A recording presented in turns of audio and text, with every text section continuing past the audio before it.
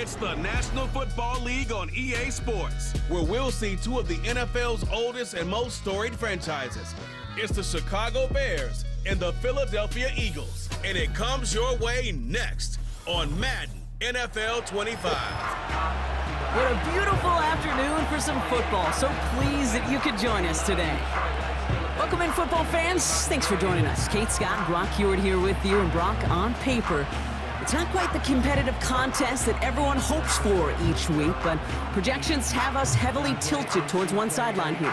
One thing that is cool, Kate, it's been really easy to rally together this week for this team because nothing will unite a football roster, in my experience, than having the whole world against you. Heck, even your own fans at home against you. They don't care if nobody thinks they've got a shot.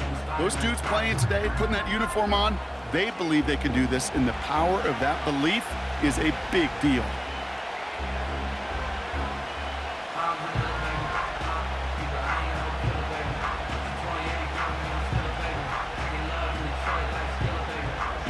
Jake Elliott is out, ready to kick this one away. And we're underway from Philadelphia. Tyler Scott now to return it. And a decent return ends as they bring him down inside the 30. So out come the Bears, ready for their first possession. And they're brought out by a player with immense expectations and promise in the league. He was picked first overall in 2024 out of USC, Caleb Williams. Caleb was one of the most hyped prospects ever out of college football, and I'm not speaking out of turn or any hyperbole there. It's why he was the #1 pick, and you put on his highlight reel, Kate, you can put that highlight reel against anybody the last 50 years. The way that he creates and extends plays, the ways that he can run and still sling it totally off platform and off balance all over the field. He also does it with a flair and eccentricity that is unique and really not common coming into the league as well. A superstar in the making. It's a gain of 22, and that's good for a Bears first down. You know what I like about that, Kate? I like that they're not coming out slow. They're willing to go with some looks here that will yield big yardage down the field instead of just settling for dinking and dunking the ball. Pocket isn't holding up. They're able to drop it. And the big play drives them backwards. Second down coming up. All right, first sack on the board on the first drive as a defense, and now we let the chess match begin, the adjustments begin, because we know pressure leads to sacks, and sacks in this league often leads to wins.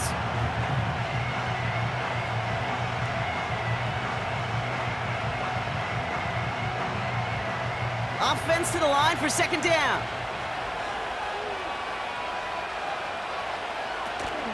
Now here's DeAndre Swift on the ground. And he reaches midfield and starts driving into Eagles territory. They get 6 on the run, and that sets up 3rd and 10 for them. That's a run that you'll take the result in the NFL every time. A nice play, a solid game, but it's also a run that you know, and you may come back to, because if you were that close to breaking off an explosive one, you really break the backs of a defense. 3rd down, here's Williams. Catch made by Allen. And they make the tackle at the 38. That's an 11-yard pickup, and it gives them the first down. Well, that is pretty darn impeccable timing between the two. To hit a curl route of that length, it takes great anticipation and precision by the quarterback, and the receiver on the other end finishing it, doing his job. New set of downs for him at the 38.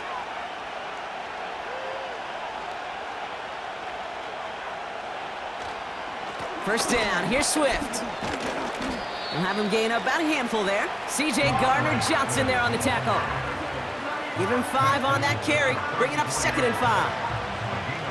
That run's not going to turn many heads, but at the end of the year, I promise you, if you average over 5 yards a run, you can be a Pro Bowler.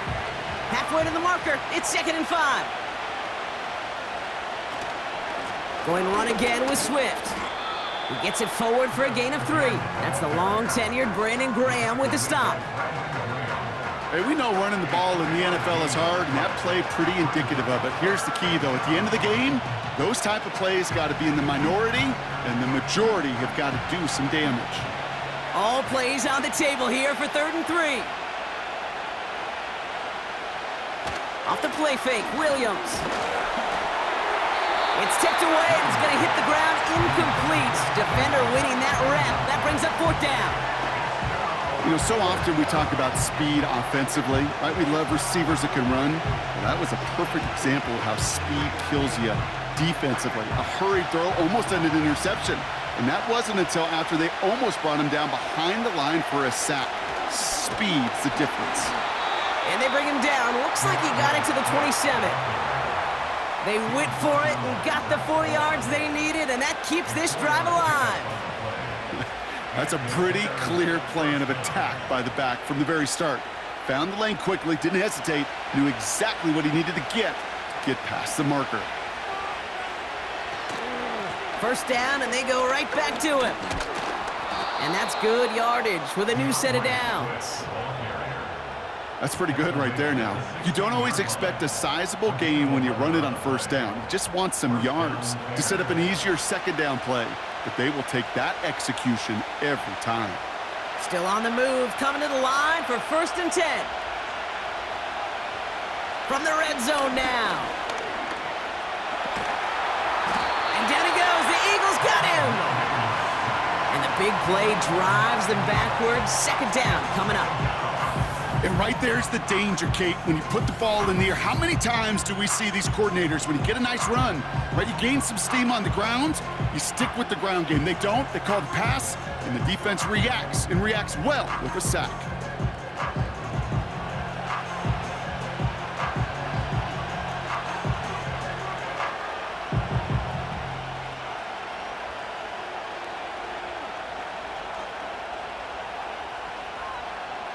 Everyone's prepped. It's 2nd down now.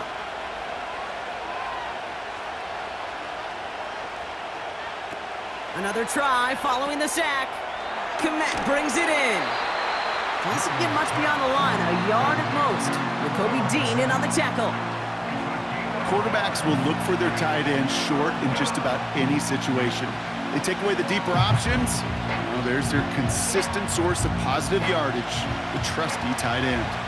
Got to figure out this 3rd down here. Williams to throw.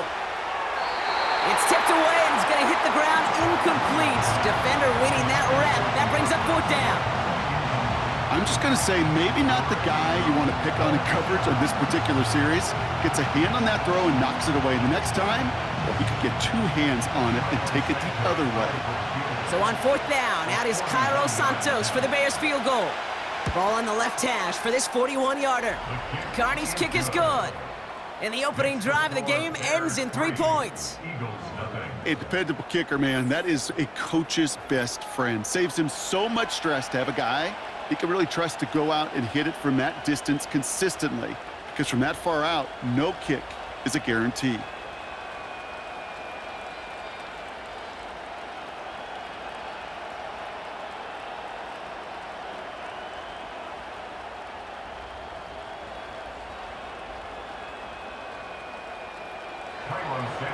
Santos has it all teed up and ready to send this away. On the return, Britton Covey. And he's going to make this to the 28 before going down. So here are the Eagles now for their first drive. They're led out by an incredible score through the air and on the ground. He was picked 53rd back in 2020. It's Jalen Hurts. Kate, it's not often that we talk about quarterbacks having a nose for the end zone in football. It's usually reserved for the running backs, but Jalen Hurts has changed that conversation. He has so much power, so much strength. You get him into the short yardage situations or around the goal line, he finds a way to get in, but it's not just there. He's got a deep ball that's the envy of many. He's elevated his teammates around him, and he's got a skill set that I know a lot of quarterbacks would sure love to have. Right to the air, it's Hurts. Completes this one to Jahan Johnson. And he's downed after getting this up to the 41. It's a 13-yard play, and that's enough for the first. That is what elite offenses are all about. Why worry about 3 downs when you need only 1? Move the chains in one play and keep driving that defense backwards. Motion man left is Brown. They run it with Saquon Barkley. And he finds space for about a 3-yard gain. That tackle made by Tremaine Edmonds. Give him a few yards on that run. It's 2nd and 7. I think one thing you learn, Kate, when you transition from college to the NFL, not every run is going to be a big play. Some of them, well, they're just destined to end in a minimal gain, and some of them will set up that critical play action for later.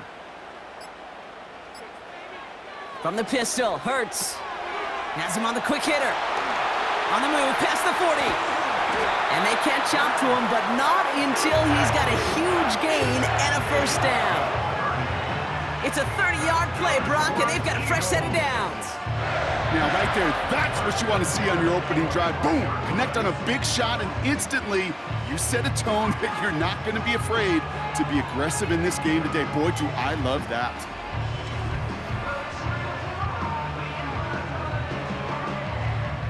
Sets him up nice and pretty at the 25 following that big play. Motioning him from the slot right. On first down, Hurts. And this one's incomplete. Too low as it skips off the ground. He was looking for Dallas Goedert there. And now it's 2nd down. That is normally a gimme for this offense, these short throws. But the defense, well, they had just enough influence on that play to force the incompletion. So after the incompletion, here comes the 2nd down call. They'll go from the gun with Barkley. He's contained at the line for no gain. Hit made by T.J. Edwards. No gain on the play, and they still need 10 now on 3rd down. These linebackers of today, they are so quick. They're so twitchy. You don't get a body on them in a hurry, they're going to stick you right at the line of scrimmage.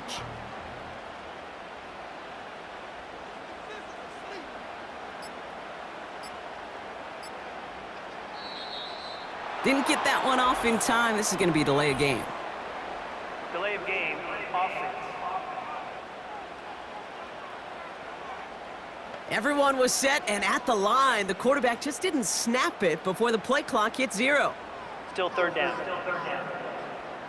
Penalty not helping their cause for this 3rd down. Operating from the gun, here's Hurts. Caught him deep behind the line. Oh, the ball is out! Oh, they got it back. They can try and salvage something. And they corral him well behind the line of scrimmage. Well, they scrambled back on top of the fumble. They lose a ton, though, and now they've got 4th down coming up. Yeah, recovering it really only brought you one more play. With how much they lost on that play, well, here come the special teams. And now, well, now they got to be special. The Eagles are in punt formation. And this will bring a drive that had some promise to a disappointing end.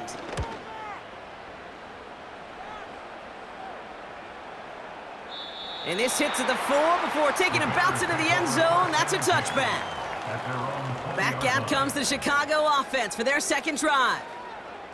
And their last drive did end in points. Not as many as they wanted, though. They had to settle for that field goal despite advancing the football pretty well.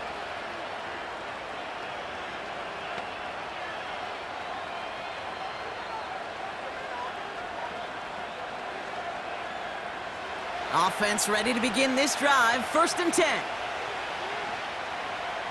Williams from the gun. Nothing there left side as it ends up incomplete. Can't cover it much better than that. Really well covered, Kate, on that play. There just simply was not a window for him to sneak that throw in. No dice on that prior pass. Here's 2nd down.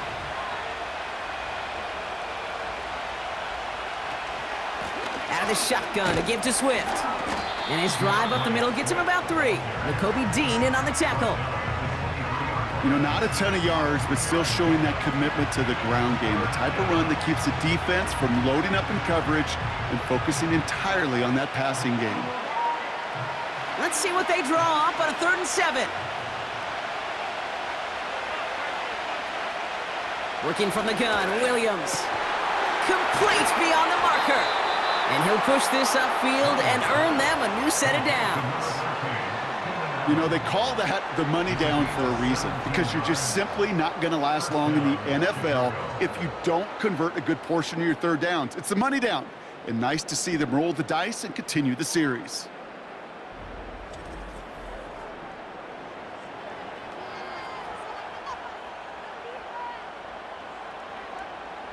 New slated downs to approach here from the 40.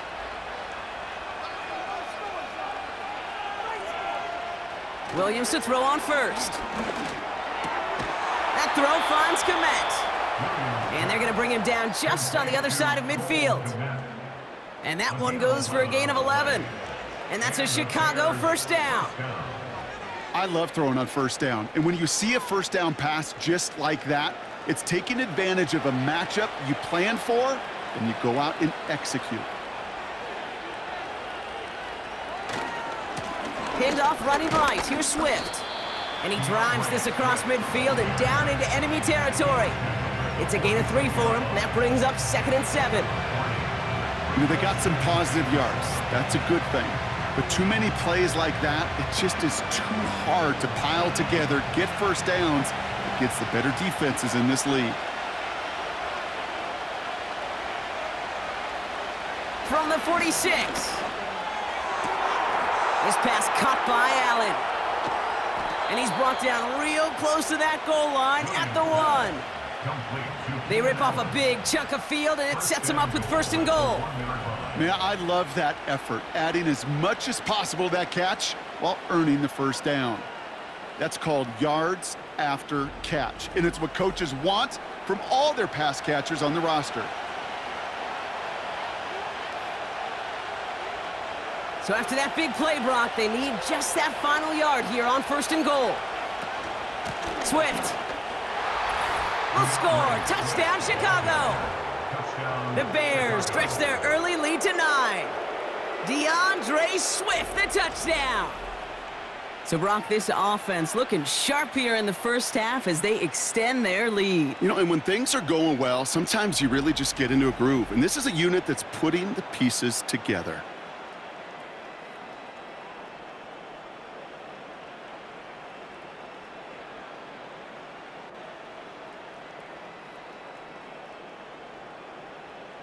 Now Cairo Santos on to add the PAT. Right down the middle, it's good. And the Bears go up 10-zip here in the first. Eagles nothing.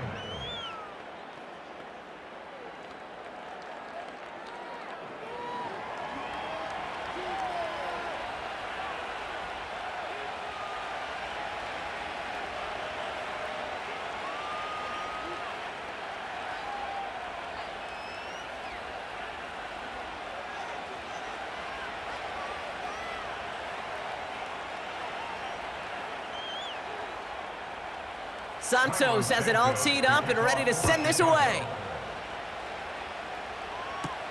Covey now to return this. Returns looking good so far. They'll take over at the 39-yard line. Nice return there. Now for the second time this game, we'll get a look at the Philly offense. And they're certainly hoping for some better results here after that first drive ended in a punt.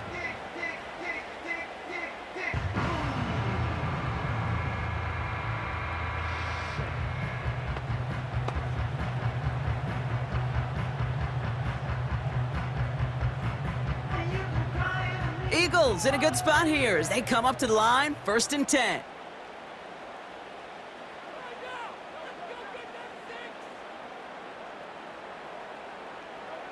Shotgun snap for Hurts.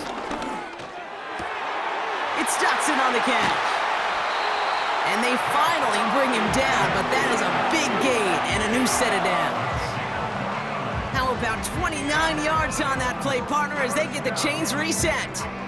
I may love watching a great thrower, but I love watching a well-done route too, Kate. Make that guy think you're trying to stack him only to drop your hips, cut right inside. Some good work to help reset those chains. It's a new set of downs for him at the 32. 1st and 10, here's Hurts. He'll get this one to Brown. And he's able to take this one down to the 25. So before they can set up for another play, we've hit the end of the first quarter. It's a 2-score game early. We'll return to the link right after this.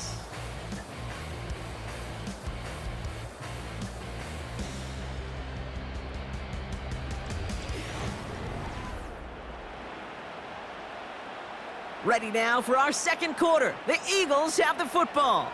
They're looking at second and pretty short.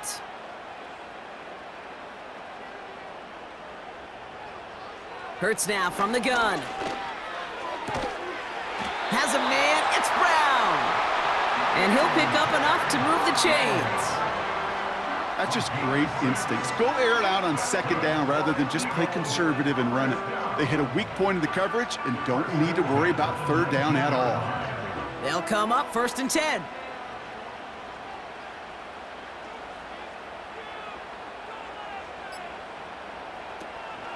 Option play, they give it to Barkley. And they needed more than one defender there. Powerful runner, stop for just 1 yard. You know, kid, I like to call these body blows. Body blows. You got to be committed to running the football. Even if it doesn't move the chains, I guarantee you that wear and tear will pay dividends later. They'll come to the line here, 2nd and 9. Here's Hurts. That's Smith on the slant. And he's got a decent gain before being brought down. Good luck defending that short yardage slant. Just not going to happen. There's a reason this is a go-to play for just about any quarterback in every situation. 3rd and 4 coming up now.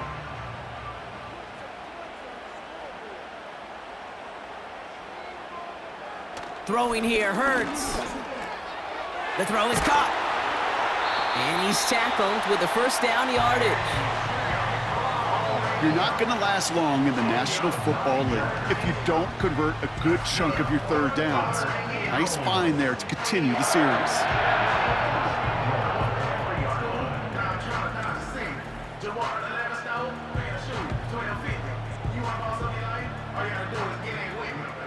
This offense in position now. It's 1st and goal.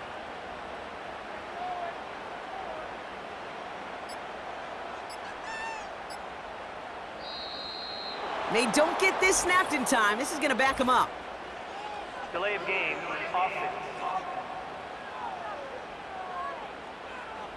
Must have lost sight of the play clock there, Brock, because the quarterback could have snapped it in time, but instead, they take the penalty. Still first down.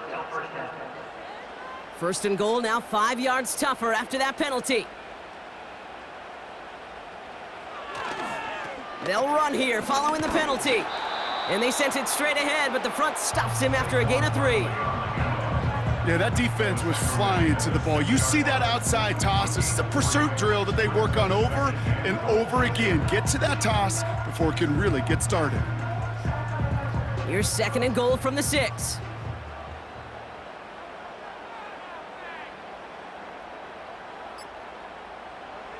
Back to throw, Hurts. And this one Hurts had a touchdown in his hands, but he couldn't hold on. 3rd down coming up. Oh, that is such a bummer. A dropped touchdown right in the end zone. We're going to see how quickly he can flush this one. He better, because they got to make it impact later.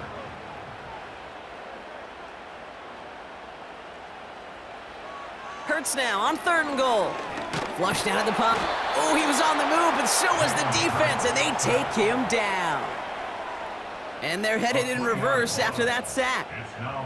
I know we talk about rhythm a lot when it comes to music, but it's the same thing with a quarterback and his protection. This QB was in rhythm, but they knocked the notes out of him on that one.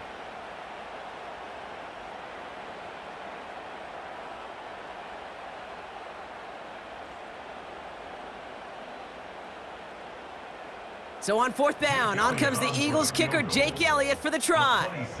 A very short kick here from the right hash. The kick by Hopkins is good. And that'll bring it back to within a score. The lead 7. That's the type of long, sustained drive that takes some of the starch out of your opponent. The only negative is that the kicking team was out there for a field goal and not an extra point. But they do come away with 3.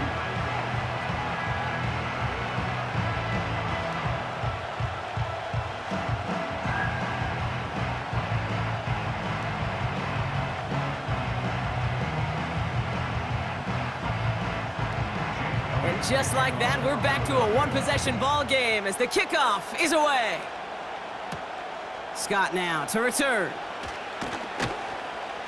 And this drive will start inside the 25. The Bears and DeAndre Swift set for their next drive. And that last drive, no answer for what they were doing through the air, so expect some tighter coverage this time around.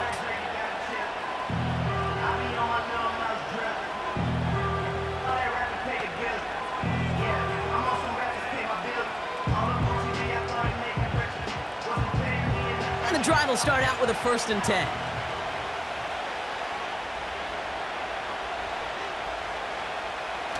Williams on the play action.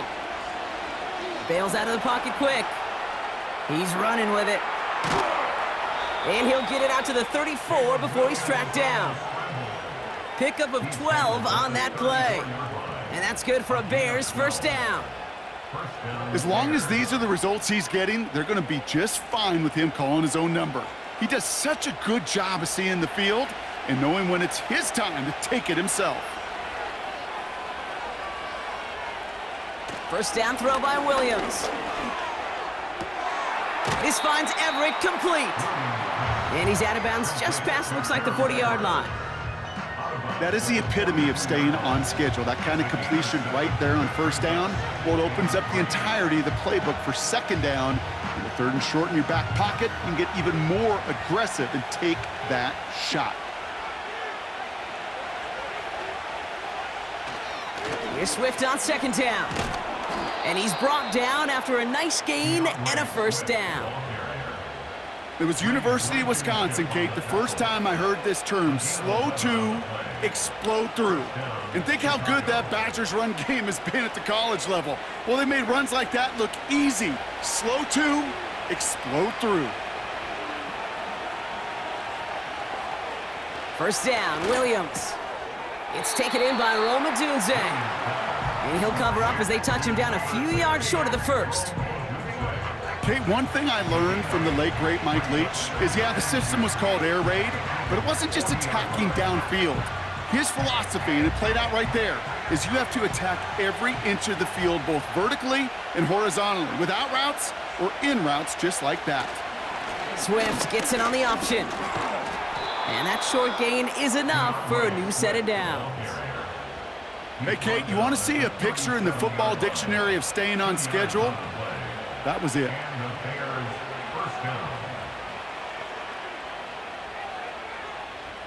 Markers reset, ball at the 37. They run the counter with Swift. He's pushed straight ahead, and that's maybe a yard at most. Zach Bond with the tackle. Only gets a yard there to make it 2nd and 9. Okay, that's a run that's ho-hum on the stat sheet, but if you see a bigger play on the ground later on, it'll largely be because of a play just like that one, softening up the front and opening the door for a bigger gap in the future. Allen on the catch. And this is pushed ahead for a gain of 5. Zach Bond with the tackle. You know, I often say there is a fine line between aggressiveness and carelessness. And when you throw into double coverage, well, it can go either way. That time, a tremendous catch by his receiver on the other end. Williams to throw on 3rd. Throwing deep for the end zone. And someone stepped in. It's intercepted. Picked off by C.J. Gardner-Johnson. And the Eagles take over after forcing the 1st turnover of this ballgame. Well, I know I don't need to tell you, partner, but if you're going to try to get aggressive, really push a throw downfield like that, you have to be smart about how you do it. Yeah, that is spot on, Kate. If you've got to find that spot when you know the coverage won't be able to hold up, especially as you go 20, 30, 40 yards down the field. Hey, listen, these defenders in the league today, you throw a ball deep down the field like that, it turns into a 50-50 ball. More times than not, they can make a play and take it away just as they did.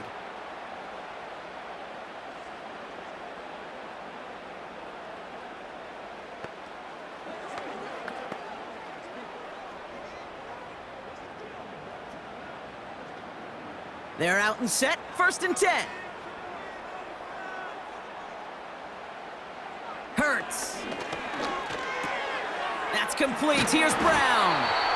And that's good yardage there with a new set of downs to boot. Nice to see that connection, that chemistry working between the two of them.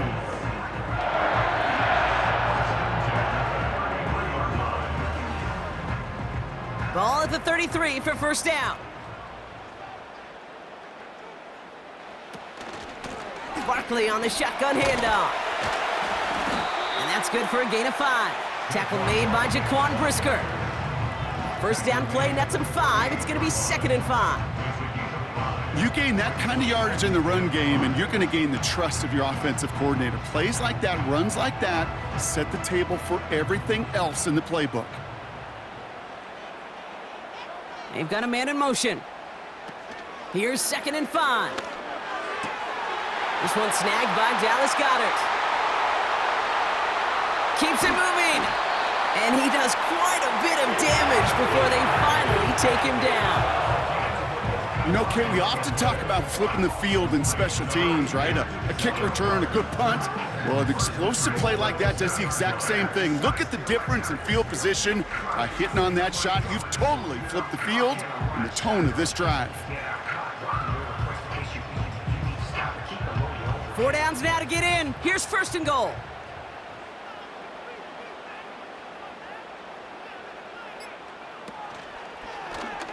Oh, they're going to run the option to the short side. And the defense gets there to force a small loss.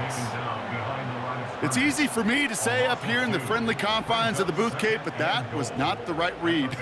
And you hate seeing him absorb yet another hit at the end of the play. You never want him taking unnecessary shots throughout this game.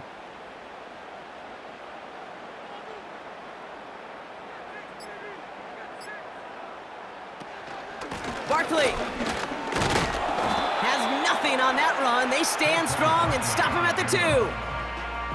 Well, you get a little bit closer, but you can feel the pressure starting to mount. Unless you're committed to playing 4 downs here, this becomes a critical 3rd down call. They've held him out twice. Here we go, 3rd and goal. Operating from the gun, here's Hurts. Pocket isn't holding up. They're able to drop him. And the pressure drives them backwards. Kate, it's pretty clear, isn't it? It's this constant pressure that this defense has imposed on this offense to keep them out of rhythm and build up this lead. This offense is not going to author a comeback if this quarterback continues to run for his life.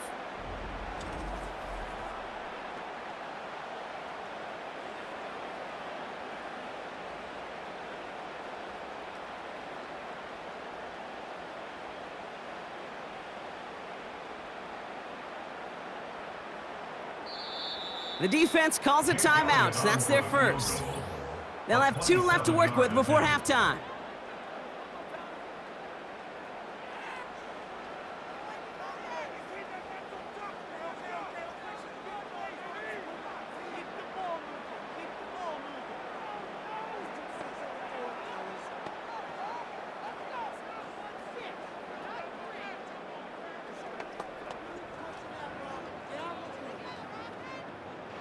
Jake Elliott on for the field goal, a 27-yard attempt. The kick by Hopkins is good. And it's dropped back down now to a 4-point game. Okay, one of the areas that kickers and quarterbacks are similar, they want to get into rhythm, and no better way to feel good and get into that rhythm and start a game 2 for 2 as a kicker.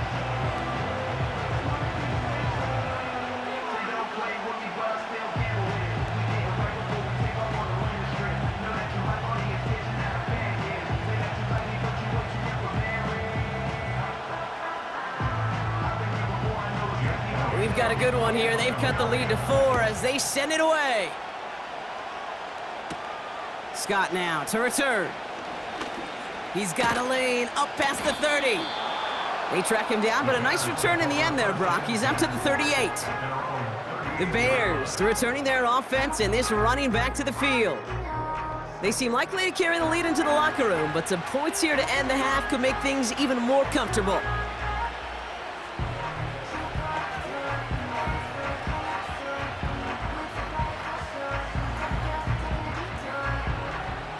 The Bears with some nice field position as they get set, 1st and 10. Interception last drive doesn't deter them. They're going right back to the air. Made the throw as he was getting hit, Brock, and it's incomplete. He was looking Keenan Allen's way there. And that'll bring up second down. You know, that was a play, Kate, right there where you need to buy your receivers just enough time to get open along their routes, and your quarterback enough time to find and hit him with the throw. Time, well, that's not what he had. O-line couldn't hold up, and it forces the incompletion. Finds his running back, DeAndre Swift. And he's able to move past the 45 before going out. Rhythm. You hear me talk about rhythm a lot. Whether it's a golf swing, a baseball swing, heck, even a bowler gets himself into rhythm. And I'm just telling you, Kate, from experience, these little throws to running backs, it's one of the best things to get your offense into rhythm and a nice little gain on top of it. Escapes the pocket. He'll make a bid for it on the ground. And that's good yardage with a new set of downs. You know, before the snap, right before the snap, you may have to take off if the read isn't there. That was a great adjustment made at the perfect time for the first down. Let's see how they attack this first down, Brock, from the 43. Out of the gun, here's Williams. And this throw's knocked away, incomplete. That's just simply great positioning to swat the ball away. He stayed in a spot where he could disrupt the throw before the target and make a play on it. Couldn't connect on first. It's second down.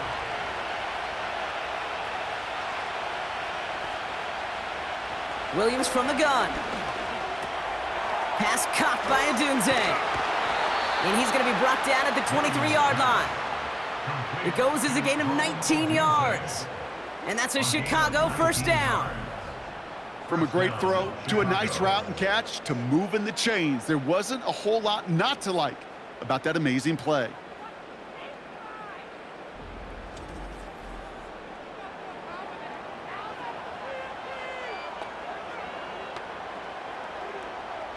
They are now set for a 1st and 10. Off the play fake, Williams. Flushed out of the pocket. This time they're going to get there, and they drop it. Timeout taken by the offense, their second. And they still have one in their pocket for what's left of this half. This guy, Kate, he can create. He really is good out there. He's skilled when it comes to getting outside the pocket, which makes it all the more impressive. They contained him so well when he was clearly looking to generate something with his legs. All right, here we go, second down.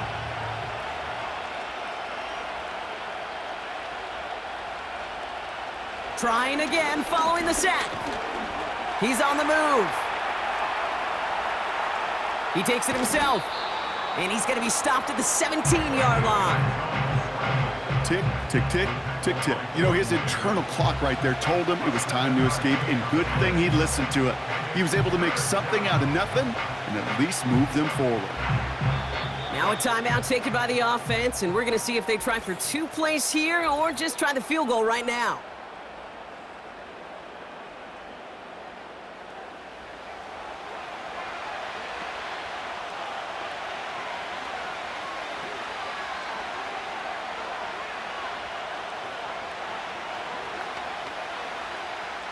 The Bears bring on Cairo Santos for the field goal.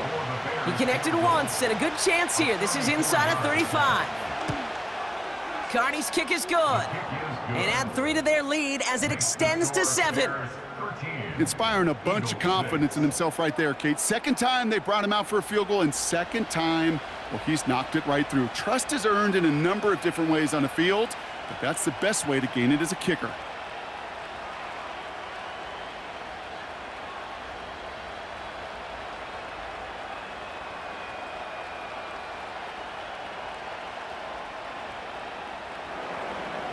Well, Brock, barring the touchback, this kickoff should run out the half, so better make that return good as it's away.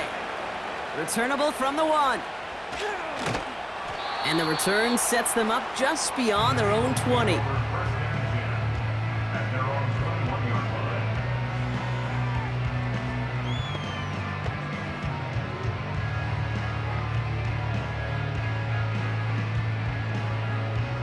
Probably looking at our final snap of the half here on first down. Drops to a knee, and that pesky final second runs off. So we're to the end of our first half. So we've reached halftime with the visiting Bears in front. Now down the coast we go to Orlando, Florida, in our studio there. Jonathan Coachman waiting by with the EA Sports Halftime Report. All right, Kate, thanks very much. Back to you and Brock in a bit. But first, time for our EA Sports Halftime Report. We watched a solid performance out of running back DeAndre Swift. He wound up finding the end zone on a touchdown run to help give his guys the advantage here at the break. As always, a hat tip to Coach for his hard work during the break, as we're happy to welcome y'all back for the start of our third quarter.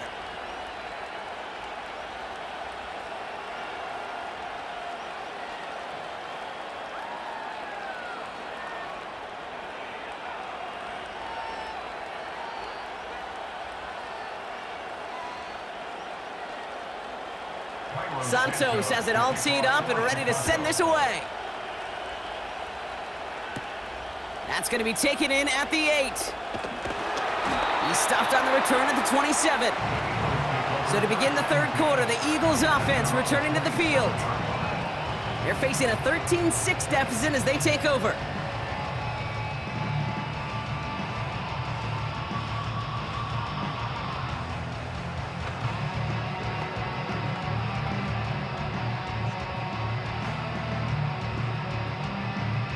Drive starts out with a 1st and 10.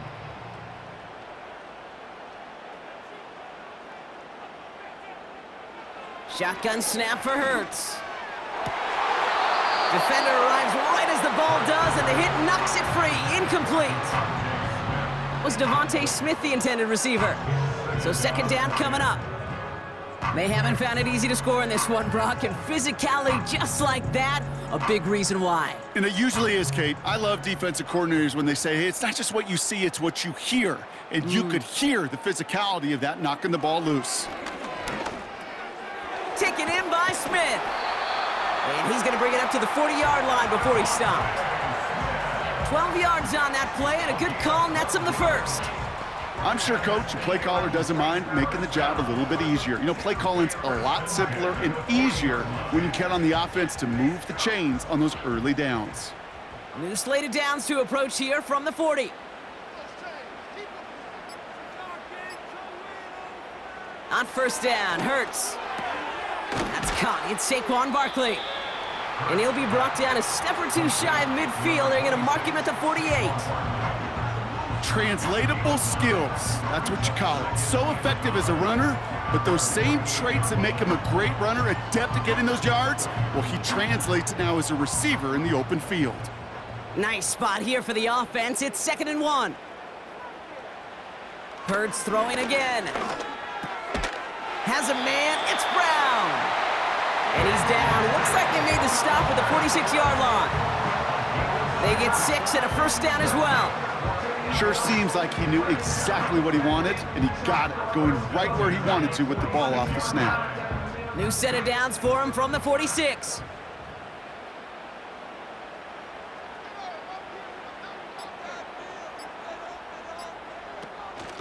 First down, a run with Barkley. And he can only get a lone yard. Took a couple of guys to haul him down near the line. Okay, this is why you got to be careful to just run it always on first down. You got to break your tendencies. The casual fan, well, that casual fan knew what was coming, but more importantly, this defensive front did too. They'll come to the line here, 2nd and 9. Hurts now from the gun. This ball's caught by Uzama. And he's going to be marked down about 4 yards away from that first down marker. Now hang on, looks like somebody came out after that play a little shaken up. Not sure we saw exactly what happened, but he'll get some assistance now.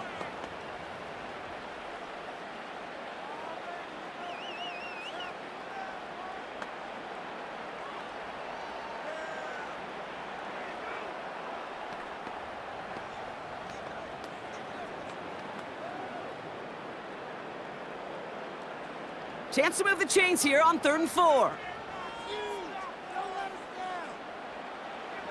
Hurts to throw.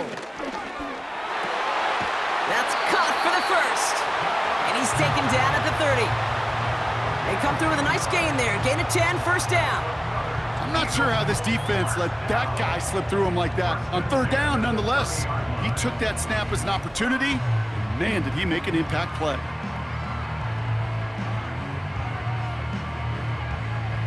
First and 10 now from the 30.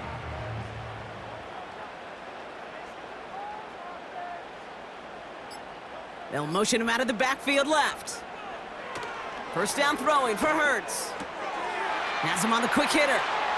It's inside the 10. And he gets in. Touchdown, Philadelphia!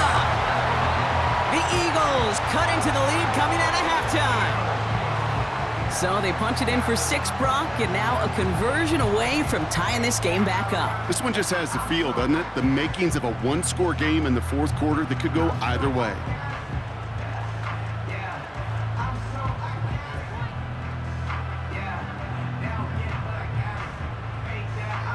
Now Jake Elliott on to attempt the extra point. The point after splits the uprights. And the Eagles manage to tie this game. It's 13-all.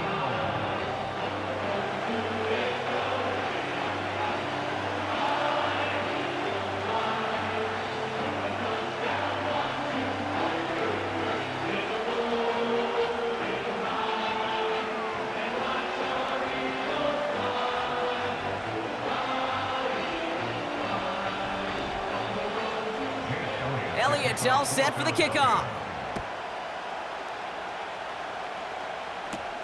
Scott now to return. And look at this return. And they'll start this drive in good position, a little shy of the 40. The Bears and receiver Keenan Allen making their way back out.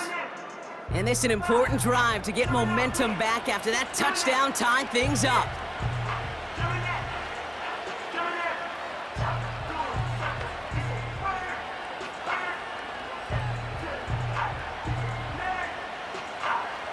The Bears with some nice field position as they get set. First and 10. Here's Swift to start the drive. Dukes out a one-stop. And he'll push this upfield and earn them a new set of downs. Hey, look, Kate, you can't just ask one tackler to go mano-a-mano and stop this guy. You got to have the cavalry coming. One guy makes a hit, the others are there to clean up and pile on because one-on-one, he's going to run right through you.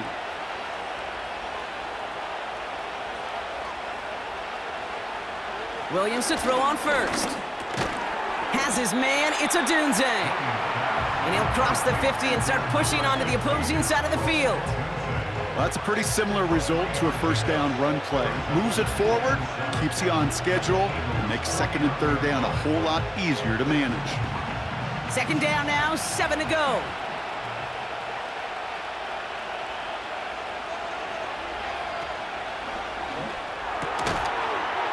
It's his target, that's DJ Moore. And they'll bottle this up after a 4-yard gain. Brought down on the effort by Quinion Mitchell.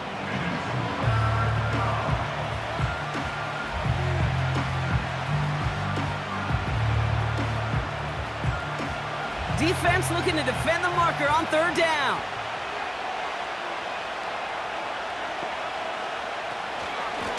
Running with Swift out of the gun.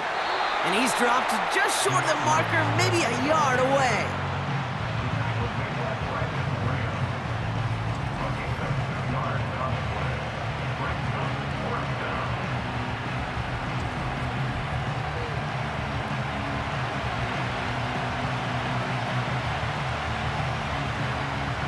Offense staying out there. It's 4th and 1.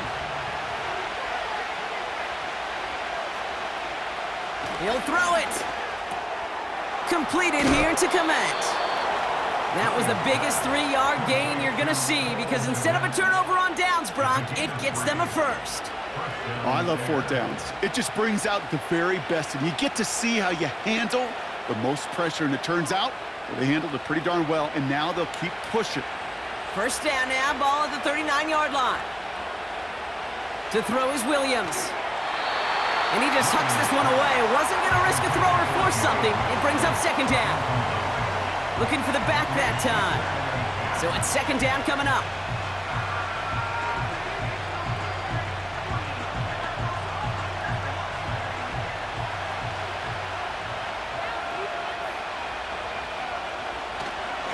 One in behind center with Swift.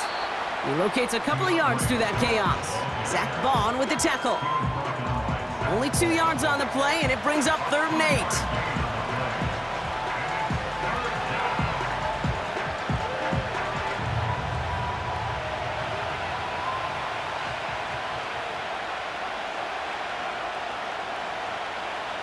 Working from the gun, Williams. Complete beyond the marker. And he's brought down at about that 27-yard line. It's a pickup of 11. And that's good for a Bears first down. That's what we call situational football. You spend all week working on your nickel passing game package to take advantage of 3rd downs just like that. Up to the line, and they're set. 1st and 10. Williams set to pat. Caught him deep behind the line. Oh, the ball is out! And no turnover. It's going to stay with the offense. You know what? Everybody on the field is going to make mistakes. The key is to clean that up as quickly as he can. Ball carrier loses possession, but he doesn't panic and lose composure. Instead, well, he hops on the ball and he saves the day. Back to the line they go. It's 2nd down. Another try following the sack. That's into the hands of Moore. Part of the reason I leave you pregame, Kate, and get down to that field and watch these guys throw and catch is I want to see their timing. I want to see their anticipation. That is picture perfect right there. A crossing route thrown that quickly tells me these two are on the same page. 3rd down, 1 yard to go.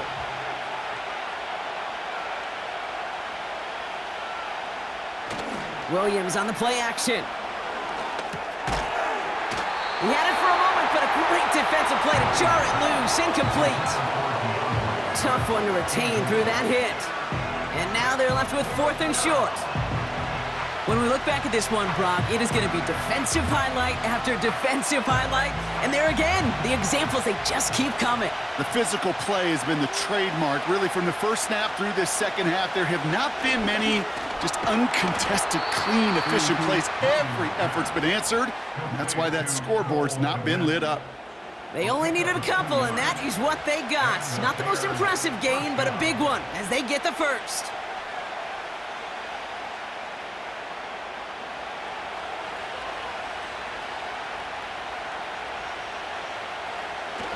Now he'll throw off the play fake. That's going to be caught by Everett. And he's able to get this down to the 13. Ineligible receiver downfield. Offense. So not a holding call. One of the linemen actually too far downfield that time. That's what drew the flag. Still first down. So now, after the penalty, it's 1st and 15. They go play action here. Cut near the goal line. Touchdown, Chicago. Well, this has definitely been a tight one throughout, Brock. So now that they've taken the lead, the question becomes, can they hold on to it? And that question right there is one the defense has to answer. But this sure had the look of a drive where a coaching staff challenged that offense, saying, hey, we need a big drive from you guys right here. And sure enough, that offense delivers. Yeah, no doubt.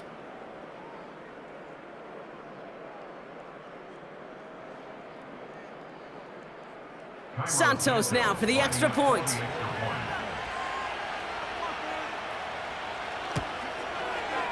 Extra point sent right down the middle.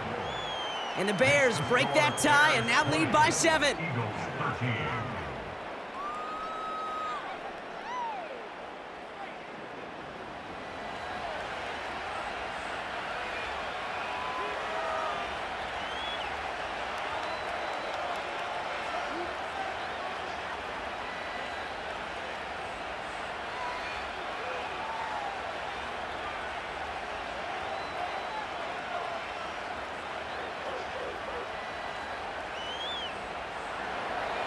Santos has it all teed up and ready to send this away. Covey now to return this. This return makes it up to the 25. The Eagles and quarterback Jalen Hurts ready to go once more on offense. And on that last drive, Brock, he crossed a notable threshold in passing yards for the season. Always nice when you can reach one of those plateaus to look back on after the year's over.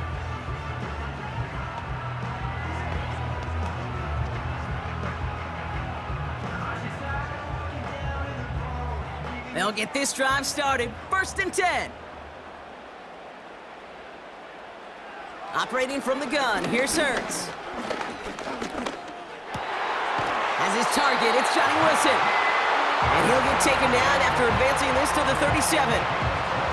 They'll move the chains after that pickup of 12. You know, it sure seems like he knew exactly where he was going with that before the snap. That's a pre-snap decision that led to a post-snap first down. Markers reset, ball at the 37. 1st and 10, here's Hurts. Barkley's got it. And he'll get it up near the 38-yard line before going down. Kate, I don't know why every once in a while I'll get these little flashbacks, but a little play like that just flashes me back to the preseason, my first preseason, where one of the veteran QBs said, hey, Brock, whatever you do, just find completions. You will never go broke taking a profit. Go get a completion. They're at a premium in this league.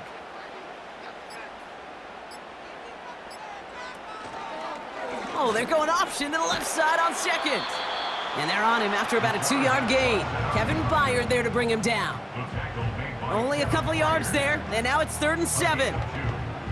It may not show up as much on the old stat sheet, just a short little QB run, but what that does, Kate, is so important.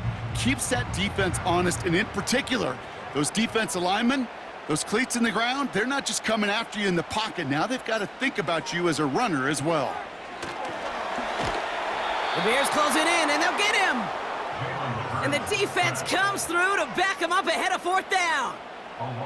Even from the booth, Kate, I could hear it. I could hear that front 7 telling the guys on the back end, hey, all I need is a couple seconds of lockdown from you guys, and I'm going to get to this QB. You promise that you deliver? And that's exactly what they did, wasted no time in getting that sack.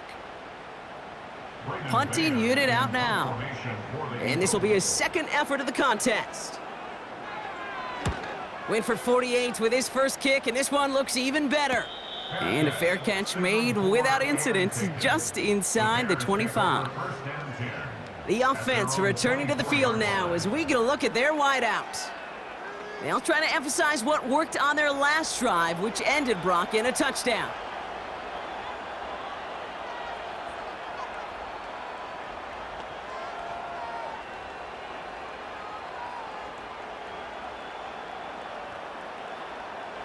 Offense ready to begin this drive. 1st and 10.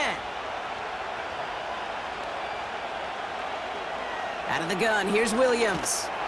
Got to him right as he threw it, and it falls to the ground. Couldn't find DJ Moore on that throw. So that brings up 2nd down. You need to buy your receivers enough time to get open along their routes, and your quarterback enough time to find and hit them with the throw. When the line doesn't hold up, incompletions follow. Williams thrown again here on 2nd down. Completed over the middle. And they catch up to him, but not until he's got a huge gain and a 1st down. They get 22 on that one. And that's a Chicago 1st down. I think my favorite part was the magic he worked after the catch. The way he took the completion and made so much more out of it by adding all the extra yardage.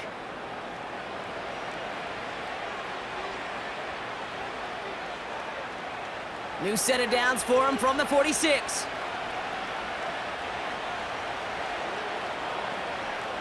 First down, Williams. Into double coverage. Ooh, don't want to do that, and he's there for the interception. Picked off by Quinyon Mitchell. Well, that's now 2, Kate, that they've gotten him for picks in this game, and he's got to be careful. Right? You've got to protect the football. It is the greatest treasure you have as an offense. And this defense, well, they've got 2 in their pocket, and you know they're going to be going after number 3.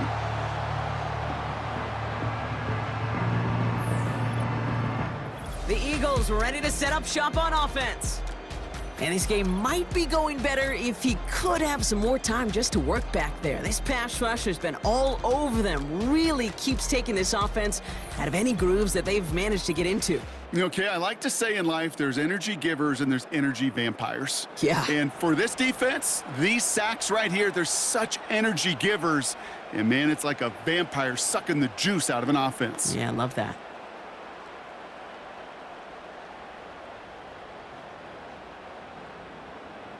Eagles in a good spot here as they come up to the line, 1st and 10.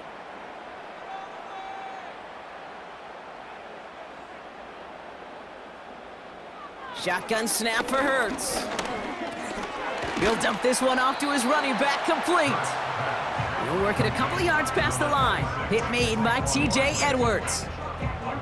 I call this quarterback's best friend. Some call it a safety valve, some call it automatic, but it's sure nice as a quarterback when you got a trusty running back over the middle of the field that you can depend on.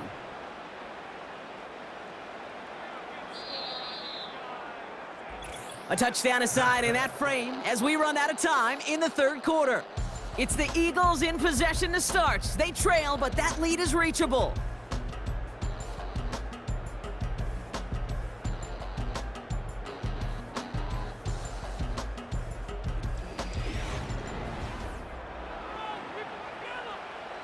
Eight yards to go. Let's see how they approach this 2nd down.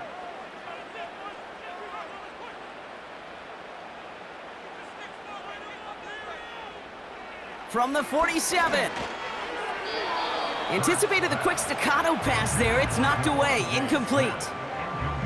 I know a DB in the stat sheet loves to see INT and not PBU, but as soon as he realized a pick wasn't possible, he does the next best thing and knocks it away. No connection on the last play, and now it's 3rd down.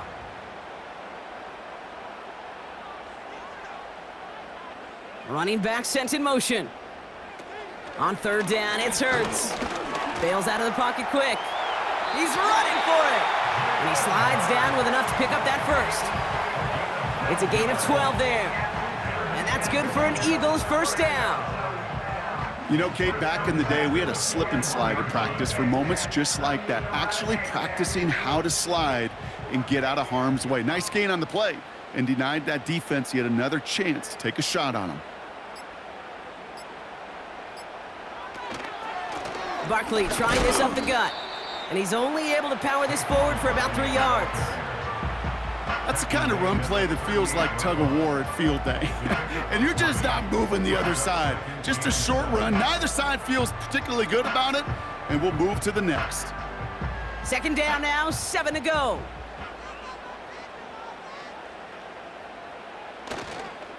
They're going to go with Barkley on the counter. And he's going to be brought down at the 35-yard line. It's a 4-yard pickup, and they need the same now here on 3rd down. This defense may have been headed the wrong way initially on that counter run, but they never lost contain. As that play shifted back, they flowed with it and caught him before he could break it up the sideline. Backfield is empty as they motion him outright. Short pass brought in. They come through with a nice gain of 10 and a 1st down. Kid, I can't tell you how good that is. Anticipating the outcut, having the ball on the way before the receiver's head even turns, he puts it on him so that receiver can easily get out of bounds for the nice gain.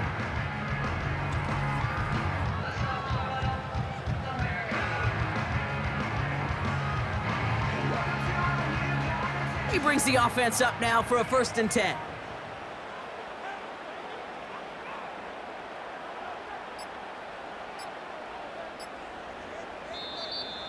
And the play clock hits 0. This is going to be delay of game. Delay of game, offense. Everyone was set and at the line. The quarterback just didn't snap it before the play clock hit 0. Still 1st down. So they should be a little prompter in snapping this, you'd hope, Brock, after that delay of game. Slot man in motion left. Hurts now from the gun. Escapes the pocket. And they get to him as he was trying to make something happen. And the big play drives them backwards. 2nd down coming up. Kate, I can already read the headlines tomorrow. This offensive line can't protect. This offensive line. But it's more than that. When you give up 5 sacks in a game, it's a complete breakdown of everybody offensively. Play caller, quarterback, offensive line. Yeah, they're going to have to regroup and figure out how to protect this quarterback first and foremost. Trying again, following the sack. A quick throw is swatted away, incomplete. Well, I'll tell you what that deflection is all about is following the quarterback's eyes. DB knew where that throw was going. With that intuition, he's able to get a hand on it and send it right out of bounds. Last pass unsuccessful, and they have third down here.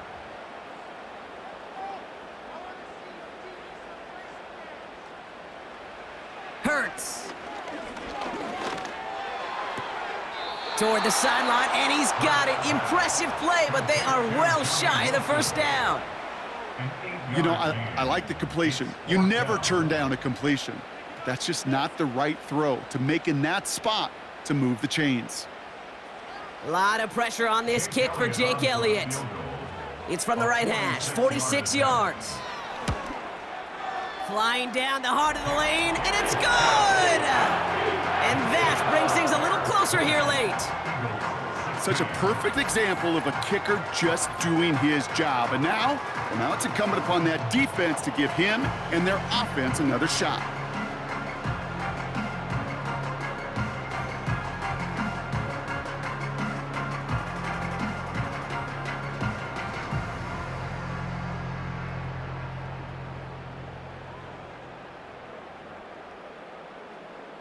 We've got a good one here. They've cut the lead to 4 as they send it away. Scott now to return. He's brought down at what looks like the 24-yard line. Chicago getting set to take the field now. And you know that interception is in the back of their minds as they head back out there now.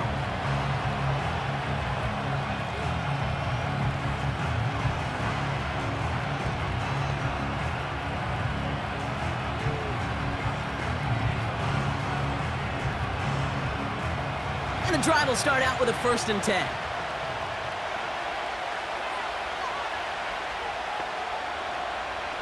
Trying to shake off the interception. He's looking to throw. That won't be caught outright. It's incomplete. Hey, Mr. Quarterback, that's a throw that's got to go somewhere else. Double coverage was waiting for it. Thinking interception to be had, and incompletion still pretty good for the defense. So after the incompletion, here comes the 2nd down call. Now an inside handoff to Swift. And he's tackled for a short gain. Give him 3 that time. That's going to bring up 3rd and 7.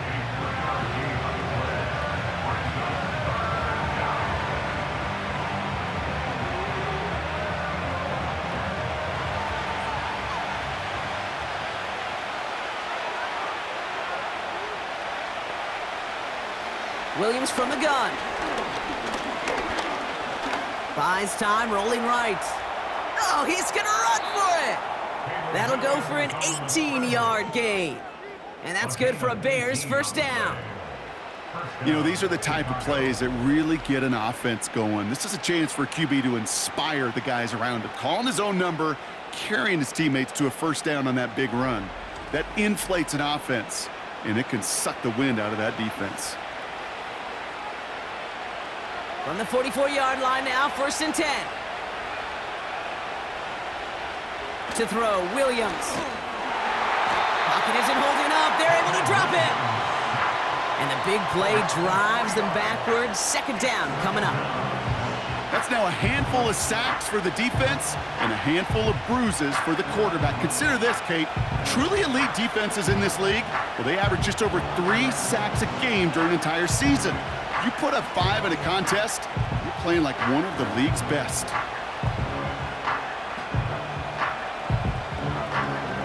Offense to the line for 2nd down. They'll run now with Swift. And he's going to get this up to the 45 before he's brought down. Give him 4 yards on the carry. Gets him some yards back, but still 3rd and 9 upcoming.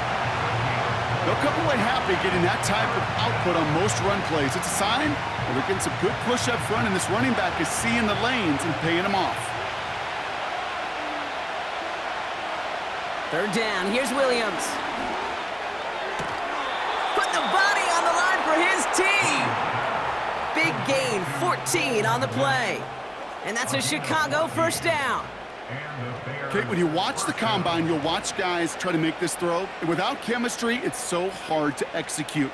That was picture perfect. That's a QB and receiver on the same page, because that route, that deep out to the field, that takes just a different level of connectedness. And he's able to get this to the 32 before going down. Well, that doesn't net a first down. You get yards like that in the run game, you will take it in the NFL.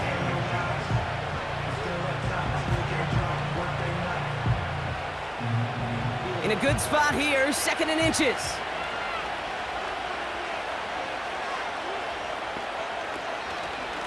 Going run again with Swift. And he'll pick up enough to move the chains. That's certainly a spot where you could be more aggressive, Kate, if you wanted to take your shots. But some coaches, even the bolder ones, will take the safe play first when they get it from time to time. No third down required now. They'll keep this drive moving and come to the line for 1st and 10.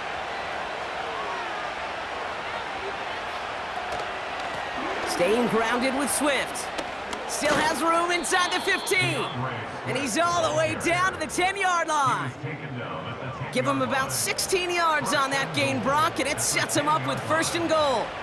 Offensive coordinators tell us all the time, big runs only happen with coordinated efforts. Great blocking to spring them. Guys hitting blocks downfield, and a back who can show off his wheels.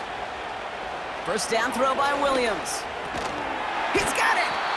And he'll go down shy of the end zone. They mark him at the 4.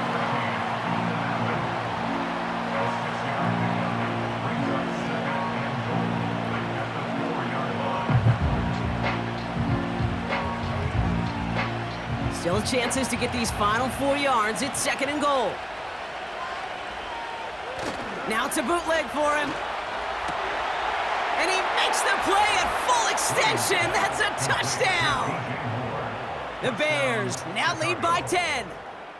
DJ Moore, the touchdown. Well, they definitely wanted to get that one out quick, Brock. They did just that, and it ends in 6. We hear it all the time, but it is so true, Kate. This is a game about matchups. And when you see a throw that quick, it really was determined pre-snap. It was great design and tremendous execution.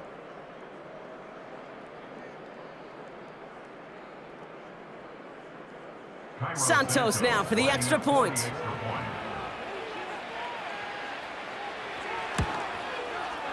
Right down the middle, it's good. And the Bears drive their lead to 11. Eagles 16.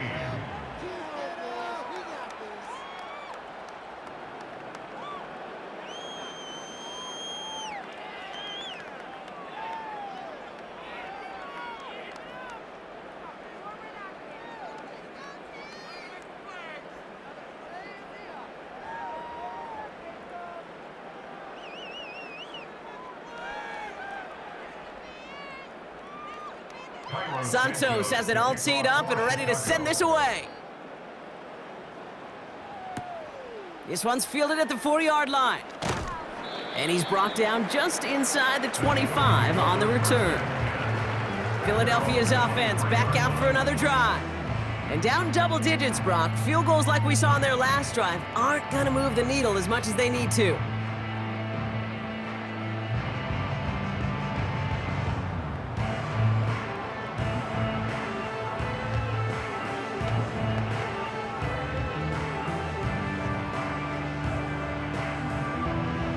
They're out and set, 1st and 10.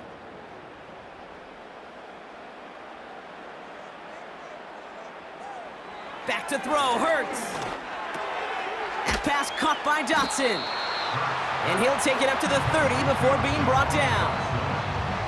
That is a textbook first down completion. Sets up 2nd and very manageable and creates space to take that shot downfield. 2nd and 3 now.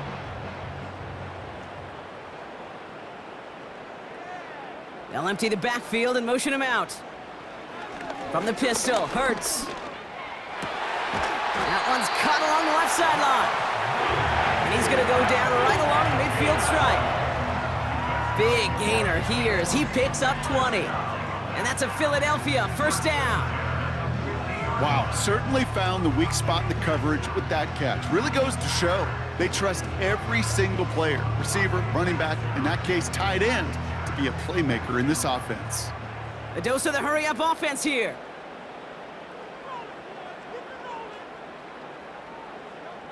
First down throwing for Hurts. An alert play defensively there. He got a hand on it to tip it away, and that makes it second down. Oh, look at those savvy linebackers. They're just right in the middle of everything, aren't they, Kate? And it seems like at times they are the quickest reactions as well. He needed a quick one right there to get a finger on the throw and change its direction. No dice on that prior pass. Here's second down. Hurts throwing again. And the defender redirects that deep shot. Nicely done. Incomplete. You know, ball skills, they're not just a selling point for receivers entering the draft. Teams want defenders, especially in this day and age of the passing game, who can make plays on the ball too, especially on these deeper throws. He doesn't swat that one away. We could be looking at a huge game. Third and long for him here. That's into the hands of Barkley. He breaks the tackle, and he's going to get stopped right around the 45-yard line. I'm a big fan of the screen pass. Really, you could run a screen as they just showed on any play. First, second, third down, sometimes even fourth. But it takes great acumen, a great football IQ defensively to have an awareness it's coming, and then more importantly, to stop it. Desperation time here on fourth. This one finds Goddard. And he takes it just inside the 40, down to the 39. They hit him for 5 yards on fourth down and get the successful conversion. I love those moments of truth. We get to see exactly how they handle it when all the pressure that drives right on them. Turns out, handled it pretty darn well, and now they'll keep pushing on. On first down, Hurts. On the move, headed right. He can run it, and he's stopped at the 31-yard line. You know, Kate, they always say that QB clock, you know what it's more like? It's more like an alarm, especially in a situation like that. And it's a good thing you woke up to it, able to make something out of nothing and at least keep them moving forward. Offense in the hurry up here.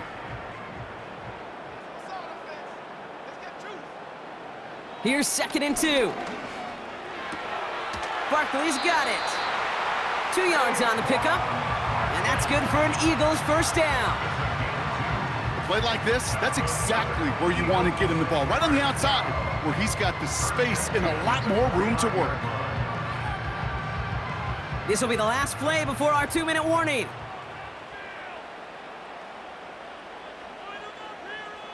First and 10, here's Hurts. Goddard makes the catch. And they stop him. He's marked down along that 18-yard line.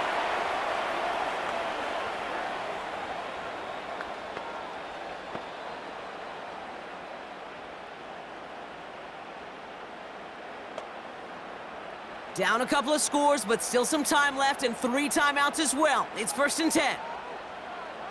They'll empty the backfield and motion him right. Working inside the red zone. And he just gets rid of it. Knew he had a couple of plays left. Didn't want to take a risk there on first down. You know, Kate, that was one of those situations where you hear a quarterback having a clock, right? You know, and he had enough time in the pocket. But then it was like, okay, time is running out, and I got to do something. He did not force a throw and risk a pick. Instead, he just got rid of it and cut his losses.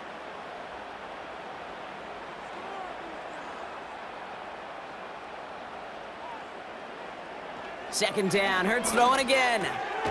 The throw is caught, and they get this down to the 7-yard line. Now we're going to get an offensive timeout. That's their first. And they can take a moment to try to build more momentum after getting the first.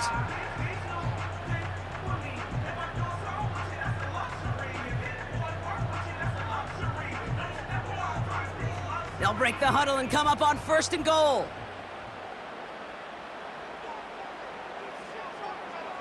Operating from the gun, here's Hurts. Cut near the goal line.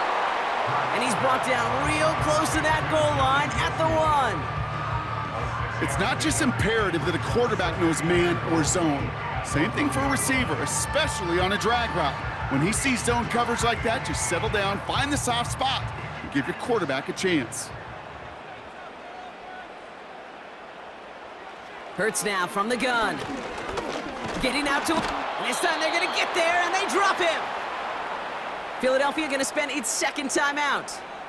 And they'll take a moment to ponder what the call's going to be on third down.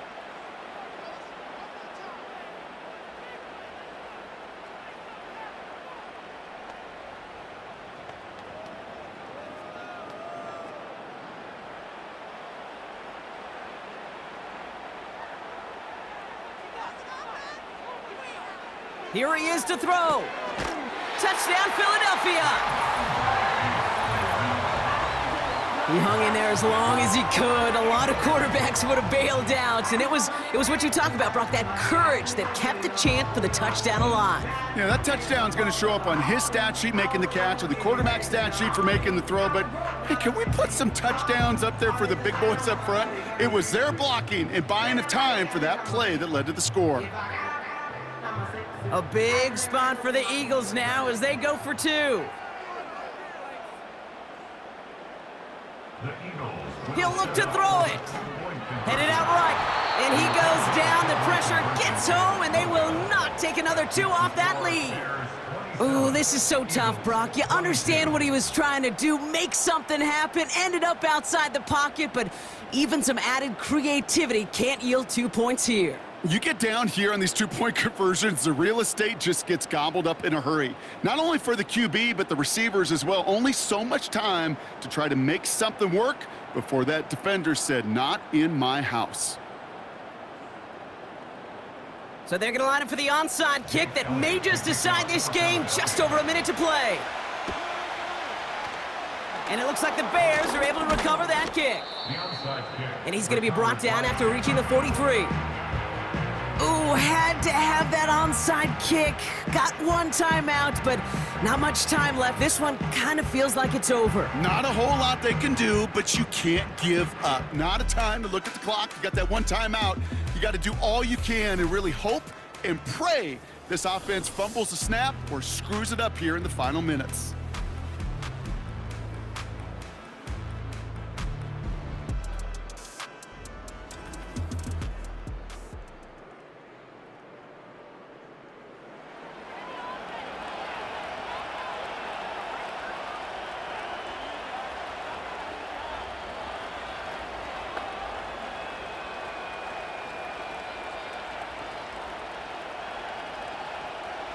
Into the victory formation they go, Brock, here on first down. Your favorite formation, right, Brock? The victory formation here as he takes a knee. The defense takes its 3rd and final timeout. That's all they had, so the offense free to start running the clock down now.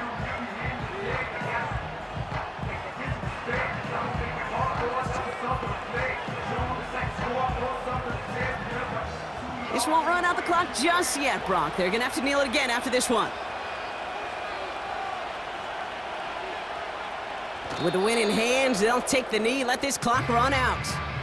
This is situational football at its best. There's still some time left to bleed off the clock, but the really important thing here is you've got to bleed every second of that clock that you can. After one final kneel down, partner, and this should do it.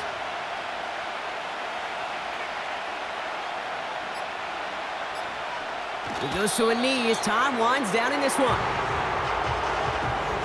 Nothing left to do now, Kate, but celebrate on one side and watch on hopelessly from the other. What a hard-fought effort to get to this spot, and now you can enjoy the victory. On 4th down, it's Torrey Taylor on for the Bears to punt this away. And he's got a good chance to really stick him deep his first time out. Okay, this is going to raise some eyebrows. Surprised he didn't let this one hit down. He fair catches at the 4. So the Bears take this one on the road.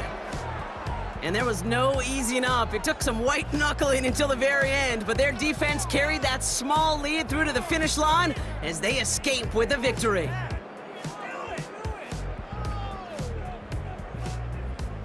So that puts a bow on this one. For my partner Brock Heward and everyone involved on our crew, I'm Kate Scott signing off. This has been another presentation of the NFL on EA Sports. The Bears winners as we say so long from Philadelphia.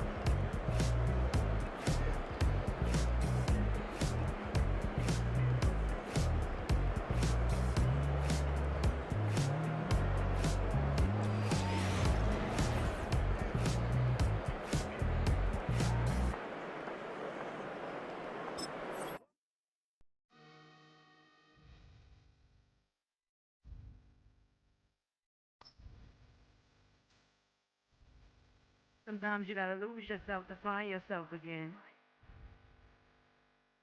Welcome back, Marlene.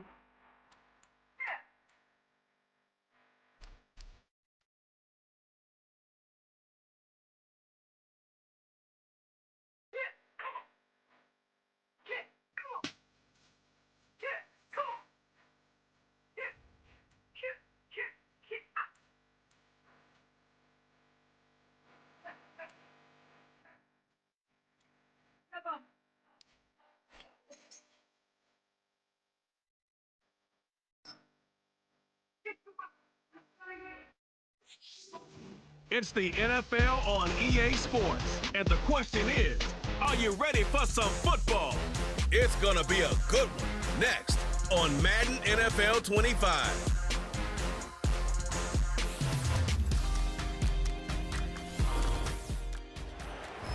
EA Sports coverage of the NFL brings us to the so-called Silicon Valley and Levi Stadium in Santa Clara. Happy to be on hand. I'm Brandon Gaudin with Charles Davis. And before we kick, partner, your keys to the game, please. Well, my keys are on the defensive side of the ball for both teams. And the big one, making sure you avoid giving up the big play. These safeties are going to get tested all game long. Their job, keep the ball in front of them, tackle people, make them run extra plays in order to try and score.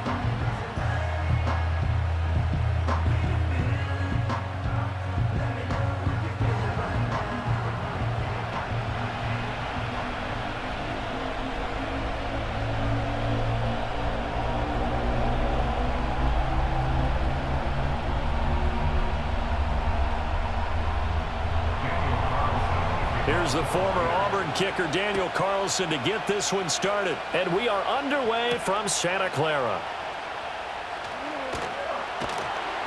And able to get this out to the 25. So here's the first drive now for the 49ers. And they'll be led out by a guy who has a couple years under his belt in the NFL, their third-year quarterback. And you'd think as a young QB there'd be some nerves leading an offense out to start a game, but haven't seen any sign of them right now. And speaking with him earlier this week, sensed that the pressure wouldn't get to him.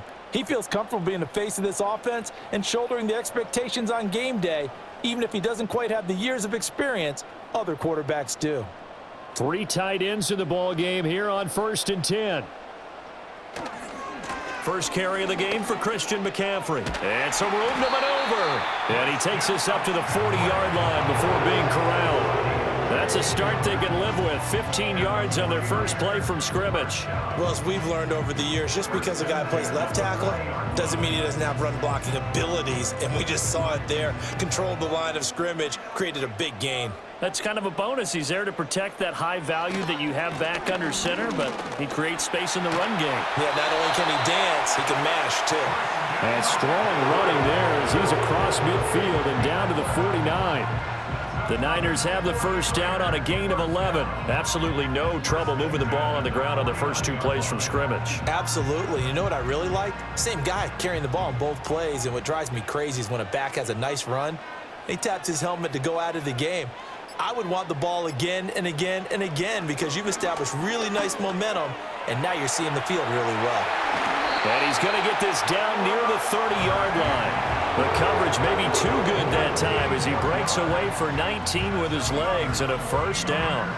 That's the first time he's called his own number, but he's got to be overjoyed with the results. He wasn't just going to settle for a modest gain. To me, he was determined to come through with a big message to a defense that slept on him in the pocket. So 1st and 10 now from the 30.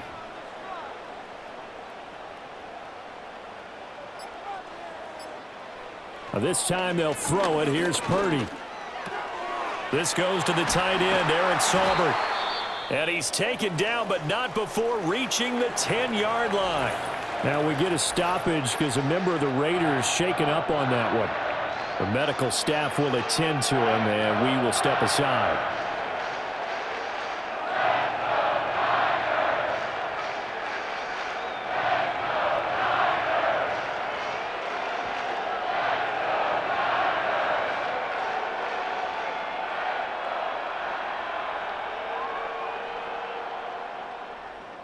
So not quite a 1st and goal. It's 1st and 10 from the 10.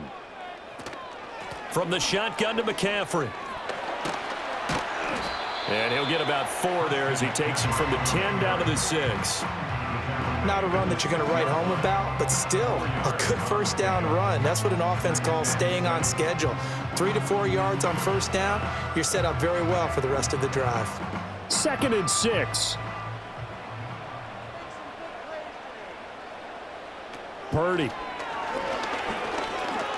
Being chased out left. And he's going to take it in. Touchdown, San Francisco. Brock Purdy, a 6-yard touchdown run. And the Niners are on the board first here this afternoon. Let's make no bones about it. On paper, they're the better team. They're at home. That's a strong opening drive. And just think how many times we've seen this type of a matchup. Just what you said, better team at home should steamroll them. And we've seen it go the other way. Sometimes, though, they buy into it and understand we are the better team. Let's go out and prove it right now. Jake Moody now for the point after. And the 49ers grab a 7-0 lead. So that drive, 6 plays, 75 yards. And it's capped off by a touchdown run of 6 yards.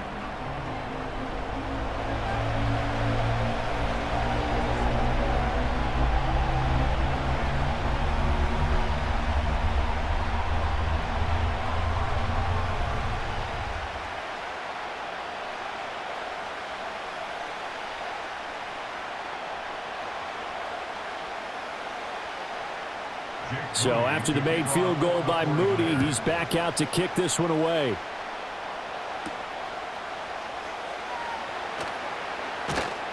And a decent return out to the 27-yard line. So here comes the Raider offense now onto the field. They'll be led out by Gardner Minshew, 6th-round selection in 2019 out of Washington State. And how about this young man? Took the NFL world by storm. As a 6th-round rookie, signature mullet, mustache, but 21 touchdowns for the Jacksonville Jaguars. Great personality, and everyone gravitates towards this guy. Teammates love to win with a quarterback who leads them like that, and fans love to root for a guy who seems just like them.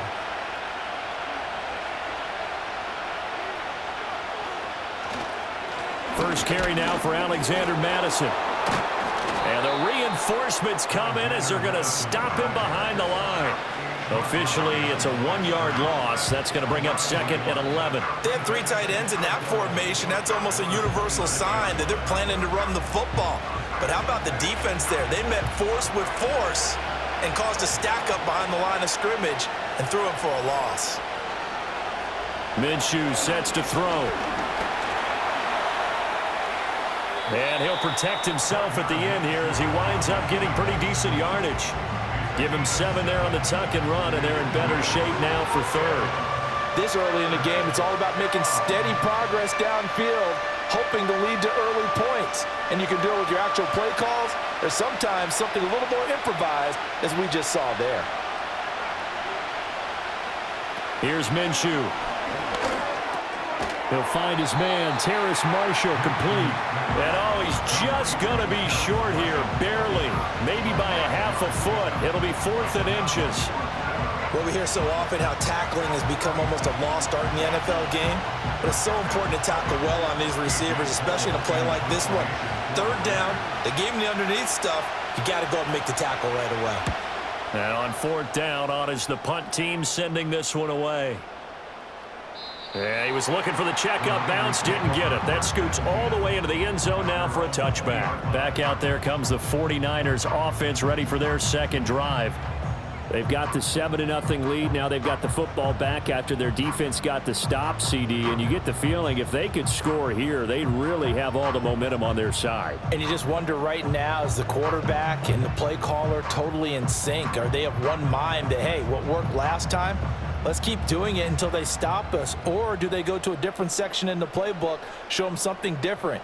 Either way, they want a repeat of their first drive. Purdy will set up to throw it here. Got a man right side. It's McCaffrey. And he'll be tackled at the 23 after a gain of 3. And just in general, Charles, on a play like that, how tough is it for the defense to account for a running back essentially being a receiver downfield? It's very difficult, especially if the running back has skills like a receiver, and you're aware of that before the game even begins. So throughout your practice sessions, you're going to want to be aware of him. Where is he lining up? What can he do? What kind of damage can he do to us downfield? And who can match up with him without weakening our overall defense? You're exactly right. It's a tough task to match up to him. First time they've hooked up here. Good for 17 and a first down. Well, as a coach, you absolutely love seeing your offense find their rhythm early, and that's exactly what we've seen so far. They had a touchdown on their opening drive, and now they connect here for another nice gain for a first down. This offense is moving the ball well, exactly as he drew it up in practice. Play action, and now here's Purdy to throw it. And he's going to have to eat this one as down he goes. Tyree Wilson using that athletic ability to make the play. Chalk that one up to bad acting, I guess, because they certainly failed to sell the handoff, and the pressure stayed keyed in on the quarterback. No Oscar awards for this offense, just a loss of yardage.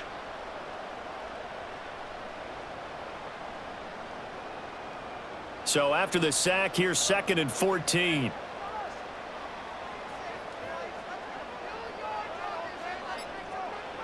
Now Purdy. Got a man. That's Ayuk. One thing you're hoping for when you run drag routes, you're able to hit a receiver in stride, and he can pick up a lot of yardage after the catch. But in this situation, the defense was effective, able to stop him before he could get a good head of steam going. 3rd down and 6. Slot man moves right. Back to throw, Purdy. Winds up and lets it go for Samuel. That's going to be knocked away and incomplete. Now that's a good bounce back after giving up a touchdown on the opening drive. Just one first down permitted and then out. Obviously no loss of confidence with that defense, and now they get to turn it back to their offense. On 4th down, the Niners trot out Mitch Wishnowski to punt the football.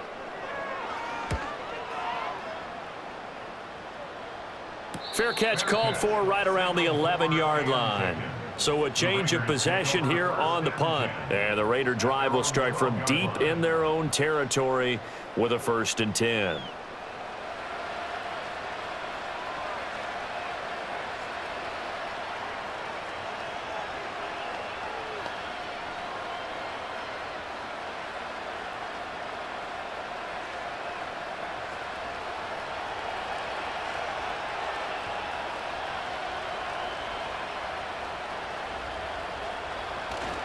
Going to begin the drive here with Madison. Trey Greenlaw in there on the tackle. A quick burst there, and he nicely bit off a pretty decent gain.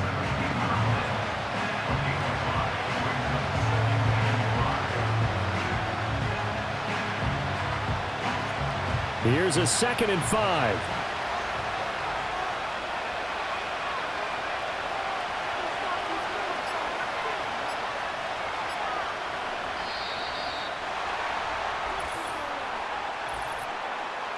Delay of game, offense.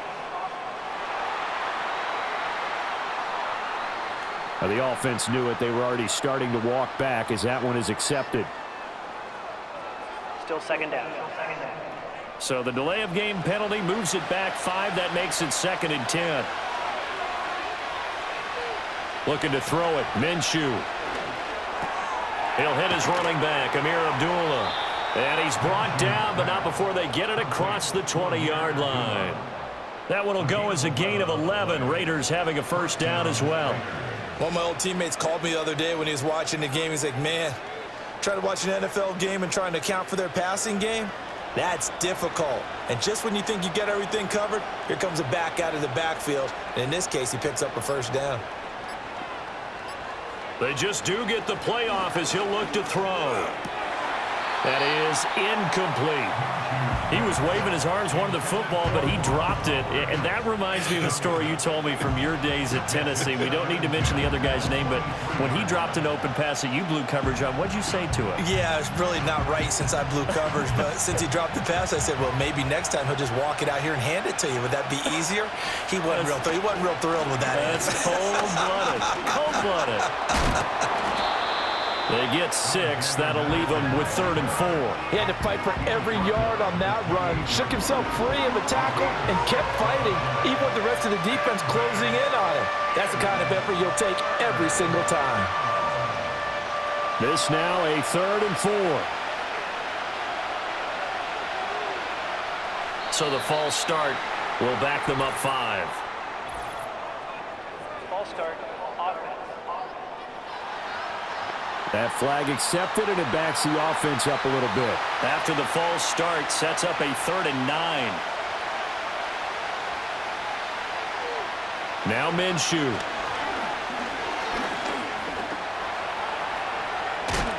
And he'll get this up to the 34-yard line. Good work by Minshew there to pick up the first. With nowhere to throw it, decided to scramble, and a nice job, CD. Got the yardage that he needed. Yeah, and his teammates are certainly going to appreciate that effort, even if his coaches don't, because they would have wanted him to slide and protect himself. But he chose team gain over personal protection.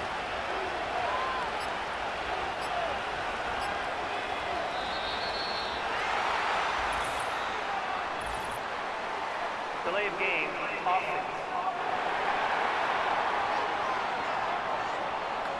So they accept the penalty, of course, and push the offense backwards a bit. Still first down. Now they need 15 yards on this series after the delay of game. 1st and 15. They'll go Madison up the middle. A pickup of about 3 yards as he's taken down at the 31. Typically, we think it's the strong safeties that are better tacklers, especially closer to the line of scrimmage amidst traffic. But in this case, how about the free safety coming up and making the big-time play? Behind the chain, 2nd and 12. Now they'll switch it up here and look to throw. Short throw caught by Bowers. And he'll be out of bounds, but able to get it up past the 45. 17 yards on the catch and run. It's a first down. Well, I think when they look at their offense, they think to themselves, weapons everywhere, and they want to move the ball around. They want to spread it to different people. But you absolutely know they want to get this man involved as well, and that's what they just did on that play.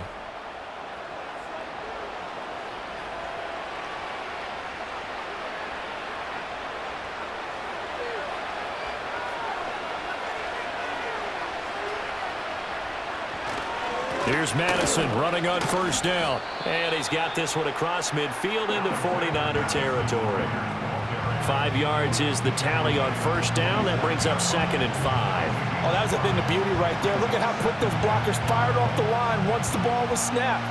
That was an O-line on a mission, all in sync, and the defense is lucky that play only picked up 5 yards.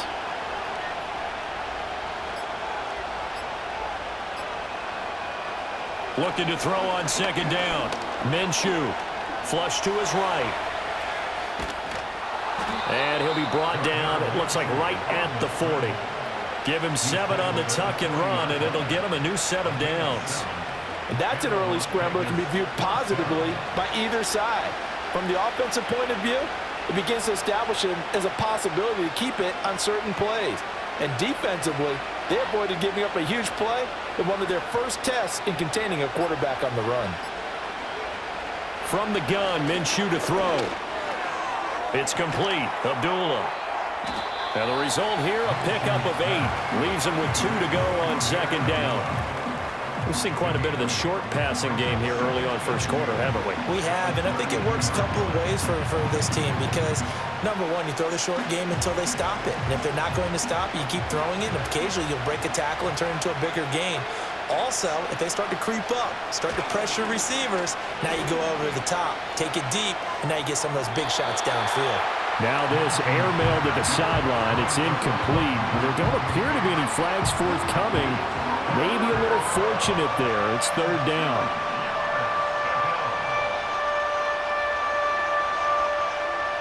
They'll come to the line, needing only 2 yards to gain the first here. Out of the gun is Minshew. And that one too wide and incomplete. Fourth down now as San Fran's defense was strong in coverage. Tight defense there on third down, but what a product of good coaching and even better execution because he realized he's in field goal range, no sense forcing anything, and he made sure he didn't. They're going for it. Here's Madison. And he's able to pick up the first down here before he goes down at the 26. A solid pickup of 5 and a very solid fourth down conversion. And defensively, pure frustration. After one, 7-0 on EA Sports.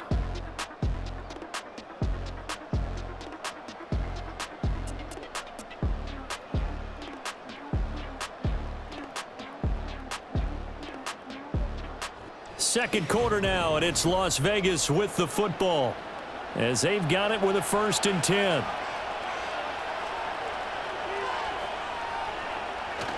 They'll go play action here with Minshew. And he can't find anywhere to go with it, and he goes down. And Nick Bosa so quick on the outside, he gets in there to bring him down. We've seen how this quarterback can beat you with his legs. Saw it earlier on this drive, as a matter of fact. But that time, they had him covered.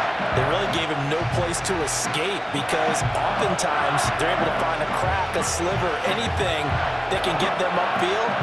On that occasion, nothing open at all, and they swarmed him. So second and long, and got to be careful not to fall out of field goal range.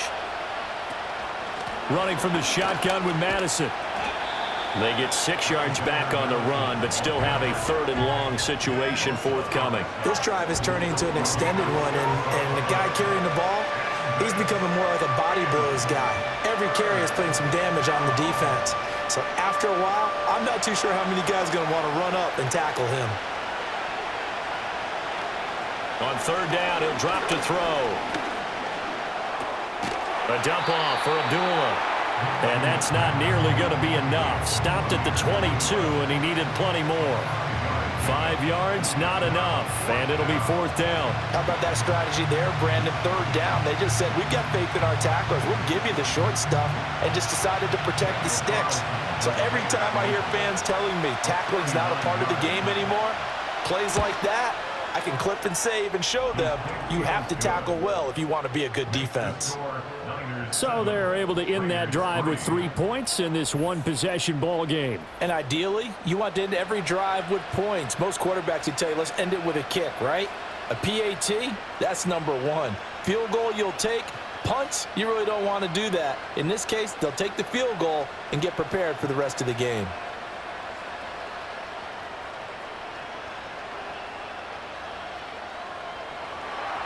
After the made field goal, Carlson now sets up to kick this away.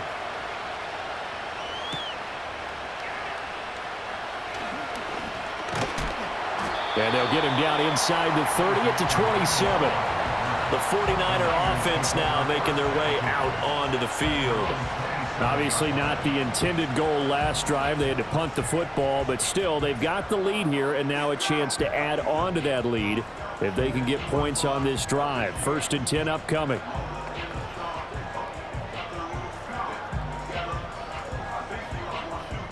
Purdy going to lead the 49ers to the line. 1st and 10 at their own 27.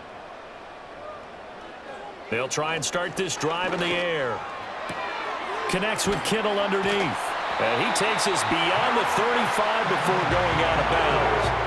The drive starting with a first down, 11 yards on that pickup. A lot of tight ends just use their size and their strength, try to occupy some space and kind of body people away and catch the football. But not this guy. He's a refined route runner. Makes me wonder if he took some dance classes in his background with his footwork. On first down, this is McCaffrey. And he's going to be stopped up quickly here. Just a yard up to the 39. Yeah, things were pretty stacked up there in the middle of the line. A lot of bodies, not much space. I think ultimately he was fortunate to get anything out of that run. Here now, 2nd and 9 from the 39-yard line.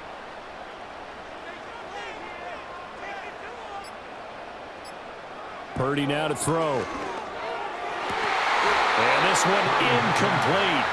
Too much contact to hold on to that one, and it's 3rd down.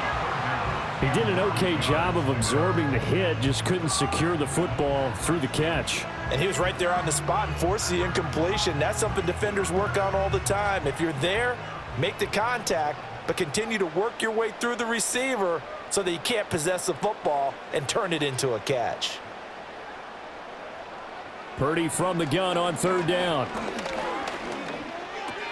Over the middle, that's complete to McCaffrey. And he is going to have a 49ers first down as they're able to get the 3rd down conversion.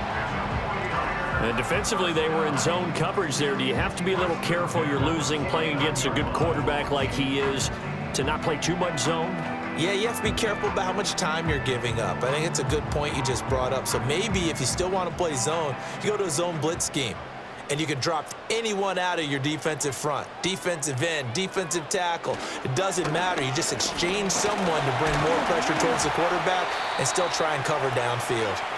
And he'll go down shy of the 40 at the 41. Now, that was an excellent run. And when you see that happen, that's when you're seeing guys doing their job and then some people doing a little bit more. Offensive linemen and tight ends, they're expected to block. But the wide receivers, all they want to do is catch passes. So when they block on a big-time running play and create extra space, you've kind of hit the jackpot there. And he'll get it inside the 40 to the 39. They'll get 3 as the drive continues. It's a first down. 2nd and inches is oftentimes an invitation for an offense coordinator to take a big shot downfield because he feels like he can come back on 3rd down and pick up the first down. But sometimes you just don't want to break tendency. Stay with what you are, stay with who you know, and go get the first down. That's exactly what they did. Out of the gun, Purdy gets this to his running back. It's Christian McCaffrey. And he'll work it inside the 30 to the 29-yard line. Just about every quarterback is trained to really look downfield first before you come back and make a nice, safe throw. And in this case, that's exactly what he did. Found his running back, let him create some space, and it turned out to be a nice play for the offense.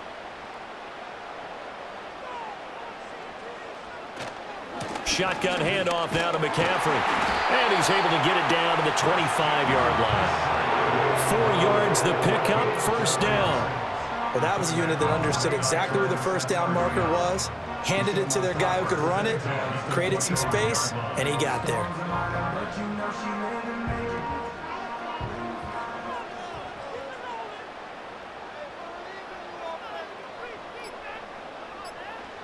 Here's Purdy.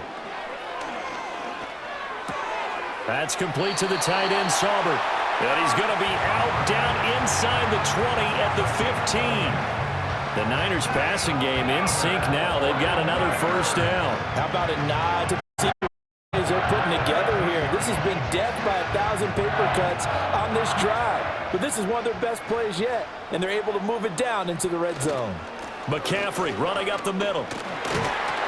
And he couldn't quite get there. Tackled down at the 1.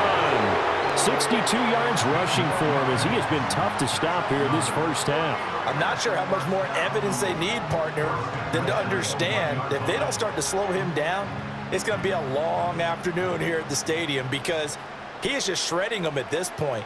And let's face it, coming into the game, they knew he would be the focal point of their attack. Touchdown! Christian McCaffrey, a one-yard touchdown reception. And the Niners are able to add on to that lead.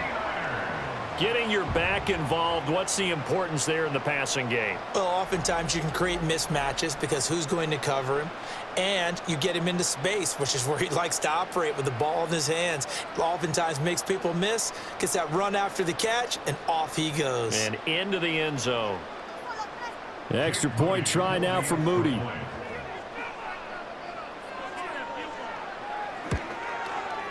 And this one's right through to make it a 14-3 ball game. So that one a long 11-play drive. And it's finished off by a receiving touchdown from Christian McCaffrey.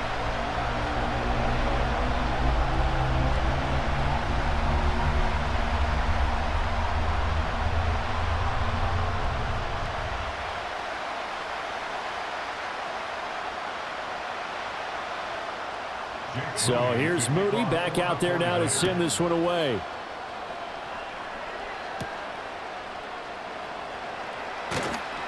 And not much happening on the return as he'll get this to about the 23.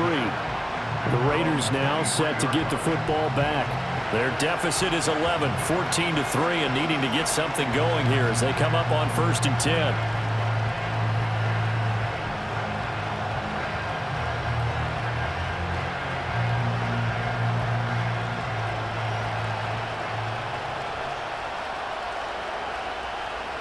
They'll come out throwing here to start the drive. And this will be incomplete. Physical play on the football there, and it's 2nd down. When you run in the slant, timing is everything. And against that man coverage, there was no space available, and incompletion as a result. Now a 2nd and 10.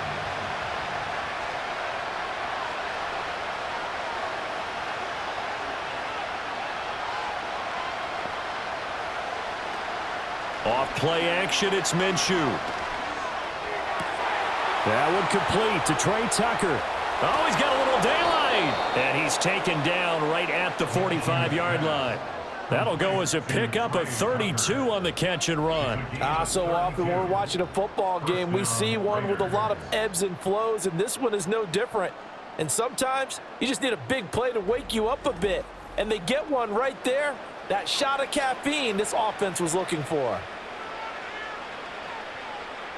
This offense finding its legs now. Here's another 1st and 10. On the handoff, it's Madison. And he fumbled it. It's on the ground. Wow, that ball gets knocked free, but a teammate comes along and scoops it up. It's almost like baseball. Guys at bat, people are on base in scoring position. One guy doesn't get him home. The next guy comes through and picks him up. And avoids the turnover. Minshew sets to throw. And this throw incomplete. And the defender all over him that time, and it's going to lead to 3rd down. As his old brain remembers, when I see 5 wide receivers on the field as a defender, I know the ball's coming out hot. They expected it and got there and popped it free. This offense so far on 3rd down, they've only converted once in 4 tries. This is 3rd down and 12. He's got his target. That's complete. And this will move the chains again as the tackle's going to be made at the 49ers' 31-yard line. 2nd catch for him today, and it'll wind up a 1st down. Yeah, these are the types of plays they're going to need to hit on if they're going to get back into this game. It hasn't been the greatest of first halves, but this is a nice throw here on 3rd down, and they keep the drive going. Here's Madison running left. And he gets forward up the middle, but only for a couple. It'll be 2nd down. That's a good play by the guys on the defensive side of the ball. Held him to a gain of 2. And that changes the playbook a little bit now for the guy calling plays. 2nd and 8. Now he's got to probably think about going to the air instead of maybe staying with the ground game.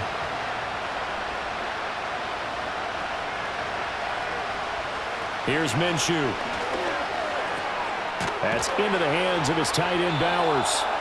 And this will move the chains again as the tackle's going to be made at the 49ers' 16. 2nd catch for him today, and it'll wind up a 1st down. What a drive this has been, just chewing up the yardage. And here's one of their best plays yet as they finally get down into the red zone and look to finish this off with 6. Now here's the first carry for Amir Abdullah. And he is met in his tracks behind the line of scrimmage. That whole thing was thrown off track thanks to the defense of Fred Warner. Really nice play. Sometimes you just sit back and marvel at what he can do defensively. Speed, strength, quickness, he's the whole package. And that package just wrapped up the runner for a loss. Here's a give to Madison running right. The second down play, not much better than the first, just a gain of 1 there. It's interesting going into this game, there was so much talk from both sides about who would control the line of scrimmage. I think we've seen who has it in this one so far. Well, they've bottled him up. He's barely averaging over 3 yards a carry right now. Tough spot here, 3rd down and 11. Now back to throw. Pass taken in by his big tight end. Touchdown Raiders. Brock Bowers from 17 yards out. And the Raiders have got it back to within a score. The big fella was the recipient there for that touchdown pass, and it seems like more and more the tight end is the guy you have to worry about most in the passing game.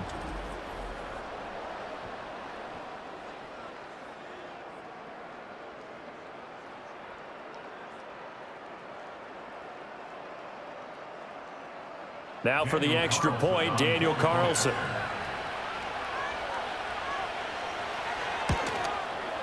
And he's got it. That cuts the lead. It's now 14-10. So that one a pretty time-consuming 10-play drive. And it ends with a Las Vegas touchdown.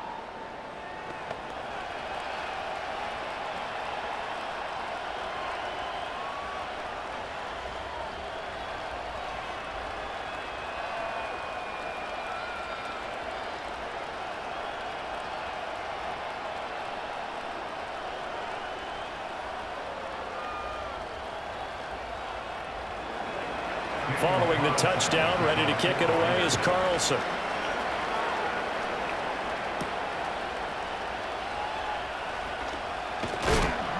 And it's a pretty good return here as he'll get this up to the 29.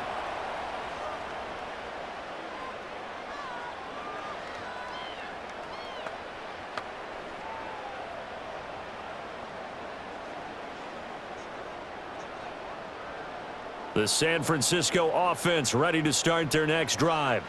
So both of these teams, Charles, coming off touchdowns now, but this offense, they just had to stand on the sideline, watch their opponent author a really impressive drive to reach the end zone. Yeah, and I think you're not telling yourself the truth if you don't think there's some one-upsmanship going on right now, because they just had their touchdown answered by a drive of double-digit plays that also found the end zone. Now they want to do something even more impressive to answer that one. 2nd down and 3. The throwing here, Purdy. Man open, that's Deebo Samuel. And able to get this one across the 45 before he's brought down. He's got his first catch here before halftime, and it goes for a 1st down. Good strong throw and catch right there. And so far in this game, the alleys have been open for them to get completions, and they're taking advantage of it. Creeping up on a minute to play in this first half. Purdy will set up to throw it here. Back to Deebo Samuel for consecutive catches. And he'll go down, but not before getting this inside the 30. Back-to-back receptions for him, and it's another 1st down. Now a timeout called for by the offense as the clock stops here with 46 seconds remaining in the first half.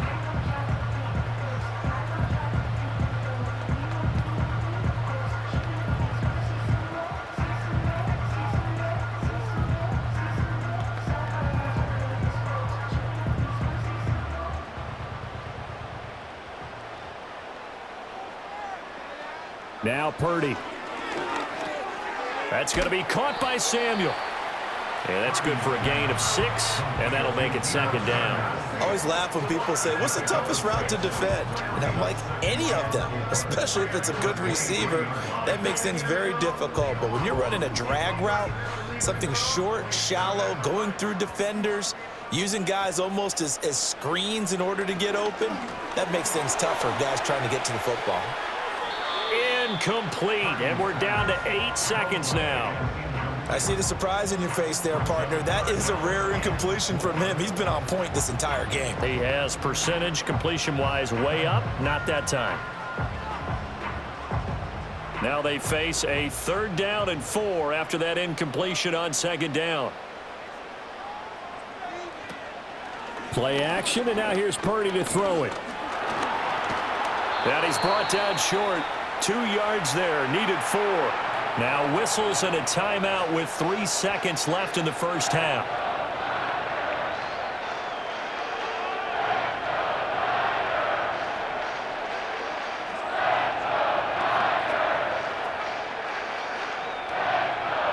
So 3 seconds here remain in the half. On is the field goal unit to see about getting 3 points.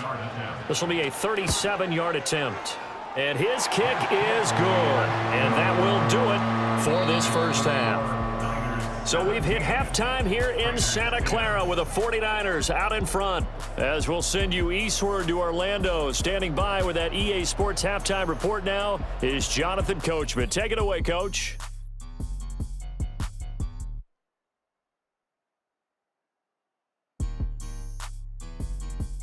We saw a fine performance in the first half from the former Mr. Irrelevant, Brock Purdy. He had a touchdown both in the air and on the ground to help push his guys into the lead at the break. Okay, Coach. Yeah, adjustments likely going to play a big role in this 3rd quarter in what's been a tight contest so far.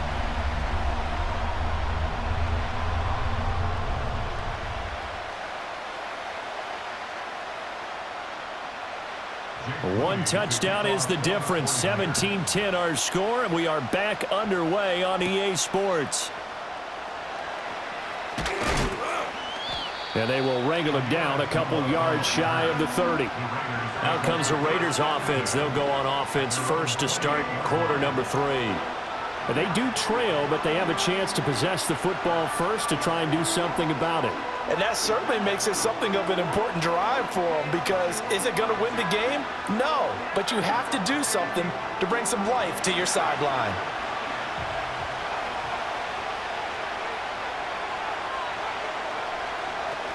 Second half starts with a run by Abdullah. And he'll get what he can up the middle, 3 yards. That'll bring up 2nd down.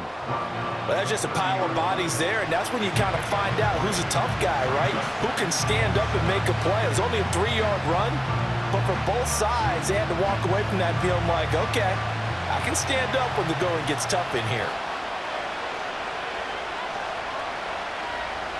Now Minshew.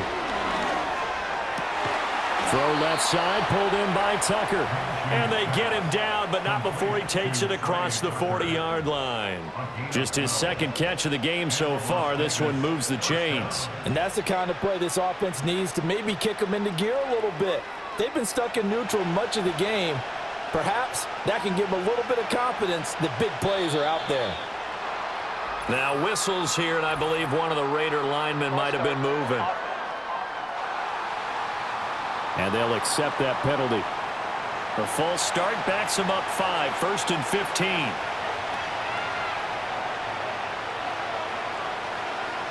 Looking to throw it, Minshew. Fighting to stay upright. It's a loss of 10 yards on the play. And it'll be a 2nd and long.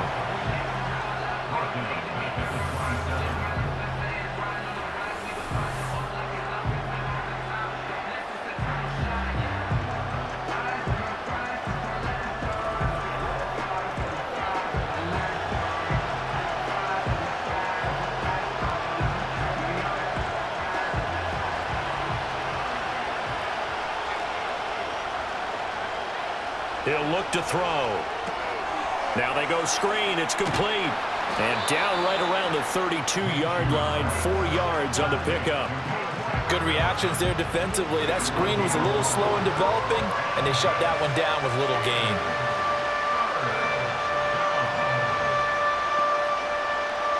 So it's 3rd and long, and defensively not a real surprise. They're in the dime. From the gun, Minshew to throw. He's going to loft one deep left side here. It's caught inside the 25. And he is in. Touchdown, Raiders. Trey Tucker, 68 yards. And the Raiders are an extra point away from evening this one up.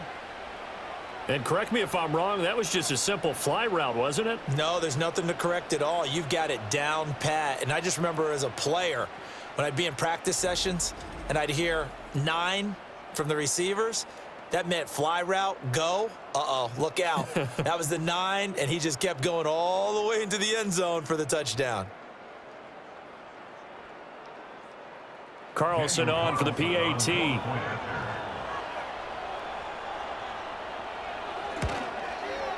And he gets it to go, and we're all even, 17 apiece.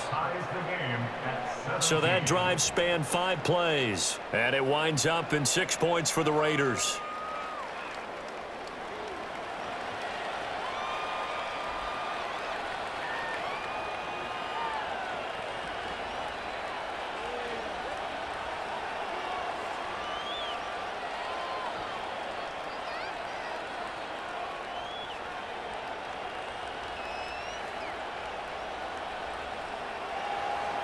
Nothing separating these two teams on the scoreboard as the kick's away here.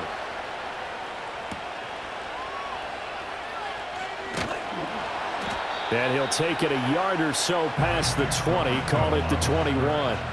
Here's a look at the 49ers offense as they make their way out for their first possession of the second half. After that last touchdown we just saw, Charles, we got ourselves a brand new ball game, all tied here in the third as they have their first possession of this second half. And Brandon, this drive is all about one word to me, and that's the word answer, because they're trying to answer the momentum the other offense picked up in tying the game, because not only if they score and they feel better about themselves, they'll retake the lead and maybe set the tone for the rest of the half, keeping them in the driver's seat. That'll go for a gain of 7, and it's second down. And his play caller does a nice job of giving him an easy throw to start this drive, and he takes advantage of it. The completion sets up a manageable second down. Ball on the 28-yard line. Here's 2nd and 3.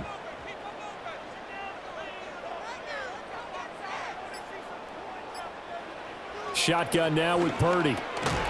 He's going to drop this down to McCaffrey. And he'll get it up near the 35, right at the 34 here. 6 yards the pickup, and that's a first down. Well, that was a pretty favorable situation there. What would you call that? Second and manageable? Smart play, too. Didn't force it downfield when he didn't have it. Just checked it down, let him get the first down, and that's exactly what he did.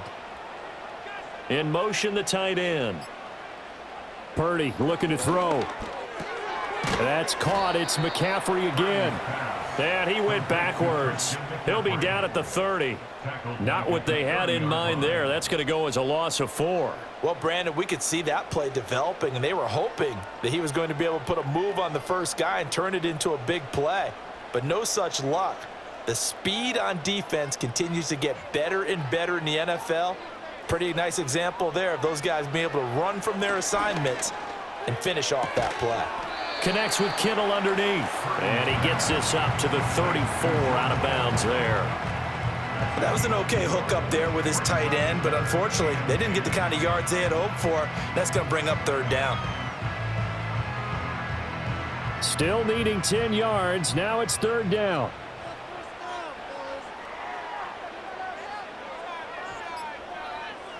Purdy sets up to throw again. And the throw there going to be incomplete. 1 first down here, and that's all, folks. Good work by this defense to hold things in check and force a punting situation. Here comes the 49ers punter now, as he'll punt it away for the 2nd time. His first punt, 45 yards. This looks good as well.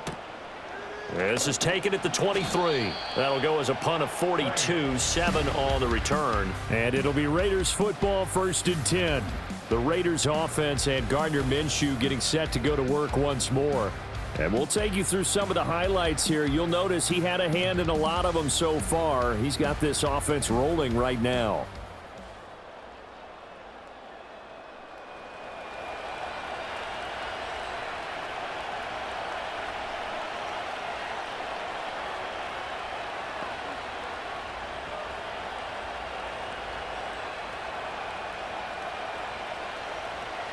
The offense for Las Vegas about set to begin the drive. This drive here beginning probably with a pair of motivated groups. Remember, the offense scored a touchdown on their last time out, looking to repeat that in Charles's defense. They were very frustrated after giving up 6 the last time on the field. And frankly, it's just a battle of wills in a lot of ways because you know they're both motivated, they both game plan for this drive, and they both have specific outcomes in mind. To me, it just comes down to who can execute better and which side can step up and assert its will over the other. Now 2nd and 5.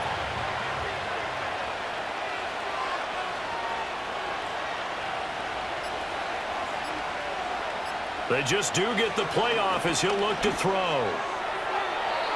That's to the right sideline, and it falls incomplete.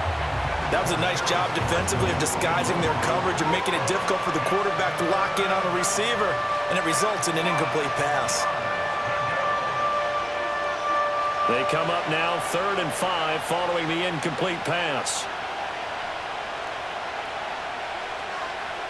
Out of the gun, they'll look to throw.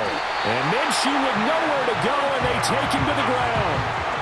Nick Bosa able to get in there for his 2nd sack of the afternoon. And keep in mind, in addition to the 2 sacks that he now has, CD, he's also had a couple of quarterback hurries. He's been very disruptive. To put it mildly, and it reminds me of the time I asked an offensive tackle who struggled like this in a game, is he said he was telling the coach, hey, what do you want me to do? This guy's just eating me alive. And the coach probably just looked at him and said, applaud. On 4th down, the punt team is on as this is sent away. A punt of 46, a return of 5. And the Niners will go on offense, 1st and 10. Now this offense back out and set to go for their next drive. And our game's hit a little bit of a lull here, a little bit of a snag. Punts on back-to-back drives. And old school coaches don't necessarily mind that. Didn't turn it over, right? Didn't create a big play for the other team. Right now what you're looking for is can you gain an advantage in field position? And that's what both teams are seeking right now. Yeah, they'll be seeking to gain that advantage here on this drive. Open man is Samuel, complete. And they get him down, but not before he takes it across the 40-yard line. Give him 13 yards on the opening play of the drive and also give him a 1st down. They like going to him in the slot. He catches another one. I think this comes under the heading of until they stop him, why not go back to it? He has something going really well. Great working relationship with the guy throwing the ball, and they keep making the connection. Purdy. Under a heavy rush, and down he goes. They bring the safety on the blitz, and he busts through to drop him for an 8-yard loss. How about that? One of the so-called little guys putting the pressure on. That was the strong safety. When I was in college, we often called that a lightning blitz.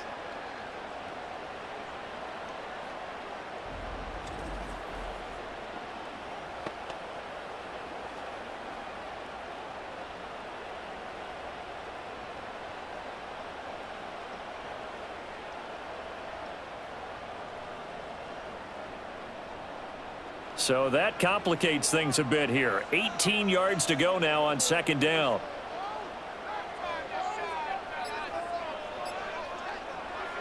Purdy now to throw. That's to McCaffrey, complete. And he's going to be taken down right at the line. So they'll get nothing out of that play. And they're going to be staring at a 3rd and long here. As a defense, you're more balanced when you're in zone coverage because you're able to keep your eyes on the quarterback and see the play develop in front of you. They're able to keep the quick pass in front of them and stop it right at the line of scrimmage. Now on 3rd and long, they'll look to throw. Another grab here for the dynamic Christian McCaffrey. And he'll get this up near midfield, but that's still a few yards shy of the 1st down. It'll be a pickup of 13, but it'll still lead to a 4th down. I think that we all figured when he caught it that short of the marker that the defense almost relaxed and said, we got this covered. And then all of a sudden, space to run after the catch. And now they're screaming, somebody get him down. Fortunately, they got to him and forced the 4th down. This will be fielded at the 17. A nice work on the return as he gets about 15 yards back. And the Raiders will take over now 1st and 10. The Raiders offense and their quarterback headed out for this next possession. And he's been a nightmare to scheme against throughout this one. This defense has been totally taken apart, and that is borne out in his numbers. He's been terrific all game long.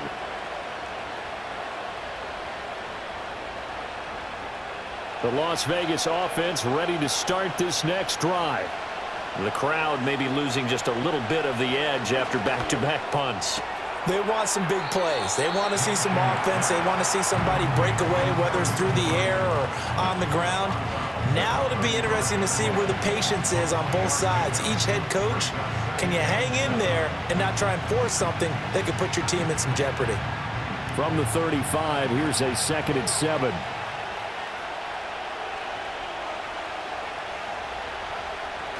On the toss, Madison. And he is met at the line of scrimmage, and he goes down right there. Officially no gain on the play, and they're left with a 3rd and 8. As usual, the hallmark of a good run defense, linebackers making plays near the line of scrimmage. Absolutely nowhere to run there. They'll be in search of 8 yards here as they hope to convert the 1st down. They'll go play action here with Minshew. Nowhere to go here. He lost the football. And now this is scooped up by the 49ers. And they will take over at the 26-yard line. He tried to buy some time to the right. So, Charles, when a guy gets out of the pocket, what's the focus of the quarterback? Most of them keep their eyes downfield. They want to try and make a play throwing the ball. Some of them, they want to tuck it and go. But when they scramble, in this case, as you said, to the right, you're cutting the field in half. So good defenses kind of converge in that spot, and they don't give you much territory to throw the ball. He had nowhere to go with it. Ends up getting the ball stripped.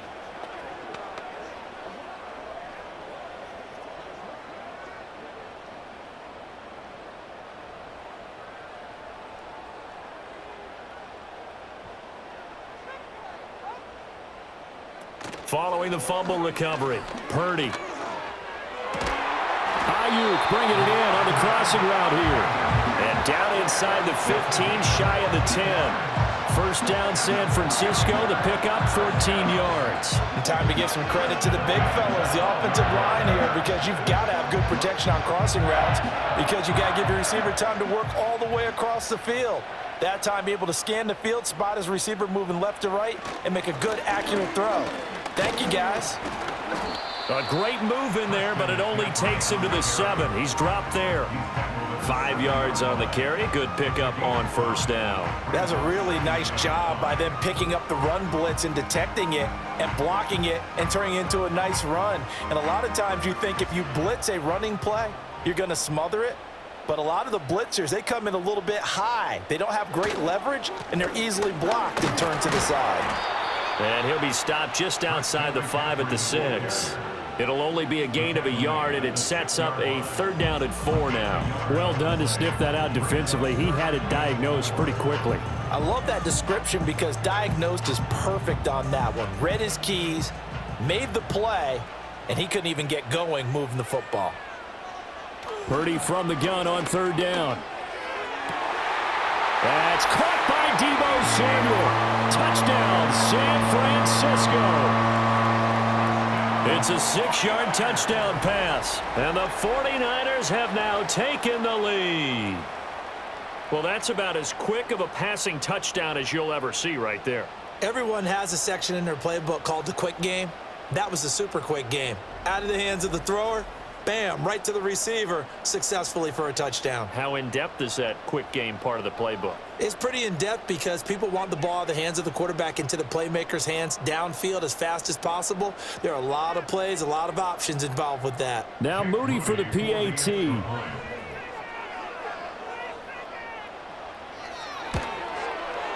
And they will take a 7-point lead now. A drive there of just 4 plays. And it's Deebo Samuel who caps things with a touchdown reception.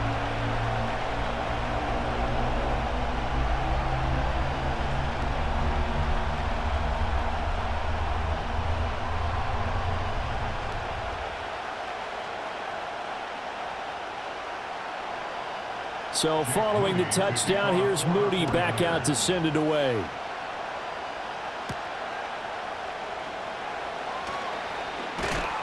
And he'll take it up past the 25 to the 26-yard line. Now the Vegas offense heading back out there. And they have had their problems moving the ball through the air as we take you through some of the action from earlier. This secondary has played about as well as you can. Many times they've left this quarterback with nowhere to go with the football.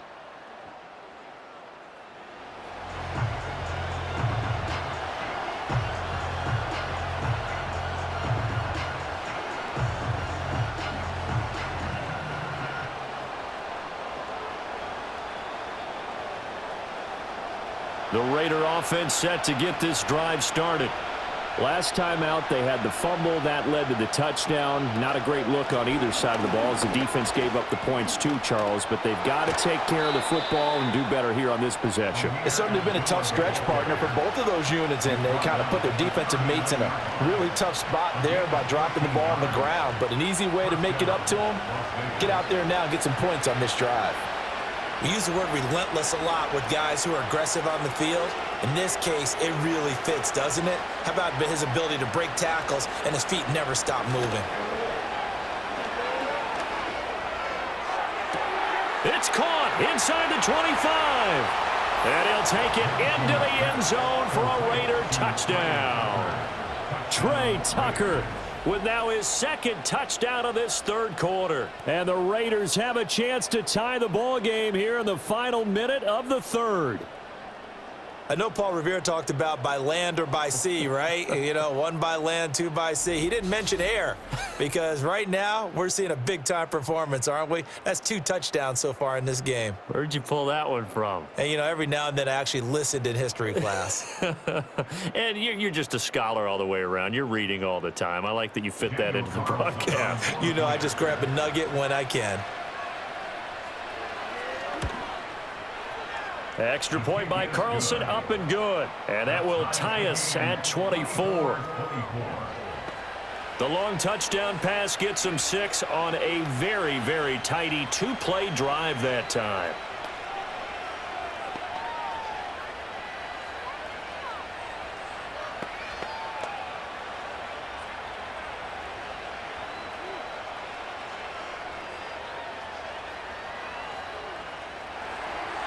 Nothing separating these two sides. 24 all our score as he sends this one away. And a nice return sets him up pretty good here right at the 30-yard line. Deebo Samuel trotting out with his offense to start this next drive. Pretty good game for him so far. I guess he's still got time here to make this a great game, but so far he's been solid. I like where you're going with that because it has been pretty good. But there's always that hint that things can really escalate for him. And right now, they feel like they're somewhat keeping him in check, but he has found the end zone once. But, boy, he can explode at any moment. Yeah, and when you hit that end zone once, you want to find it again, don't you? Yes, you do. Makes you hungrier. You get greedy in a good way. And he'll scratch out only about a yard up to the 32. When we talk about defenders, specifically linebackers, keeping their eyes in the right spot, he had that eye down the entire time. And you know that's not easily done because they throw a lot of misdirection at you. They try and fool you and get your eyes in the wrong place. But you're right about that one. He correctly figured that one out and made a really nice play. And that is going to do it for this third quarter of action. This is the National Football League on EA Sports.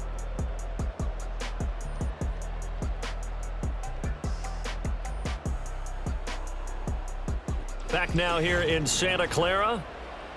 All even as we get ready to start the fourth. Now 2nd and 9.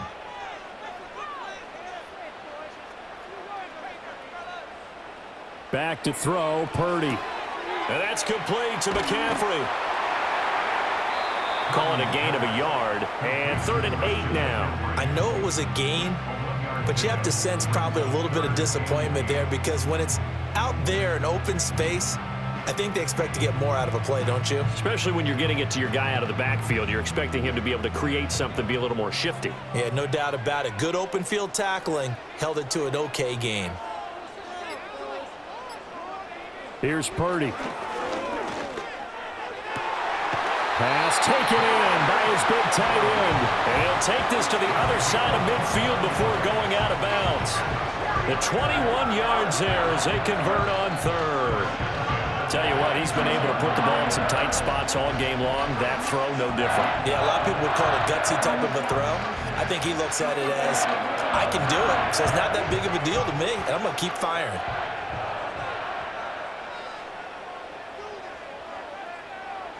Throwing here, Purdy.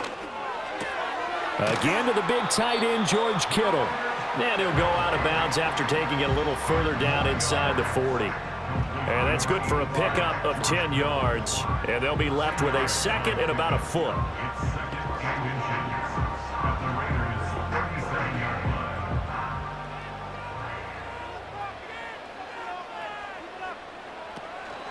Out of the pistol, McCaffrey. And he stopped immediately there. They'll say no gain on the play, so it was looking good, but nothing there, and now it's third down and inches. He may be a bit undersized compared to the modern-day NFL defensive tackle, but what he lacks in size, he definitely makes up for in his ability to make tackles in the run game as well.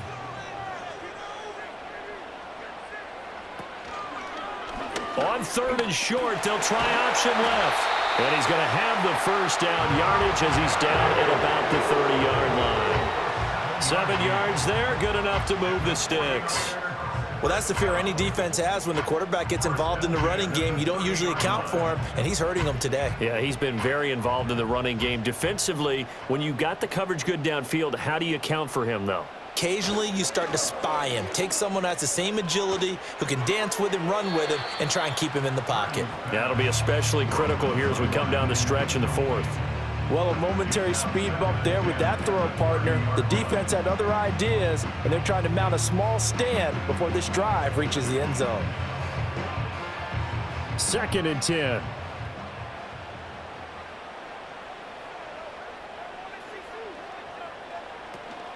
Up the gut, McCaffrey. Shifts by him at the 25. And a good-looking run there as he'll take this inside the 20 and down to the 18-yard line.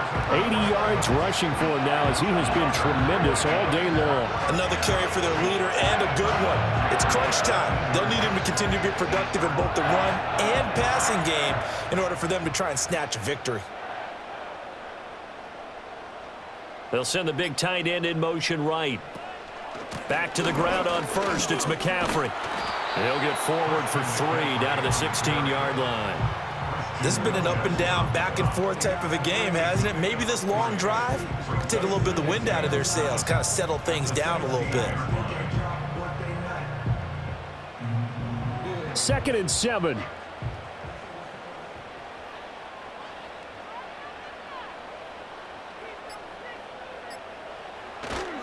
Again, they run. Again, it's McCaffrey. And he's brought down just outside of the 10 at the 11.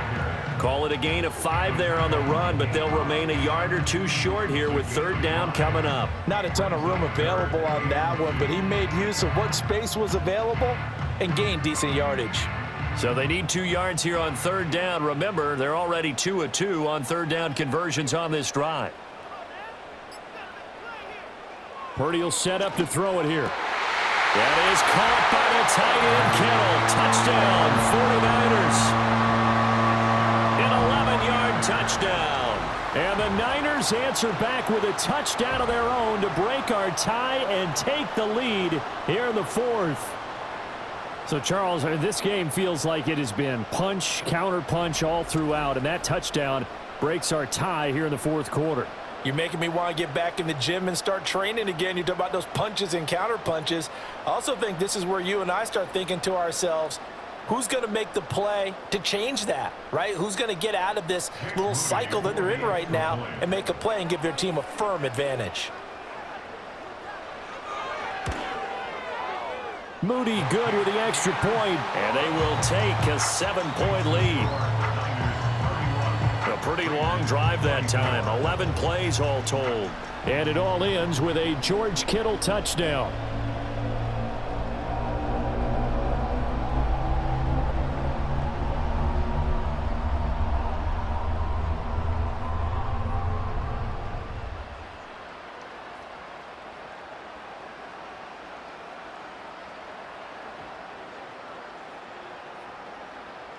So after the made field goal by Moody, he's back out to kick this one away.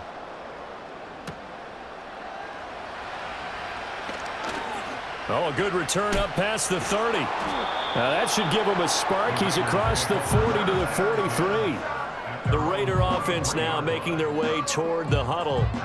And now after the touchdown a moment ago, they work from behind in a 7-point game in this fourth quarter. Plenty of time on the clock.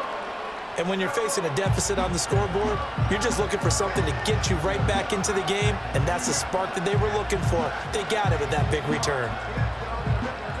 They couldn't ask for much more to this point in the second half. A gorgeous day, one-score game. 1st and 10 here. Minshew sets to throw. Throwing left sideline there, but it's incomplete. Jacoby Myers, the intended receiver, and that'll bring up 2nd down.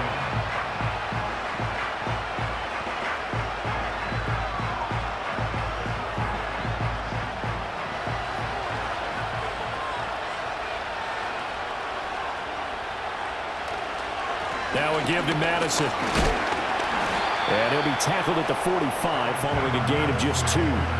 Well, that's a good start to this drive on the defensive side of the ball. Force the incompletion on 1st down. Then you're able to shut down the running play on 2nd. Yeah, I wouldn't be surprised now. A little bit of pressure going at the quarterback in an expected passing situation. And this offense on 3rd down today, not quite 50%, 4 for 9. This is 3rd and 8. And that is incomplete. He shook his head right when he released that throw. He knew it was going to be a little off target. Yeah, the excitement got him on that one. Wasn't able to control the fact the receiver was open, and it would have been an easy throw. Here's A.J. Cole now as he's on to punt for Las Vegas.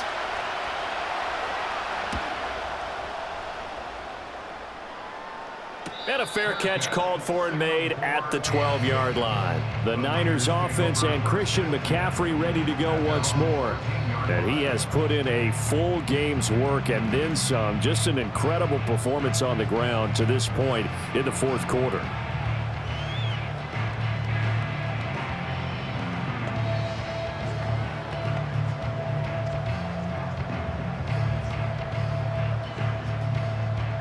The 49er offense set to get this drive underway.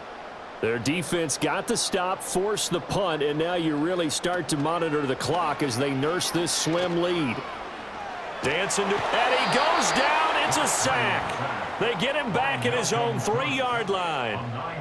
Malcolm Kuntz from that outside linebacker spot gets in there. It's a loss of 9. Well, if an offense is going to throw the ball on this part of the field, any pass rusher will tell you that's his favorite part. Gets a chance to get after the quarterback. It's almost like a reverse red zone. They can create points using their defense, and this time they take their man down.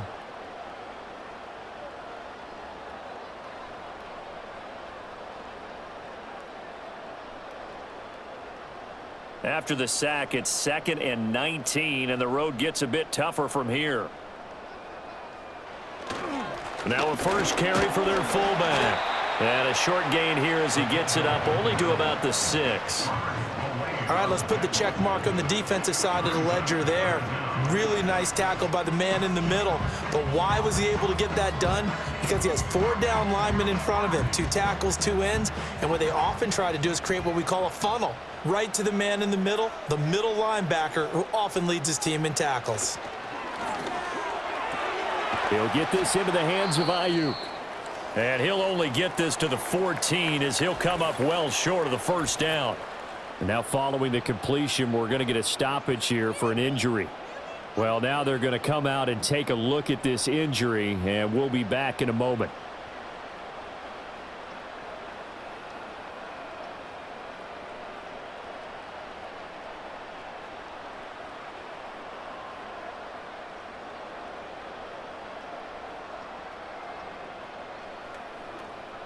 Here comes the 49ers punter now, as he'll punt it away for the 4th time today.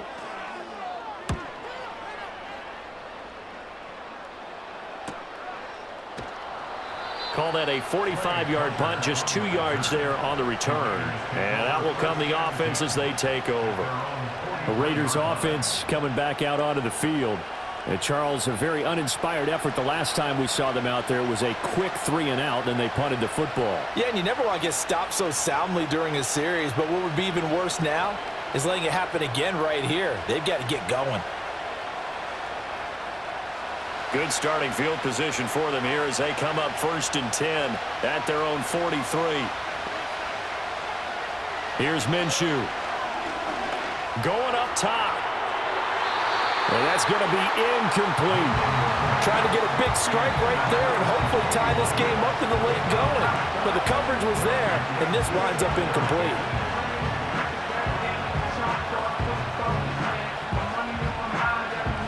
Here's 2nd and 10. Now Minshew. Here's Tucker, complete on the right side. And taking it across midfield and just shy of the 40. Good work after the catch. Gets him 15 and a 1st down. I like the design that we're seeing right there. This is what they need. Down by a touchdown here in the 4th. They just need to keep working their way downfield. And when they see openings, take their shots.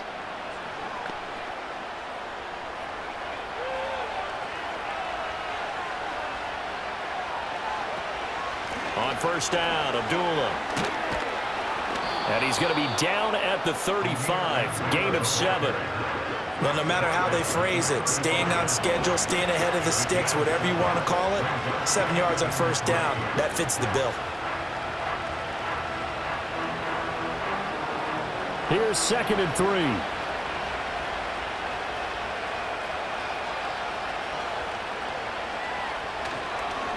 They'll run it with Madison, and he gets it down to the 32. They'll get 3 as the drive continues. It's a 1st down. Most of their damage has been done through the air. I mean, they've rung the bell 3 times with passing touchdowns, but guess what? Ground game has not been neglected. Nice little burst right there. The drive continues as they search for a tying touchdown. Here's 1st and 10. But give up the gut to Abdullah. And he sneaks his way forward only for a couple here. 2nd down. Defensively, we always know that he is tough in run support, and I think the way that he gets there is he understands what an offense is going to do before the ball's even snapped. A great job of scouting prior to the game, then reading, reacting, and taking the right path to the ball carrier. Looking to throw it, Minshew. That's into the hands of his tight end, Bowers. And he's brought down, but not before he reaches the 8-yard line. A good pickup there, 21 yards. Well, normally you see 3 tight ends in a formation. You have to think to yourself, this has got to be a run. And I know as a safety, when I saw that, I took an extra step or 2 towards the line of scrimmage. Instead, they threw the ball, and he found one of those tight ends for a very nice pickup.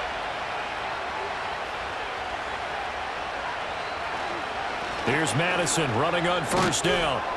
And he's going to bull his way down to about the 1-yard line. 44 yards rushing for him now to this point. That's a great run right there on 1st down. Didn't quite get into the end zone, but now you've set yourself up for at least 2, maybe 3 more shots from close range. 2nd and goal from the 1. They'll set up to throw. Toward the pylon, but it's incomplete. Boy, that was lockdown coverage there. He's scanning for someone to come open. That was great work to blanket everyone. And in the end, he's just got to throw it away. A lot of tired bodies on that field, but this is a big play, 3rd and goal. They run, Abdullah, and he is in. Touchdown, Raiders.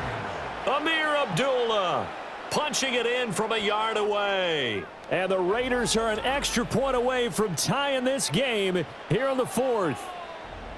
And we are set up for a fantastic finish now. A 4th quarter touchdown here. We're an extra point away from a tie football game. And I know they're thinking about possibly going for 2, but I'd go ahead and kick this one and just get it back to level. Carlson now to add the extra point.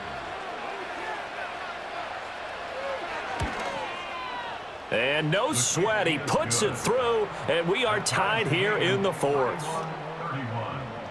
That time a 9-play drive, and it's Amir Abdullah that finishes it off with a touchdown run.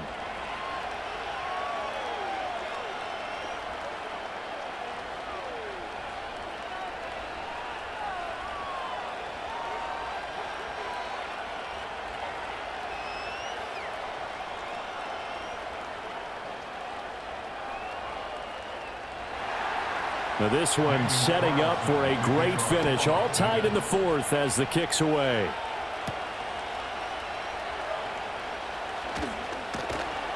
And a good return as he'll be stopped just shy of the 30-yard line. And San Francisco gets set to go here. Well, they just gave up the score to tie it. That's the bad news. The good news, plenty of time in this fourth quarter to try to grab that lead back.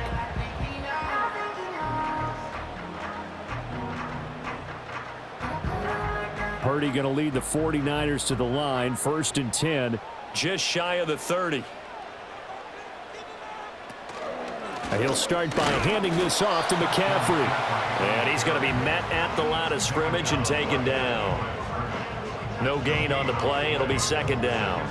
They've called his number a lot this afternoon. You wonder how much tread is left on those tires. We certainly do, but I always think back to one of my favorite coaches in the NFL. And he used to have a meeting with his running backs every year in the offseason and say, look, as many times as you're going to carry the ball, you should be able to carry it one more time, so make sure you get in shape. And he'll earn a couple of tough yards past the 30 to the 31. Sometimes your philosophies get challenged at times you don't want them to. They did try to stick to the running game on the first 2 plays. Didn't amount to much. And now facing a 3rd and long at the outset of this drive.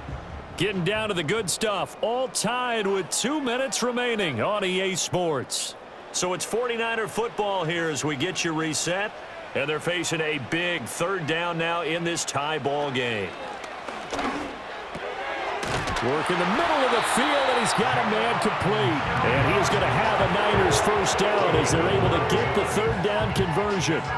Brandon, it's okay what they're doing right now. Still able to work the middle of the field, but you know sooner or later they're going to have to stop the clock. Plenty of time. All 3 timeouts still remain. Here's 1st and 10 now.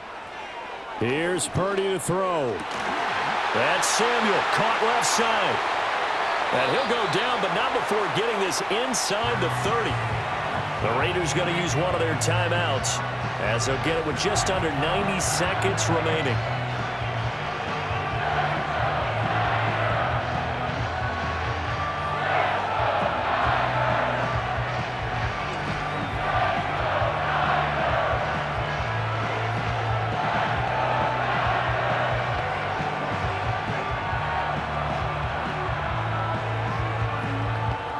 They'll come up 1st and 10 here.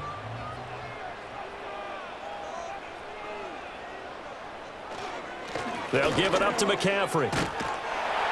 And he's able to motor his way down to the 16-yard line. Now the Raiders going to go ahead and use the 2nd of their timeouts. And they'll be disappointed to have to burn one there after giving up the 1st down.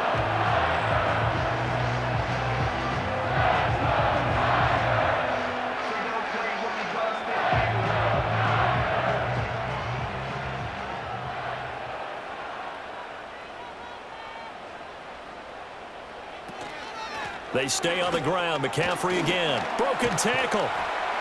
And here he'll get it down to the 7. Now the Raiders going to burn their 3rd and final timeout as they'll talk things over prior to this upcoming 2nd down play.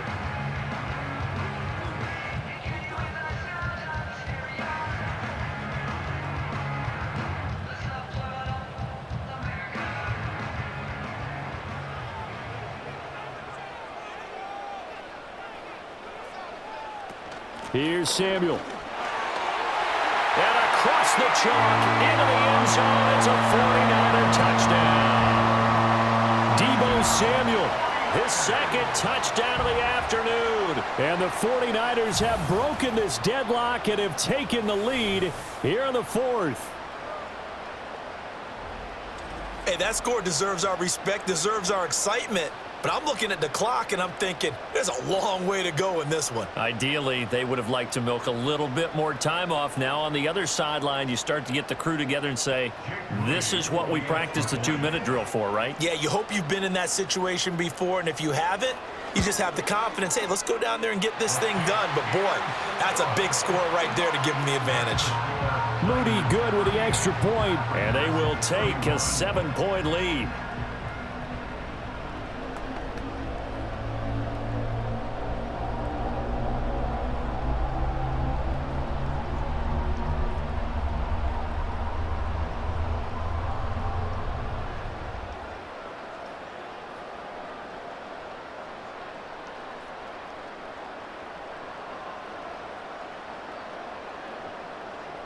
So here's Moody back out there now to send this one away.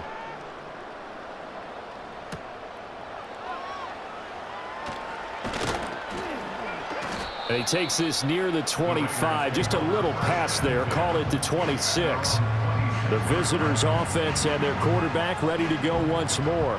And he has been masterful so far in leading this offense. He's kept the mistakes to a minimum. He's been on point with his passes, and he's generally been one step ahead of this defense all game long.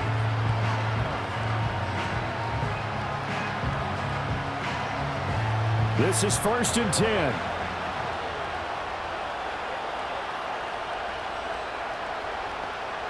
Now Minshew. He goes underneath to Abdullah. And he's able to get out to the 32, brought down there. Nothing open downfield, they went underneath. Yeah, see if you can get it to your running back. See if you can make someone miss in the open field. Here's 2nd down. Here's Minshew. Buying time to his left. He'll get the tight end Bowers involved there. And he'll go down, but not before getting this inside the 30. Well, this game has certainly had no shortage of offense. Both teams have been revved up from the start. And here's yet another big play. Boy, both defenses have just got to be dragging out there because they've been run ragged throughout. Well, this offense cannot stop the clock now. No timeouts remaining as they come up here 1st down. He's going to let it go deep for the end zone. Oh, and that's going to sabotage their comeback plans. It is intercepted. Isaac Yedem picks it. And the Niners have just about sewn up this football game. Well, you can see what they were trying to do. Just send those guys out there to make a play, but that is a costly interception. Yeah, that's kind of like the backyard. Everybody go deep, and let's see if we can find someone. 4 verticals in the route. Any other time in the game, I love the call. But here, you're not going to hold safeties. You're not going to hold corners with any looks because they know what the situation is. Ends up throwing the interception.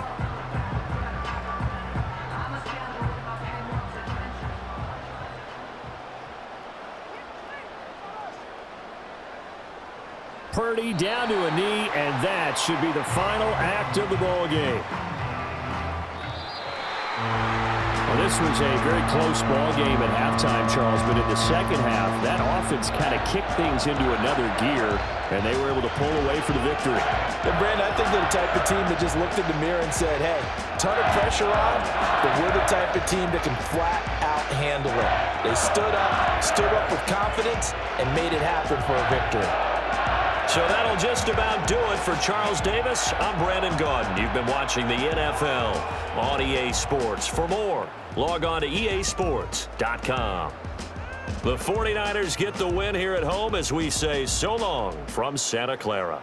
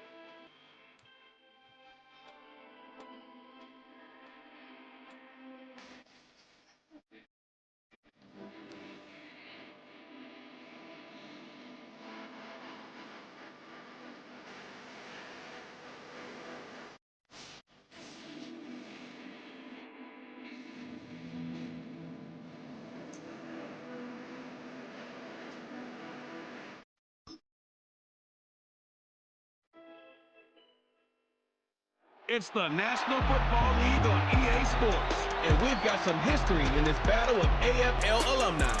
It's the Tennessee Titans and the Buffalo Bills. All that and more coming up next. We are 20 minutes south of downtown Buffalo.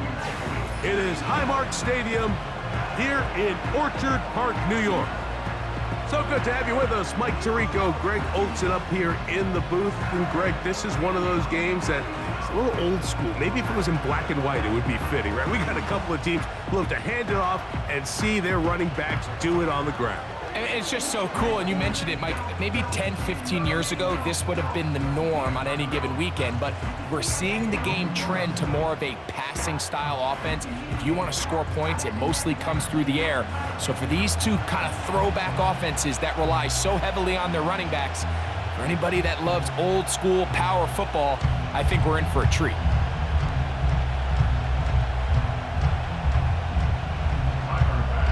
The kicker, Tyler Bass, has us ready to start, and off we go from Buffalo. On the return, here's Tajay Spears. And he'll work this one past the 25 to right about the 28-yard line. The Tennessee offense taking the field for the first time. They'll be let out by their quarterback, the veteran from Oklahoma State. It's Mason Rudolph. The thing that has always really stood out and impressed me the most about this guy, Mike, is how steady and reliable he is anytime he's called upon. You know exactly what you're getting anytime he's under center. Maybe not the biggest arm in the world, but I'll tell you what, he gives you just enough to work with, and he is capable of getting the job done. Rudolph going to throw right away. He'll go left side here and complete this one. As a route runner, once you identify zone coverage like they were playing here, the key is find open space and stay in it. You did a nice job here because that was not a big hole. The quarterback had to put a little extra on that one, and they were able to make the completion.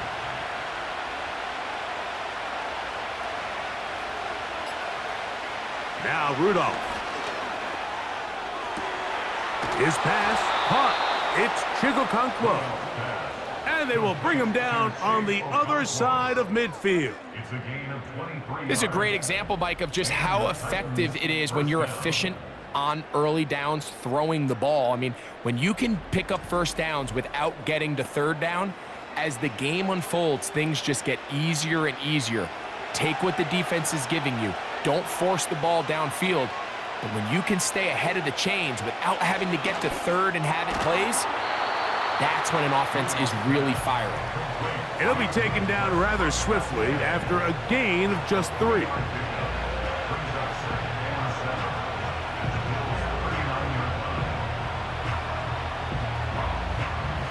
Second and 7.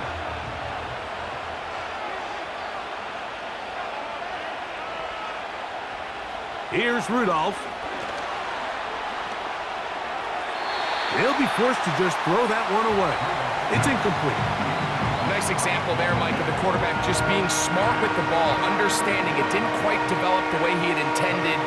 Throw that ball out of harm's way, live to play another down. Here's 3rd and 7.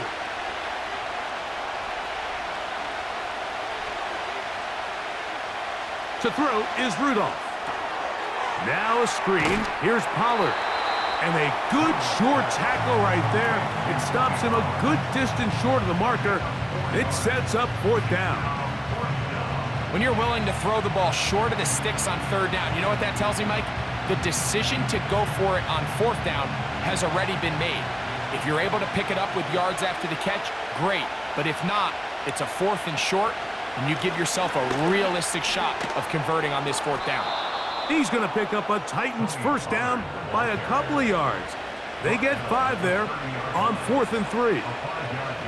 I know it's 4th and short, Mike, but at this distance, you actually have to clear a lane out. You can't just fall forward or push the pile. So that conversion, it's as much of a credit to the blocking as it is to the running back seeing the hole and hitting it. The tight end, Okonkwo, is in motion. Fires quickly. It is complete on the slant.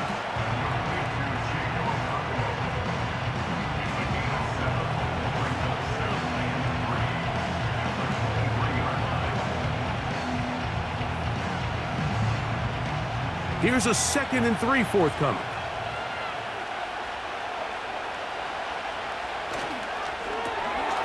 On the RPO, a pass taken by Ridley.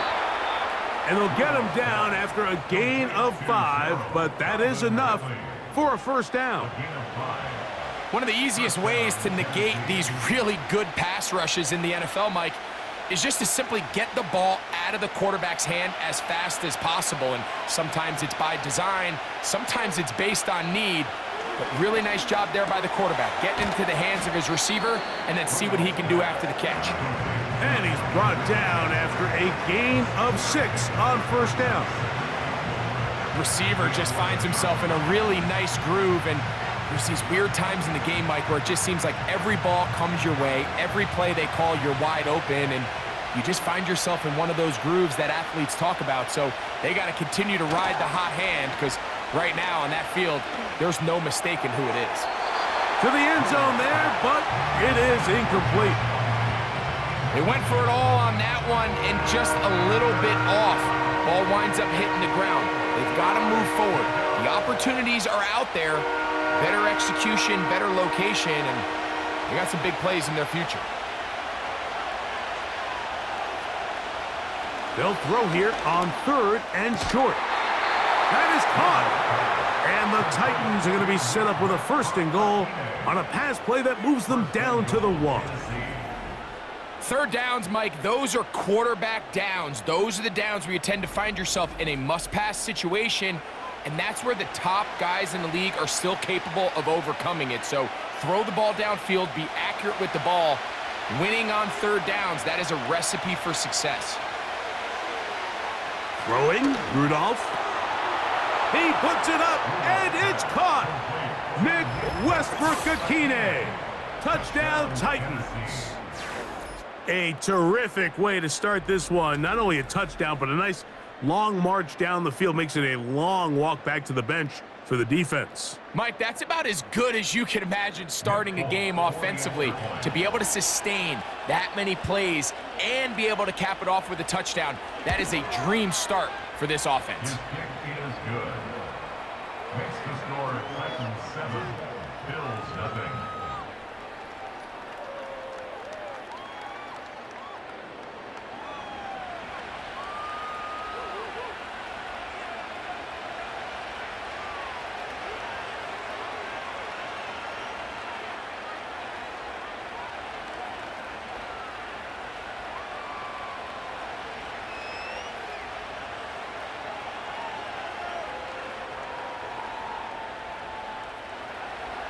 Seven 0 is our score as this kick is sent into the air. On the return, it's Ty Johnson. Oh, he's got room past the 30. And they will finally get him down, but he gets all the way close to the 40-yard line. The Buffalo offense set to go to work for the first time. They'll be led by the big fella, 6'5" quarterback Josh Allen. And I'm not sure I enjoy watching any quarterback in the league more than I enjoy watching Josh Allen. I mean, he's a bit of a throwback in terms of his play style. I mean, he's just as likely to throw a 65-yard bomb for a touchdown as he is in 4th and short to run over the middle linebacker. I mean, he plays with such a hard, aggressive style. There's not a lot of guys built like him, Mike, and I'll tell you what, he's a blast to watch. Allen gonna throw to get things going. That's taken in, Keon Coleman. And they will bring him down on the other side of midfield. And if he's late with that throw, Mike, there's a really good chance a defender could have made a play on it. But he does a beautiful job. He puts the ball out in front of his shoulder, leads the receiver, and allows him to get upfield and pick up the first down.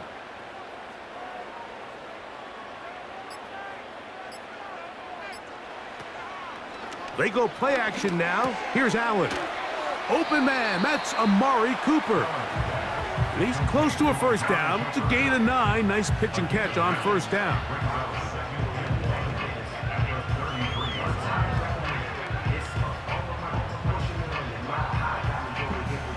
A good spot here, 2nd and a yard. The tight end Kincaid in motion. From the gun, it's Allen. Looking middle, he's got it complete to Coleman. I think they're going to have to be more creative here on the back end with the types of coverages they show this quarterback. change the look pre-snap to post-snap, mix in zone, mix in man. They got to make it more challenging on the quarterback going forward. 1st and 10. Again, it's Allen to the air. And he's close to another first down as he's brought down just shy of the marker. The drag route, we used to say this is day one install. Every single offense in the NFL has this sort of route, especially for the tight end position. And depending on the speed and the run after catch ability of the tight end, sometimes it can lead to some of the biggest gains. Throwing again, it's Allen. That's to Kincaid once again. And they'll pick up the first down, a gain of about 4. There's this misconception out there, Mike, that in the NFL, you have to run the same amount of run plays as you do pass plays. And as you're seeing in this drive, you can fall on one side of that coin a little bit more as long as you're able to remain effective and efficient. So far, their passing game has dominated here early, and that last pickup leads to a first down. They will not get this one off. It'll be a delay of game.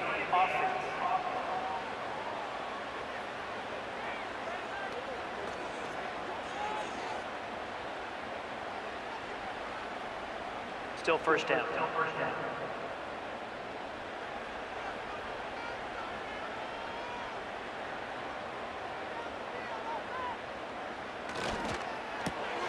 On the RPO, quickly in the hands of Cooper.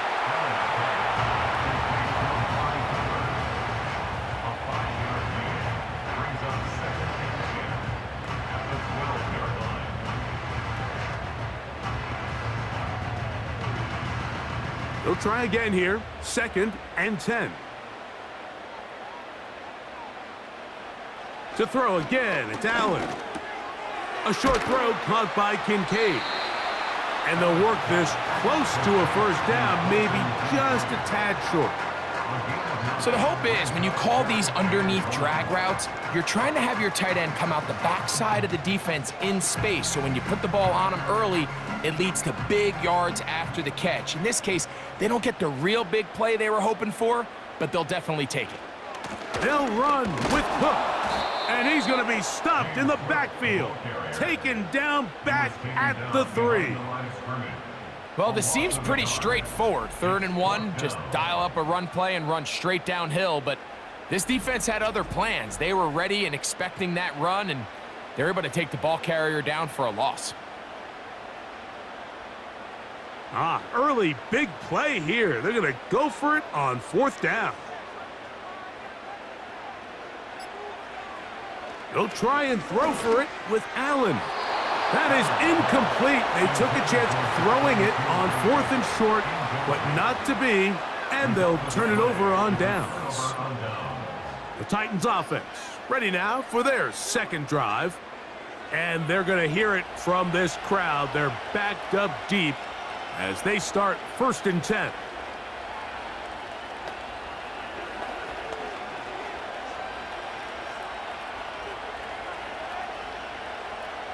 They'll start this one with a 3 tight end look. They'll give it to Pollard to start this drive. What more could you ask for on 1st down?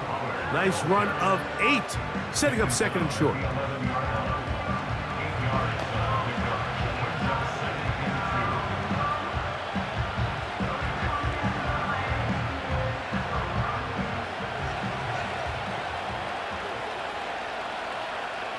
They send Ridley in motion. Rudolph looking to throw. Down the field, he's got his tight end Okonkwo. It's been a busy first quarter for him so far. His 3rd catch goes for a first down. In order for this play to be successful against man coverage, Mike, 2 things need to happen. 1, the quarterback has to anticipate the break. He has to get that ball out on time.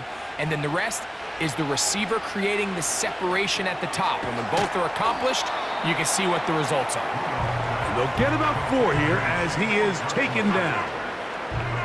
It's not the big play they were hoping for, but first down efficiency, staying ahead of the chains, is what every offense is trying to find, and it brings up a manageable 2nd down. Here's 2nd and 6. They give to Pollard on the option. And he's taken down, but just shy of midfield. And a nice pickup there by the back with an explosive run play. And it's important to point out, Mike, this offensive play caller, he's still working off that opening script. It doesn't necessarily have to just be the first possession. Using formations, using run game and pass.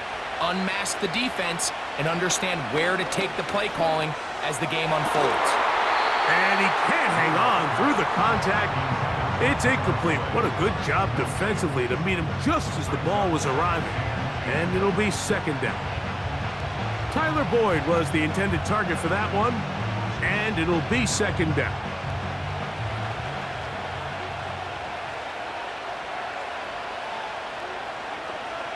The tight end, Okonkwo, is in motion. He'll be forced to just throw that one away. It's incomplete. So defensively, there's always the initial pass coverage plan, and then when that breaks down and the quarterback goes into scramble mode, how fast can you then move on to the second phase and what they call plaster, meaning find the nearest receiver and almost play him man-to-man, and it's exactly what they did here, and there was nowhere for the ball to go, and he's forced to just throw it away. He'll get this into the hands of Ridley, complete. And he's going to be taken down right at the 25-yard line. A gain of 27 on the play. So a big third down hookup takes us to the break. It's the Titans out to the early lead. More after this. You're watching the NFL right here on EA Sports. The break the huddle coming up now for 1st and 10. The tight end, Okonkwo, is in motion. Nowhere to go. He's going to be taken down. When you can bring cornerbacks on pressure, man, that changes everything for the defensive play caller. Offenses spend all week worrying about linebackers, defensive linemen. How are they going to protect the quarterback? But when you can time up a secondary pressure like this, man, oftentimes there's no answer for it. Work to do now as they come up on 2nd and long. They send Ridley in motion. Rudolph. And that's going to be incomplete. Coverage was good that time. The contact jarring the ball loose and forcing third down. A rare miss for a quarterback that we've seen really come out on fire throughout this entire contest. I mean, his completion percentage, Mike, is well above league average, and frankly, it's really the biggest reason why they find themselves out in front. They'll try to hit him with a screen. And they were hoping for a little more on that one. Brought down well short of the first. It'll bring up 4th down. Anytime you call a running back screen, the key is the relationship between the offensive line and their running back. They have to be in sync perfectly to set up the big play. That wasn't the case here on 3rd down. He gets tackled short of the sticks. And he missed it. It's no good. And this is going to remain a one-possession game. They're just trying to extend the lead here, and this is definitely one they're going to want to have back. The Bills offense ready to take over for their 2nd possession. They trail here by a touchdown as this drive will start with a 1st down.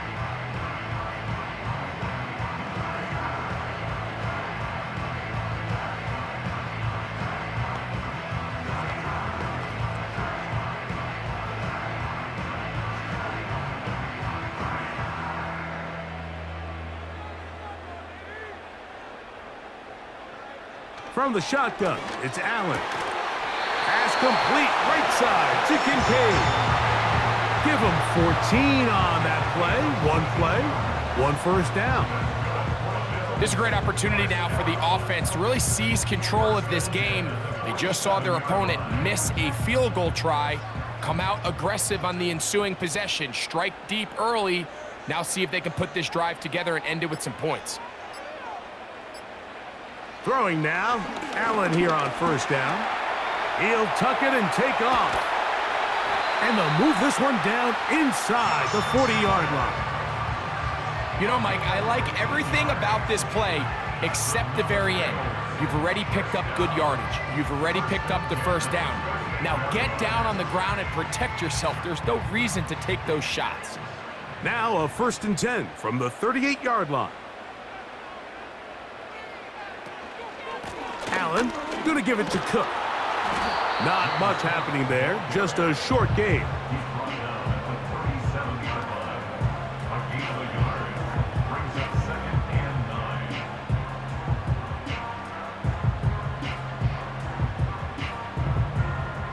9. Here's a 2nd and 9.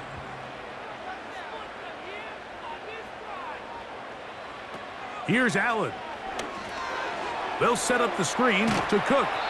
And they'll work this close to a first down, maybe just a tad short. Brings up 3rd and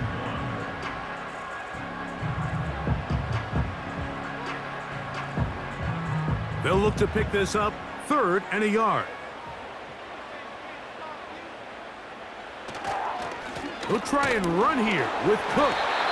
And he is going to have a Bills first down. They're able to convert, albeit not by much, but they get it on 3rd and a yard. Really just the same approach that an offense would take on a quarterback sneak, Mike. You don't necessarily have to spring them for a huge gain. Can you buy just enough space up front to pick up 1 yard? That's exactly what they did. Pick up the first down. A throw on the move is caught.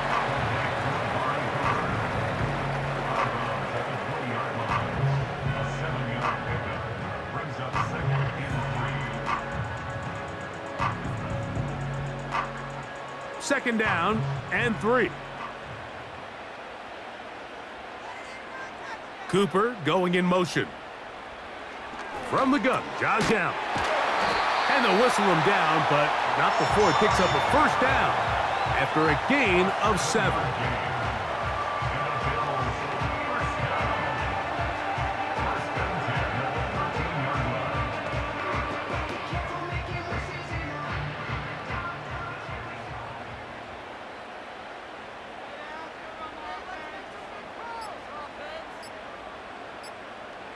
Out of the gun, here's Allen. That's into the hands of Coleman. And they'll get about 4 here as he is taken down. 4 yards on pickup. 2nd and 6. That's a 9-yard line. Here's a 2nd and 6. In motion, Shakir. The defense all over the little quick pass attempt, and they run him down for no gain on that one. Well, you could tell that the defense had seen that play on game tape, and they were ready for it. They tried to do a little jet sweep pop pass out of the gun. Defense was all over it. Nowhere to go, no gain. Slot man in motion left. Allen on 3rd down. And that is caught in the end zone. He's in. Khalil Shakir. Touchdown, Bills.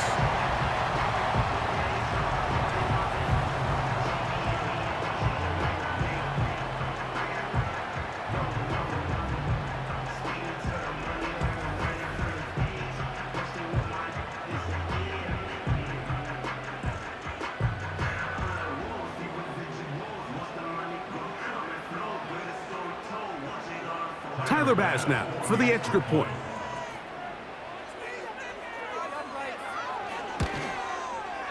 He knocks it through.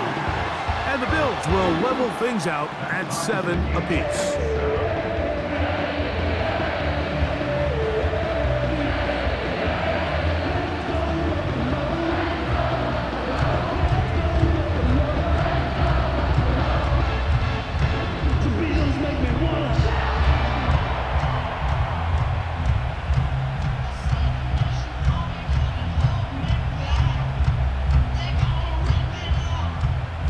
We're all tied, 7 apiece, and the kick's away.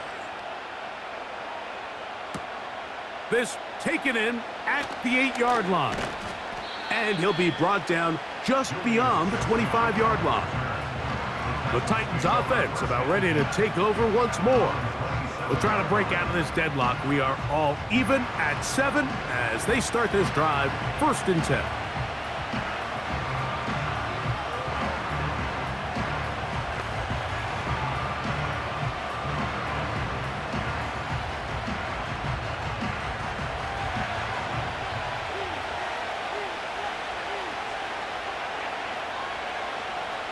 The motion man is Boyd.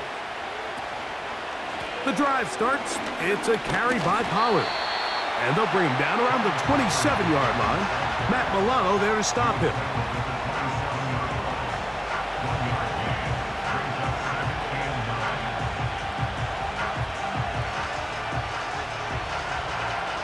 Here's 2nd and 9. On play action, he'll set up to throw. They go sideline, and he stays in bounds. Got the feet down in time. It's a 1st down. That one good for 15 and a 1st down. Really nice throw there. The ability to throw the ball out on the perimeter. Yes, arm strength and all of that, but it's also timing. The timing of the route. When is that wide receiver coming out of his break to deliver that ball accurately as his head comes around? If the ball's thrown too early, the receiver's not ready.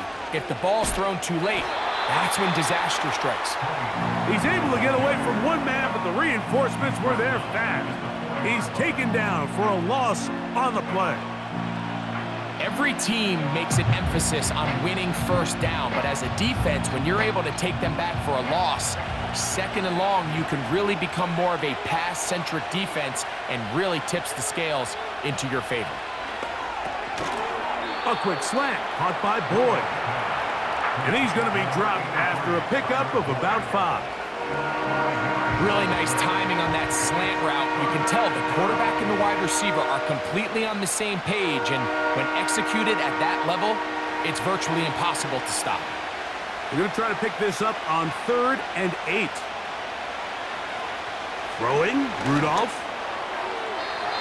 And that is incomplete. This offense has to find a way to be better on 1st and 2nd down, Mike. Living in these 3rd and long situations, must pass, is not a recipe that their offensive coordinator wants to operate in. So on 4th down, the Titans turn it over to Ryan Stonehouse to punt. And we will not have a return here. This one angled out of bounds. So Allen and the Bills getting set for their next possession. They'll work in a tie game here in the 2nd quarter and get started with 1st and 10.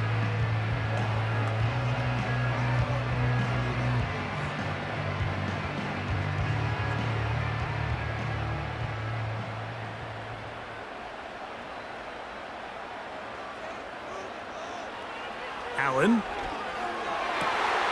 That's caught left side by Cooper. Down the sideline. And what an effort after the catch. He goes all the way. 78 yards. Touchdown, Buffalo.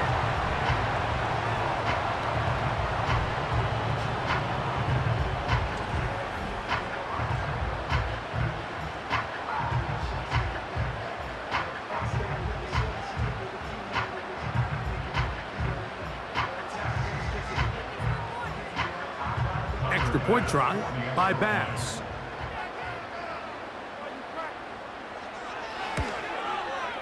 His kick is good, and the Bills will move out to a 14-7 lead.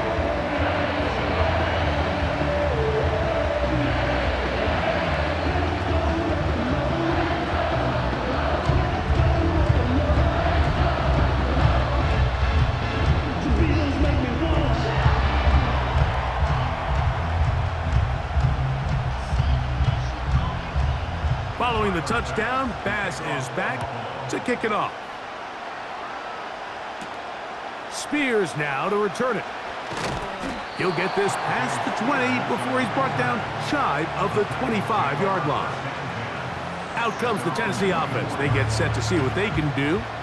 They trail now 14-7 as they'll come up for 1st and 10.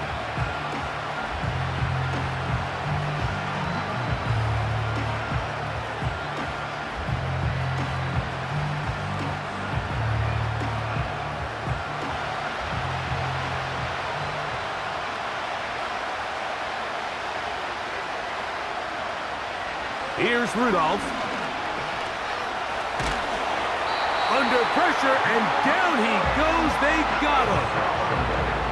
As this offense continues to try to find its way out of this hole, things are going to just continue to get more difficult if they can't protect the passer. The longer you trail, the more the defense knows you need to throw the ball, and they're going to have to protect their quarterback a lot better than they did there.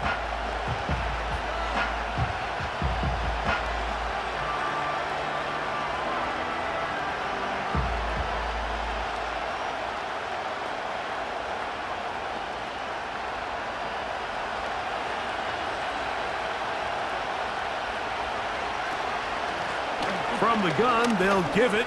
It's Pollard.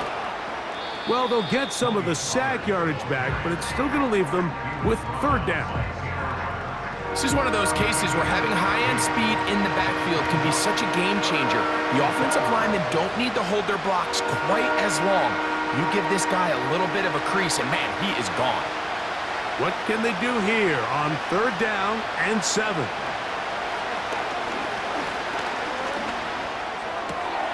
He's got his tight end. That's Okonkwo. Already closing in on 100 yards receiving in the first half. That one picks up a 1st down. 3rd down is when we see so many tight ends around the league really make their money. They operate in the middle of the field. They're a big, easy target for the quarterback, and even if they are covered, Mike, they're not really ever covered. Now a handoff to Pollard. And nothing on that one, back to the line of scrimmage, and that is it.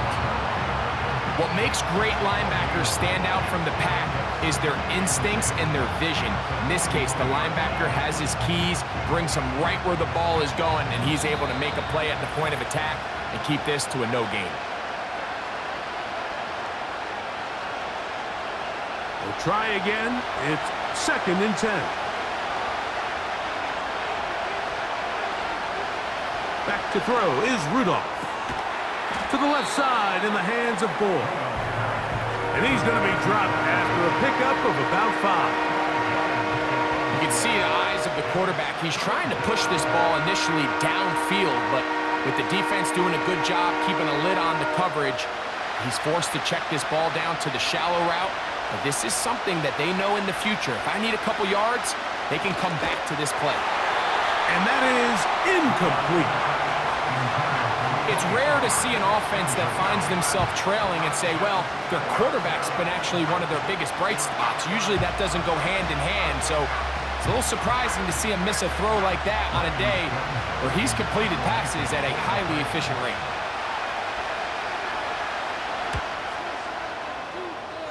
And no chance of a run back here. This one's going to sail out of bounds. The Bills offense and the veteran Amari Cooper set to take over once more. And seemingly every time they've looked his way in the first half, it's resulted in a big play that is borne out by those eye-popping numbers.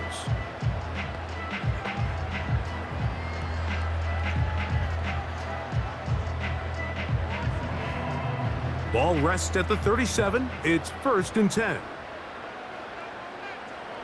The tight end Kincaid in motion. They'll throw on 1st down with Allen. Looking middle, he's got to complete to Coleman. That's a nice pickup on a 1st down throw. It's a gain of 8.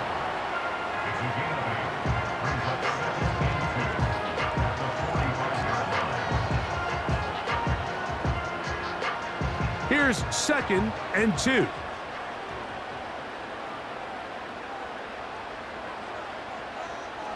From the gun, it's Allen. A dive and a catch. Incredible. They gain 18 yards on that one. Good for a Bills 1st down. The Bills going to use the first of their timeouts as the clock stops with 46 seconds remaining in the first half.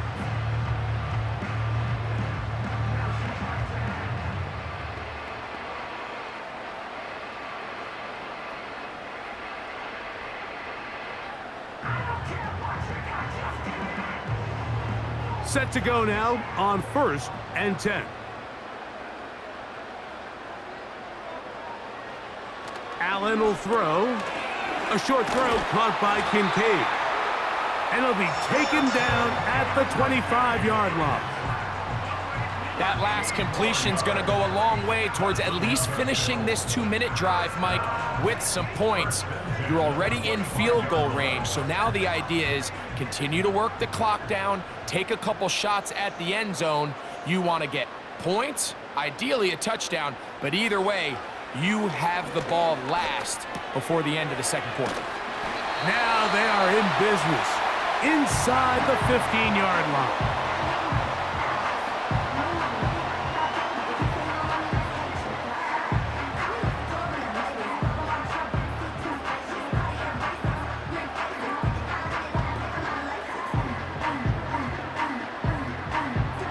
On the move at the 14-yard line, it's 1st and 10. To throw again, it's Allen. That's going to wind up incomplete. Not much time remaining. Time for one more snap here in this first half. He decides to go with the safe throw and throws it well short of the sticks. And at this level, Mike, you just can't miss layups like that. Tyler Bass on to try the field goal. This a 31-yard attempt. Bass's kick is good. And the Bills build their cushion to 10. It's now 17-7.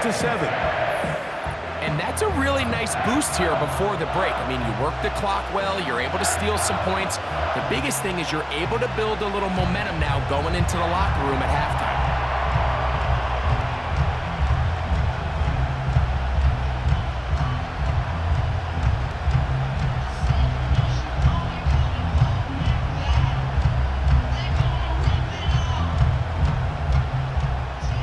Just 1 second remaining in this first half, and they will kick it away. And no chance to return this one through the end zone for a touchback.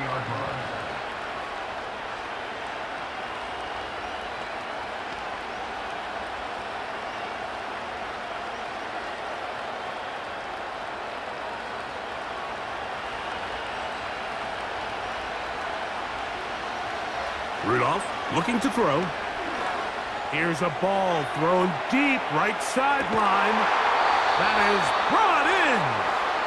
And he's going to be out of bounds. Triple zeros up there on the clock. We have reached the end of the first half. Okay, Mike, thank you. More from you and Greg in a moment. But for now, welcome one and all to our EA Sports Halftime Reports. The Bills were led in the first half by their all-world quarterback, Josh Allen. He came on after a slow start to fire 2 second-quarter touchdown passes and give his guys the lead at the intermission. The second half, straight ahead. Time to get back to it. And for the call, let's rejoin Mike Tirico and Greg Olsen. All right, Coach. Thank you very much. We welcome you back. It is quarter number 3.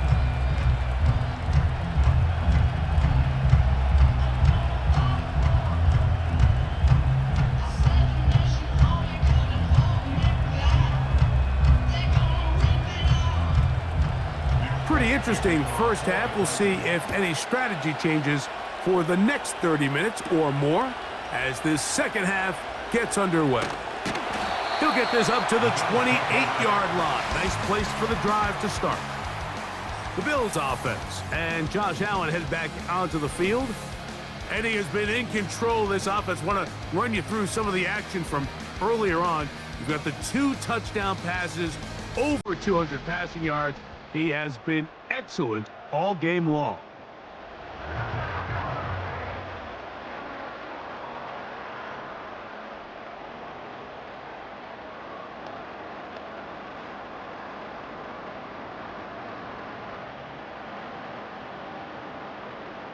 Here's 1st and 10.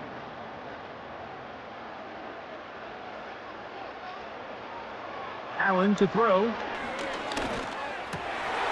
He's got a receiver wide open, left side. And they'll be set up now. Up past the 40 with that one. Mike, think back to our conversation during the break. We've kind of both asked ourselves, are they content with this double-digit lead? Do they come out and play conservative here in the second half? Well, it took exactly one play to get our answer.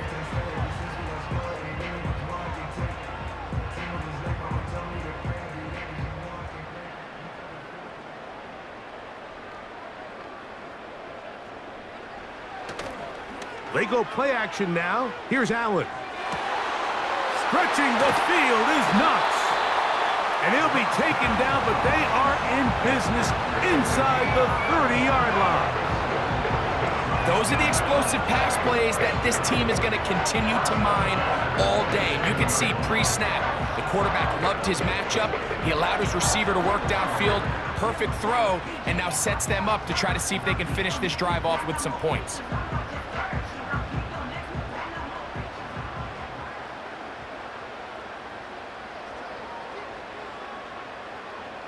On 1st and 10, it's Allen. That's over the middle, taken in by Cooper. And he's close to another first down as he's brought down just shy of the marker. Similar to a tight end, the slot receiver is often considered the safety blanket. He makes all the difficult catches, tends to be a little bit more around the line of scrimmage, and so far today, he's certainly lived up to that reputation. The tight end, Kincaid, in motion. And the back judge throws the flag. He looks at the ball, looks at the clock. Clock says 0. That's a delay of game.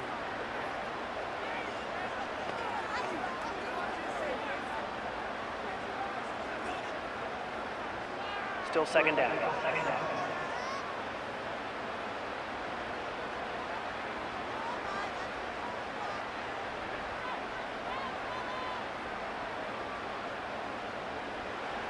Allen going to throw again. He'll find his running back, Cook. Well, he's brought down. That pass is going to pick up 4 and bring up 3rd down. Mike, I love studying the NFL and just seeing the amount of ways NFL coordinators are able to get their running backs now involved in the passing game. They're kind of chess pieces. They can move them out in the slot. They can put them out wide, of course, out of the backfield. It's a big part of today's modern NFL. He's got his man. That's Kincaid. And he's going to have the first down. It is a gain of 6. Good conversion on 3rd down. The most impressive thing about this drive, Mike, has really just been their efficiency. They've just continued to pick up first downs, fresh sets of downs. We just saw there with that 3rd down conversion, continue to possess the ball.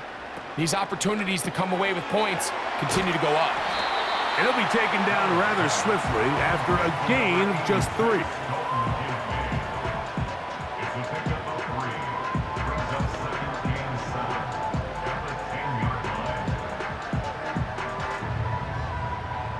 They face 2nd down and 7.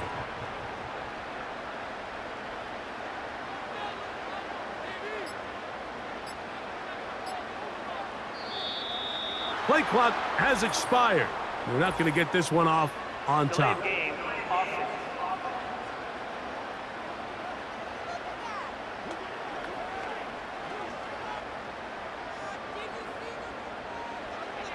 Still second down.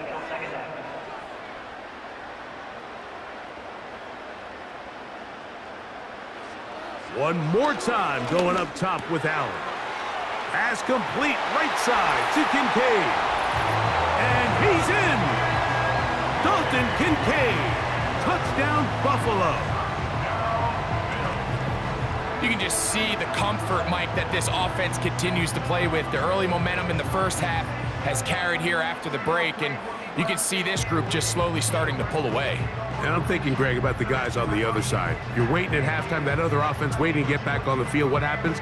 They come right out, extend the lead, and now the task gets a lot tougher for this second half. Now Bass to tack on the extra point.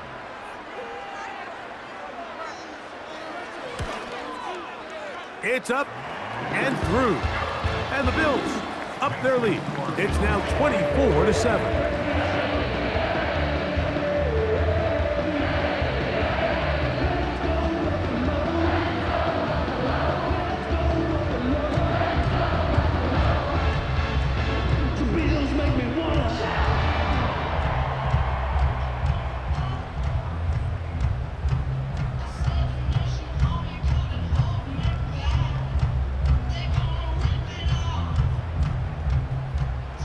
Following the touchdown, Bass is back to kick it off. This taken at the 5. He'll get across the 20, mark him down at the 23-yard line. The Titans offense and Mason Rudolph heading out onto the field. And he has been a nightmare to scheme against throughout this one. This defense has been picked apart. That is borne out in those impressive numbers. He has been terrific all game long.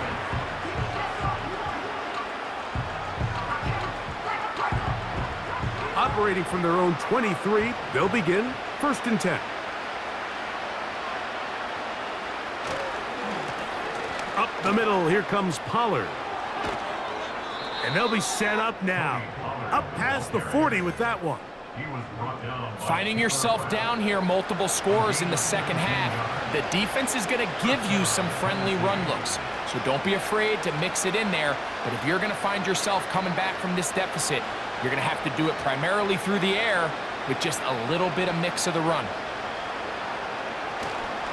They'll go back to Pollard on 1st down, and he'll take this to about the 46-yard line. Matt Milano there to stop him.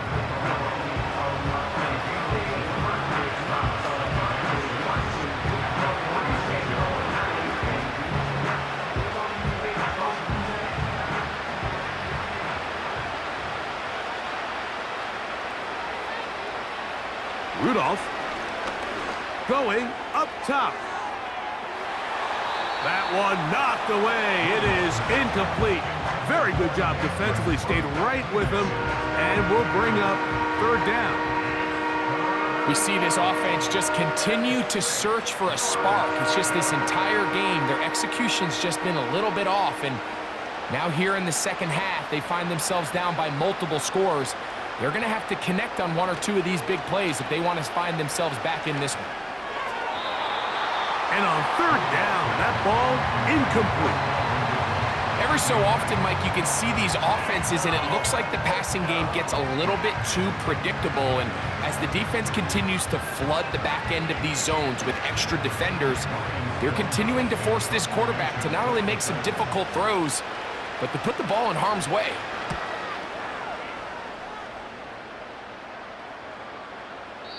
And no return forthcoming. It's a touchback, and will come out to the 20-yard line. The Bills offense ready to see what they can do with this next possession. And as we look back now, Greg, at how we got here, we got a ton of highlights of the offense so far. In particular, great passing.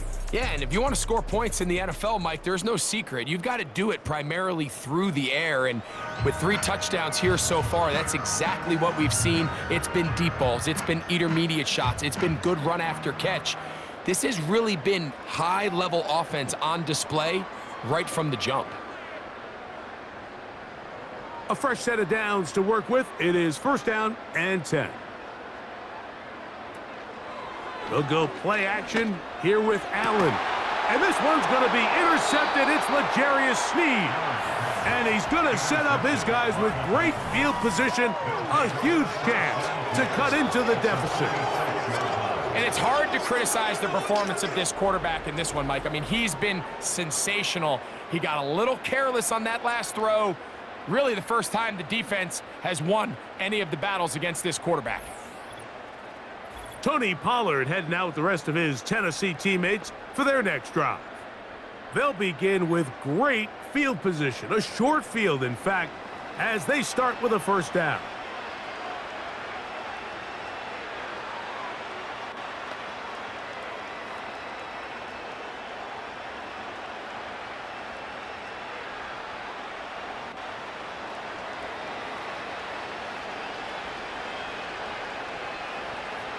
To throw is Rudolph. A quick slant caught by Boyd. And that keeps him ahead of schedule. That's a first down completion of 7 yards.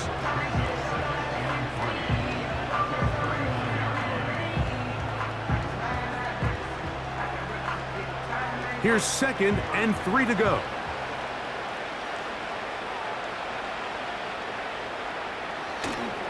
Now, faking the give. Oh, no chance to get rid of that one. Under a heavy rush, he goes down. If there's any silver lining for this drive, Mike, it's the fact that at least this sack occurred on an early down. So I guess technically they have a chance to claw themselves out of this hole, but that's the 3rd sack of the game.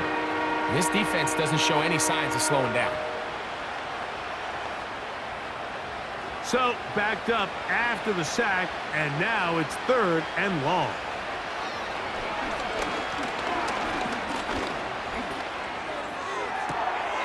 They go sideline, and he stays in bounds.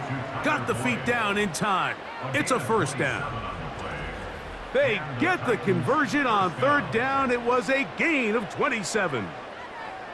It's just so impressive to see how good these guys are, especially the veterans, Mike. They've been out there a long time, a lot of experience. They know exactly where they are on the sideline, not only to secure this catch, but to be able to toe tap and drag that 2nd foot. That's a big-time play by a big-time receiver. He'll look for Pollard out of the backfield. That's a nice pickup on a first down throw. It's a gain of 8. Great example of first down efficiency. You don't always have to go for the big play, but put yourself in a friendly 2nd down. Now you have equal opportunity to both run and pass. We'll come to the line now on 2nd and 2. They'll run the toss. Here's Pollard. He was looking for that cutback lane, but it never developed, and he's tracked down behind the line. I'd like to see that running back be a little bit more decisive with his cut, Mike. You can see he was a little hesitant, and once you're late making that decision, you just kind of get strong laterally. Great job there by the defense, and he has no choice but to take that loss. They'll try and run for the first down with Pollard.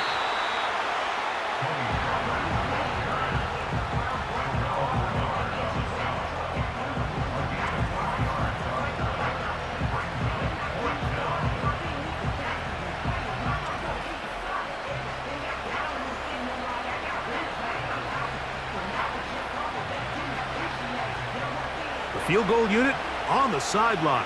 They'll line up to go for it on 4th down.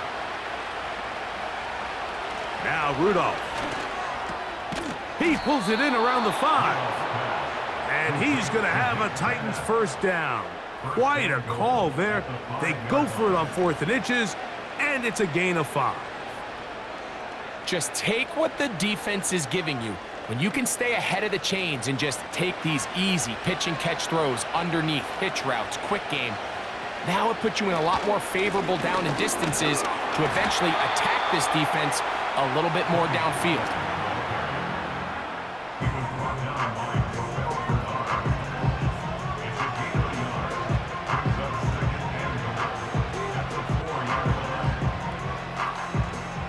Inside the 5, it is 2nd and goal.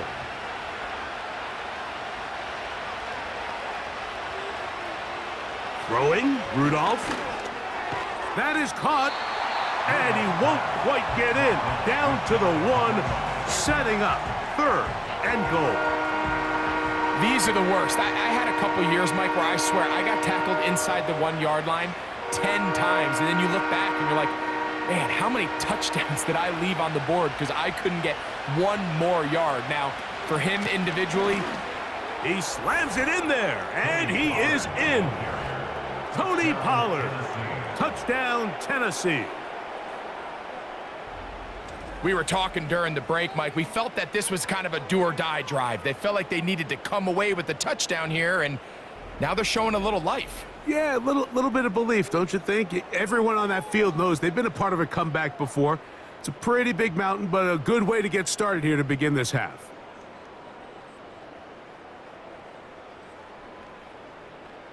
Folk now for the extra point.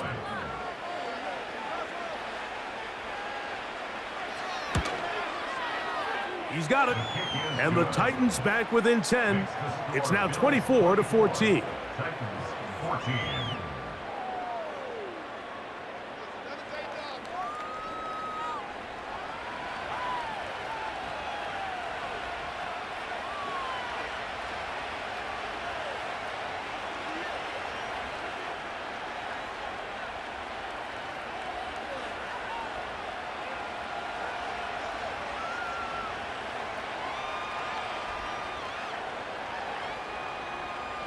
After the touchdown, out is Folk to kick this one away. And we will not have a run back here. It's a touchback, and will come out to the 20-yard line. The home team's offense and their quarterback headed out for their next possession. And he's had it going in the first half. Really had his way with the secondary. They have been powerless to stop him. Now they're trying to keep it going.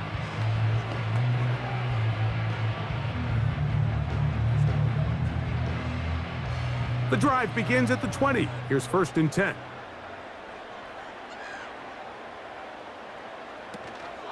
They'll start on the ground with Cook.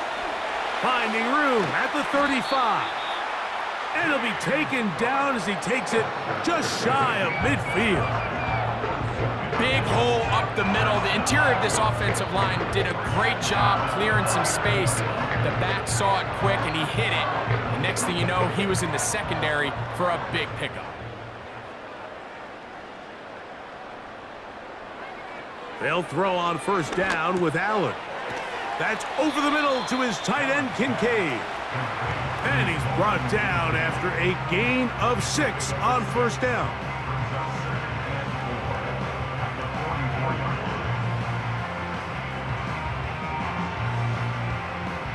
They'll come up now for 2nd down and 4.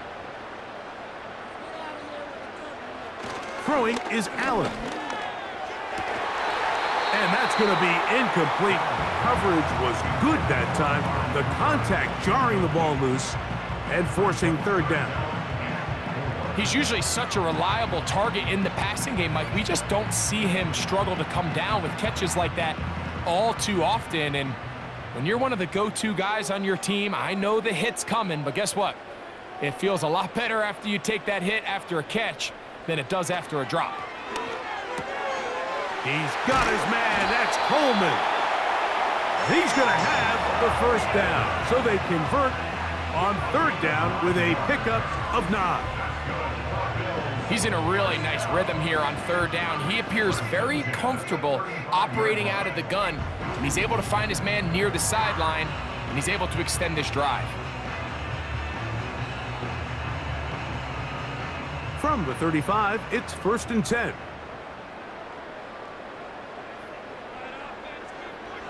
Throwing again, it's Allen. Samuel there to make the catch. And he's brought down after a gain of 6 on 1st down.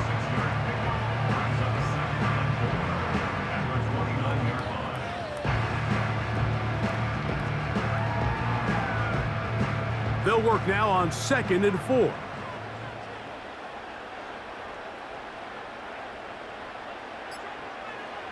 To throw again, it's Allen.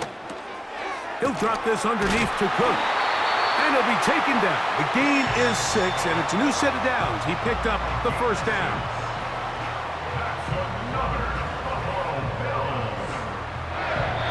So both teams trade touchdowns in that frame as we get through the end of the 3rd quarter. We'll return with more after this. This is the NFL on EA Sports.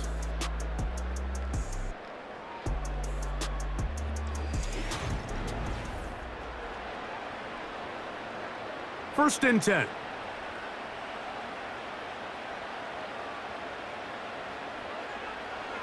Again, it's Allen to the air. The drag route is such a good way to get the ball early into the hands of your tight end and take some pressure off the quarterback and give him an easy completion.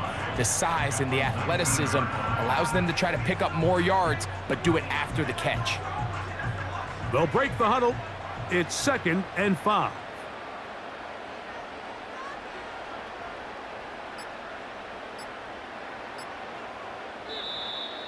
Now whistles. Play clock at 0, and that'll cost them 5. Offense.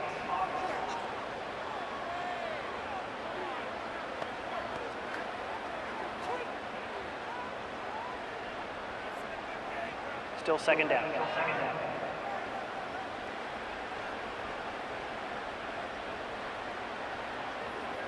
Now Allen to throw on 2nd down. And a good effort there defensively. It's knocked away and incomplete. There was tight coverage all across the field. I think the quarterback thought he had the arm strength to fit this one into a pretty small window, but the defense wasn't having it. They were all over it, and I think the quarterback actually got away with one there. In motion, Shakir. On 3rd down, it's Josh Allen. And this is going to be incomplete. That is great work there, making things difficult defensively. It'll set up a 4th down. I just don't like the look of this passing game, Mike. It just seems a bit erratic. On top of the 2 straight incompletions, they've already turned the ball over through the air. And truthfully, with how dangerous some of these throws have been, they're lucky it hasn't been even more. Pass's kick is good.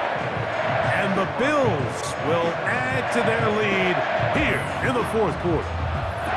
And this is what you want. I mean, you clearly have the advantage, but you want to continue to apply pressure. Can you score every time you get the ball?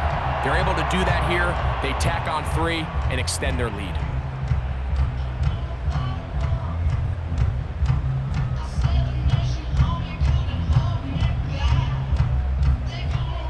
So after the made field goal, Bass is back out there to kick it away.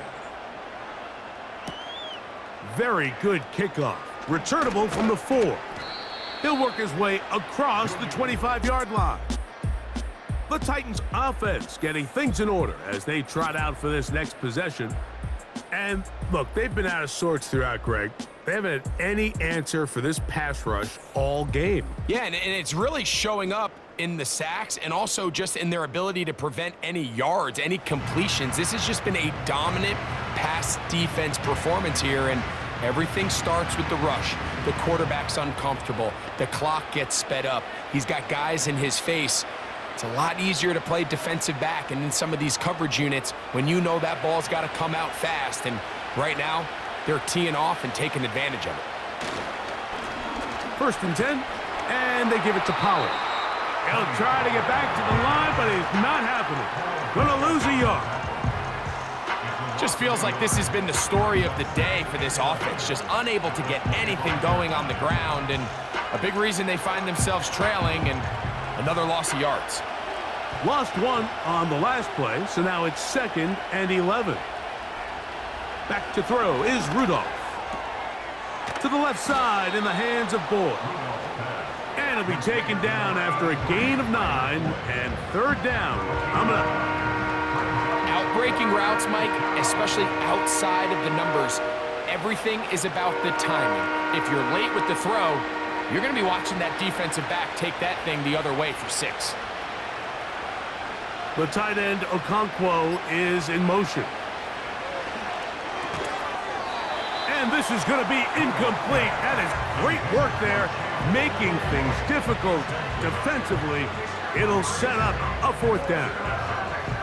And that's exactly how you teach it. They want these defenders to time the hit, that right when the ball gets there, you separate the receiver from the ball. And those are the ones on offense, man. You just have to make that catch, Mike. I know it's easier said than done, but you know the hit's coming. You've got to squeeze that thing, brace for impact, and make that play for your offense. The home team's offense and their quarterback ready to go once more.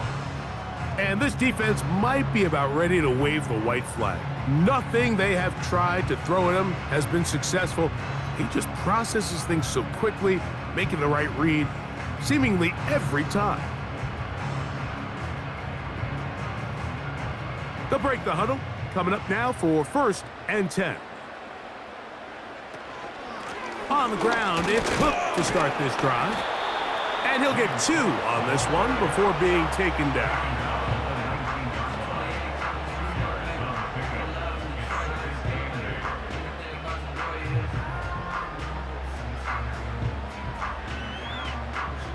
They'll come up on a 2nd down and 8. They'll keep it on the ground with Cook.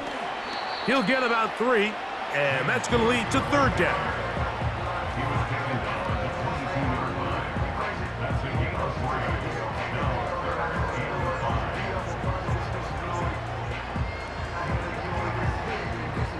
Here now, 3rd and 5.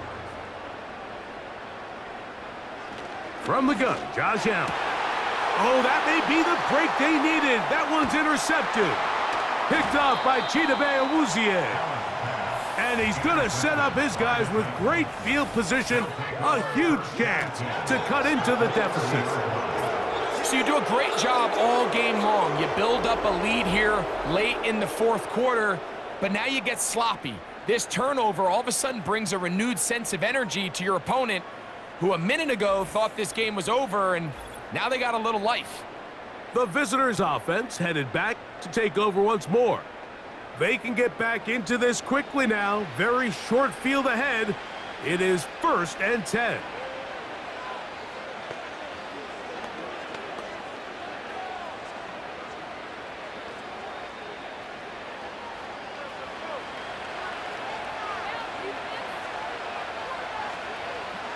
The tight end, Okonkwo, is in motion. He'll look middle here, caught by Boyd. And that keeps him ahead of schedule. That's a 1st down completion of 7 yards.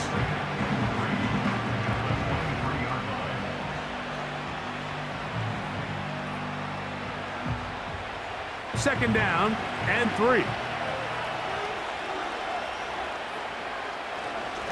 Now Pollard, and he'll get about 4 out of that one. That should be enough to move the chains.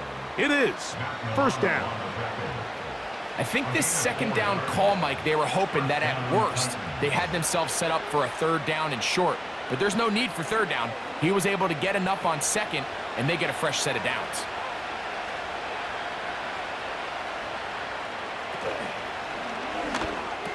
And that keeps him ahead of schedule. That's a 1st down completion of 7 yards. We hear the term RPO so often, Mike, and it continues to kind of trickle its way into the NFL. But remember, it's a lot different in the NFL than it is in the college game, where it's a lot more prevalent. The lineman cannot go downfield, so that quarterback has to make a lot of really fast snapshot decisions, or else it's going to lead to a penalty or him holding on to the ball too long. So it's something that teams want to implement, but maybe not quite to the level that we see in the college game. Well, that defense had that pegged from the jump, Mike. They tried to catch him a little off guard by doing a jet sweep to the wide receiver. There was no going anywhere on the outside. Great pursuit by the defense, no gain. That one taken in. Tyler Boyd. Touchdown, Titans. Greg, they are pecking away at this one now. Very big touchdown. Gets them right within reach of pulling this comeback off. Well, Mike, at the very least, they've given themselves a chance, but can they get a stop and get the ball back again for a chance to go down and really make this one interesting?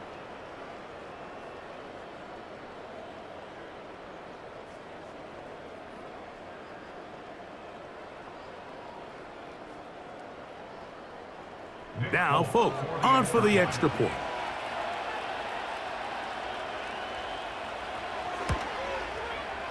He's got it. And the Titans are back within 6.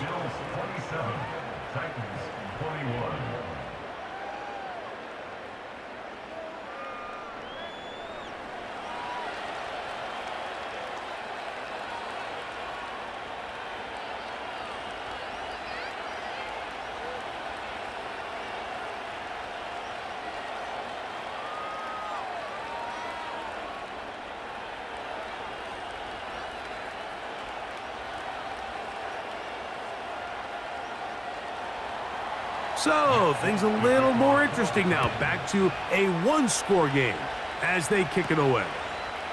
Johnson now to return.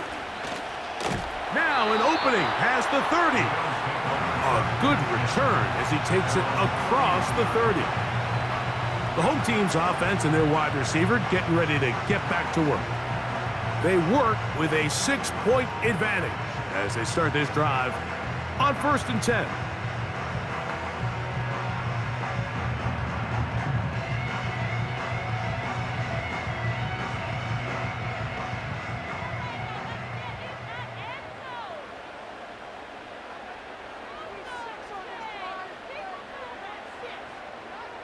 From the gun, it's Allen. There's that man again, another catch. And he's going to get this one out to the 43-yard line. A lot could go wrong anytime you decide to put the ball in the air here late in the 4th quarter as you're trying to run out the clock and protect this lead. But at the same time, I like that they haven't gone super conservative, just handoff right, handoff left, and it just turns into tackling practice. So I like the balance of making the defense defend everything, because right now, possess the ball, protect the ball, and ultimately just run the clock out.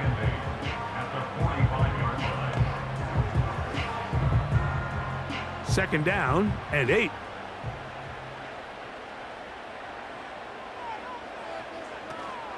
Once again, it's Cook. And it'll be a pickup of 3. So 3rd down, forthcoming.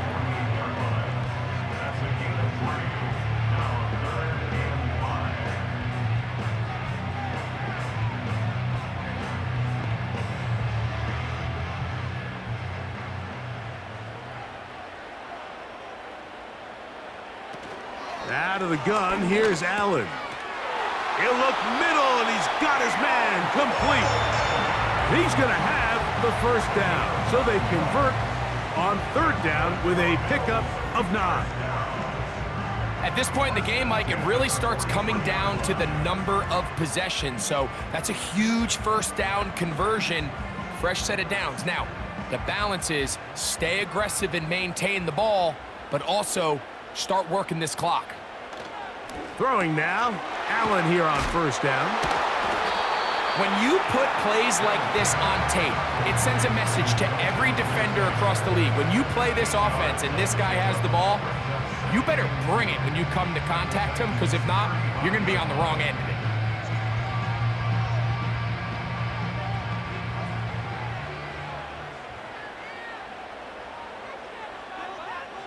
They motion the slot man left.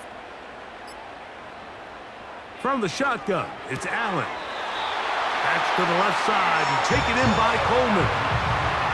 Offensively, landing a lot of body blows on this drive, Mike. Just the ability to steadily march the ball downfield and remain so efficient, both run and pass. As they continue to wear this defense out, they have to find a way to end this drive with points. Anything short of that would be a bit of a letdown. They'll go play action here with Allen. And he's close to another 1st down as he's brought down just shy of the marker. Following the completion, we'll get a stoppage here for an injured player. And as the medical staff looks him over, we'll step aside.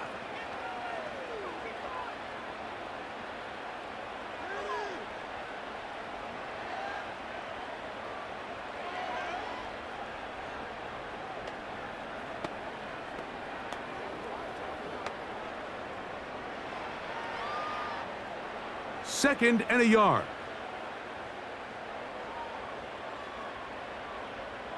They'll motion over Samuel. On play action, Allen. And that's going to wind up uncatchable out of the back of the end zone. It's incomplete. Trying to get it to Dalton Kincaid there. And it's going to be 3rd down. I could sit up here all day, Mike, and we could talk about the missed throw, but I think a lot of the credit has to go to the pass defense. Not only did they do a good job making it difficult for them to complete the pass, but I think they saved the touchdown along the way. And he's going to have to eat this one as down he goes. Up until this point, this pass rush has been pretty non-existent, so a pretty good time in the game to get their 1st sack. They're trying to get off the field and give the ball back to their offense and see if they can pull off this comeback.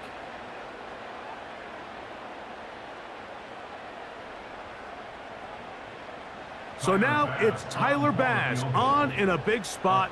This to make it a 2-possession lead. And this one right down the middle. It's good. And that could be big. They now take a 2-score advantage.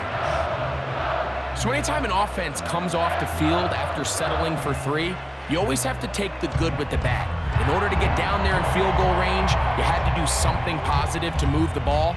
But at the same time, how are we going to be able to finish these drives and convert for 6 the next time we get down there?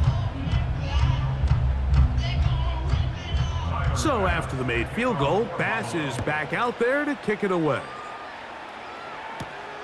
This is fielded inside the 5. And a decent return there. He'll get this up just shy of the 30. The Titans offense ready for this next possession. They trail here by a couple of scores. The margin is 9 as this drive starts.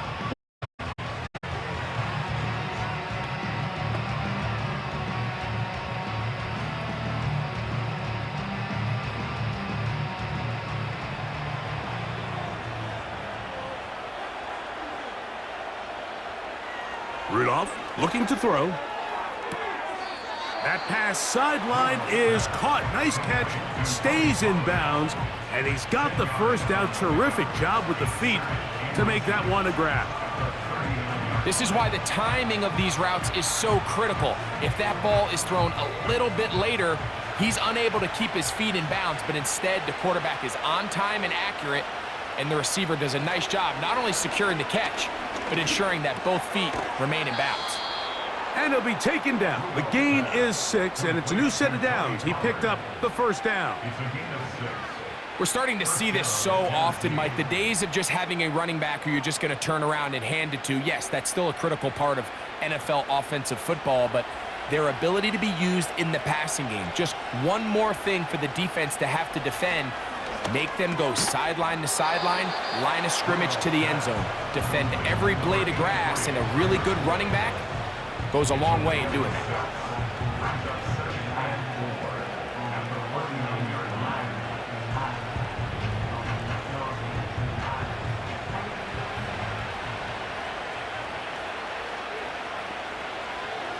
To throw is Rudolph. Connecting with his tight end, Okonkwo.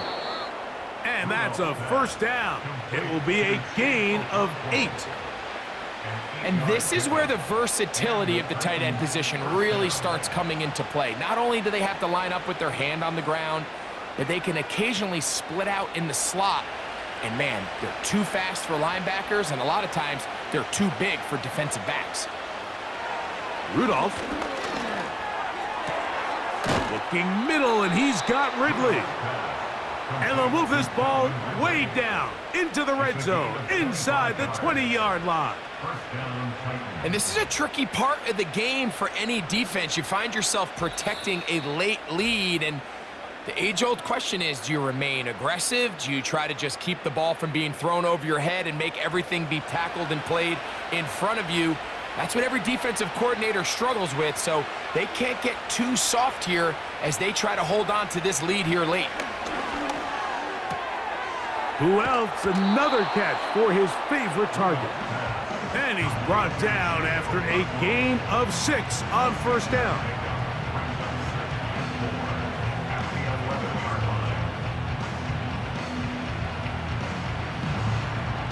Now, 2nd and 4.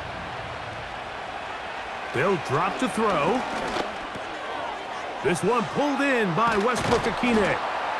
And he will score. Nick Westbrook-Akine. Touchdown, Tennessee. That is 2nd touchdown of the afternoon. Well, that was step 1. The offense did their job, get this thing back within 1 possession, so they're still alive. But now they've got to find a way to get a little bit of luck and find a way to get the ball back, and it's not going to be easy. Folk now for the extra point.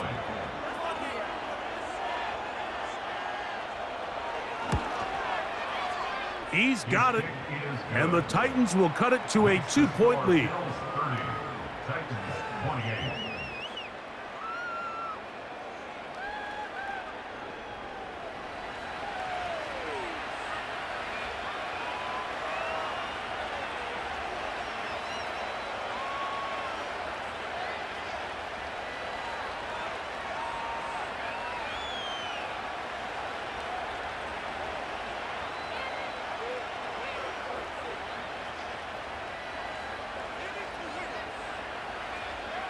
A one-score game late, and you figure they got to have this one as they'll try an onside kick. All right, so you take your shot, you don't get it. But now your defense has to save the day. You've got all 3 timeouts. You've got to get a stop here, force them to punt the ball back, and give your offense a chance to win the game. The Bills' offense back onto the field for their next possession. They'll have a short field, looking to build on the lead.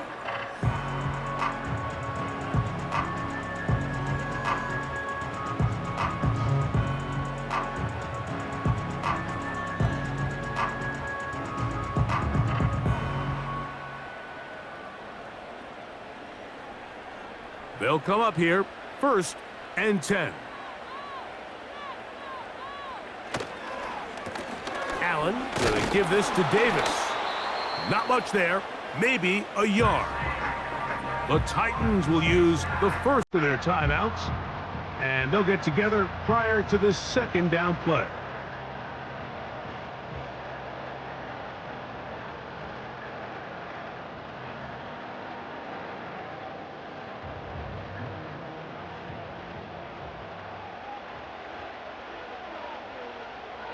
They bring the tight end in motion.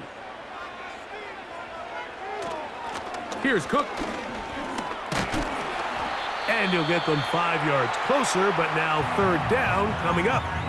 Here's a timeout, Tennessee. It'll be their 2nd. We'll talk things over before 3rd down.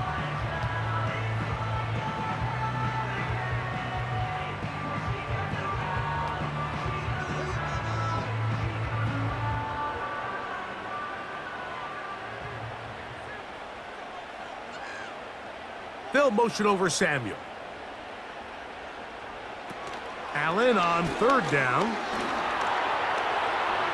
Taking off, he'll try to get there. Titans going to use the last of their timeouts here.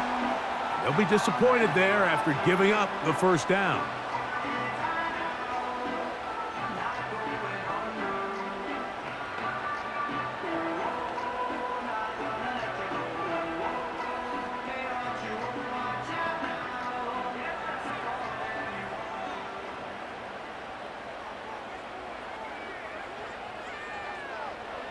The defense still with all 3 timeouts at their disposal as the quarterback's down 2-E.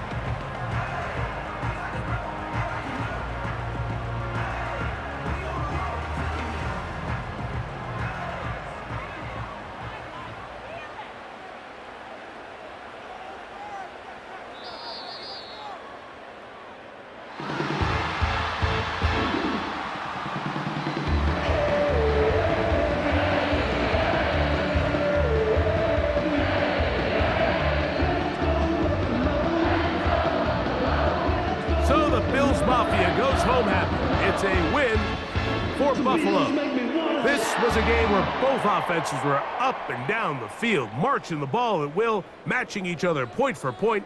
But in the end, they got a few more defensive stops than their opponents did, and that was the difference in this one. So that'll do it for us. For Greg Olson and our terrific team behind the scenes, I'm Mike Tirico. You've been watching the NFL on EA Sports. Follow us on X at EA Madden NFL. The Bills are victorious as we say so long from Buffalo.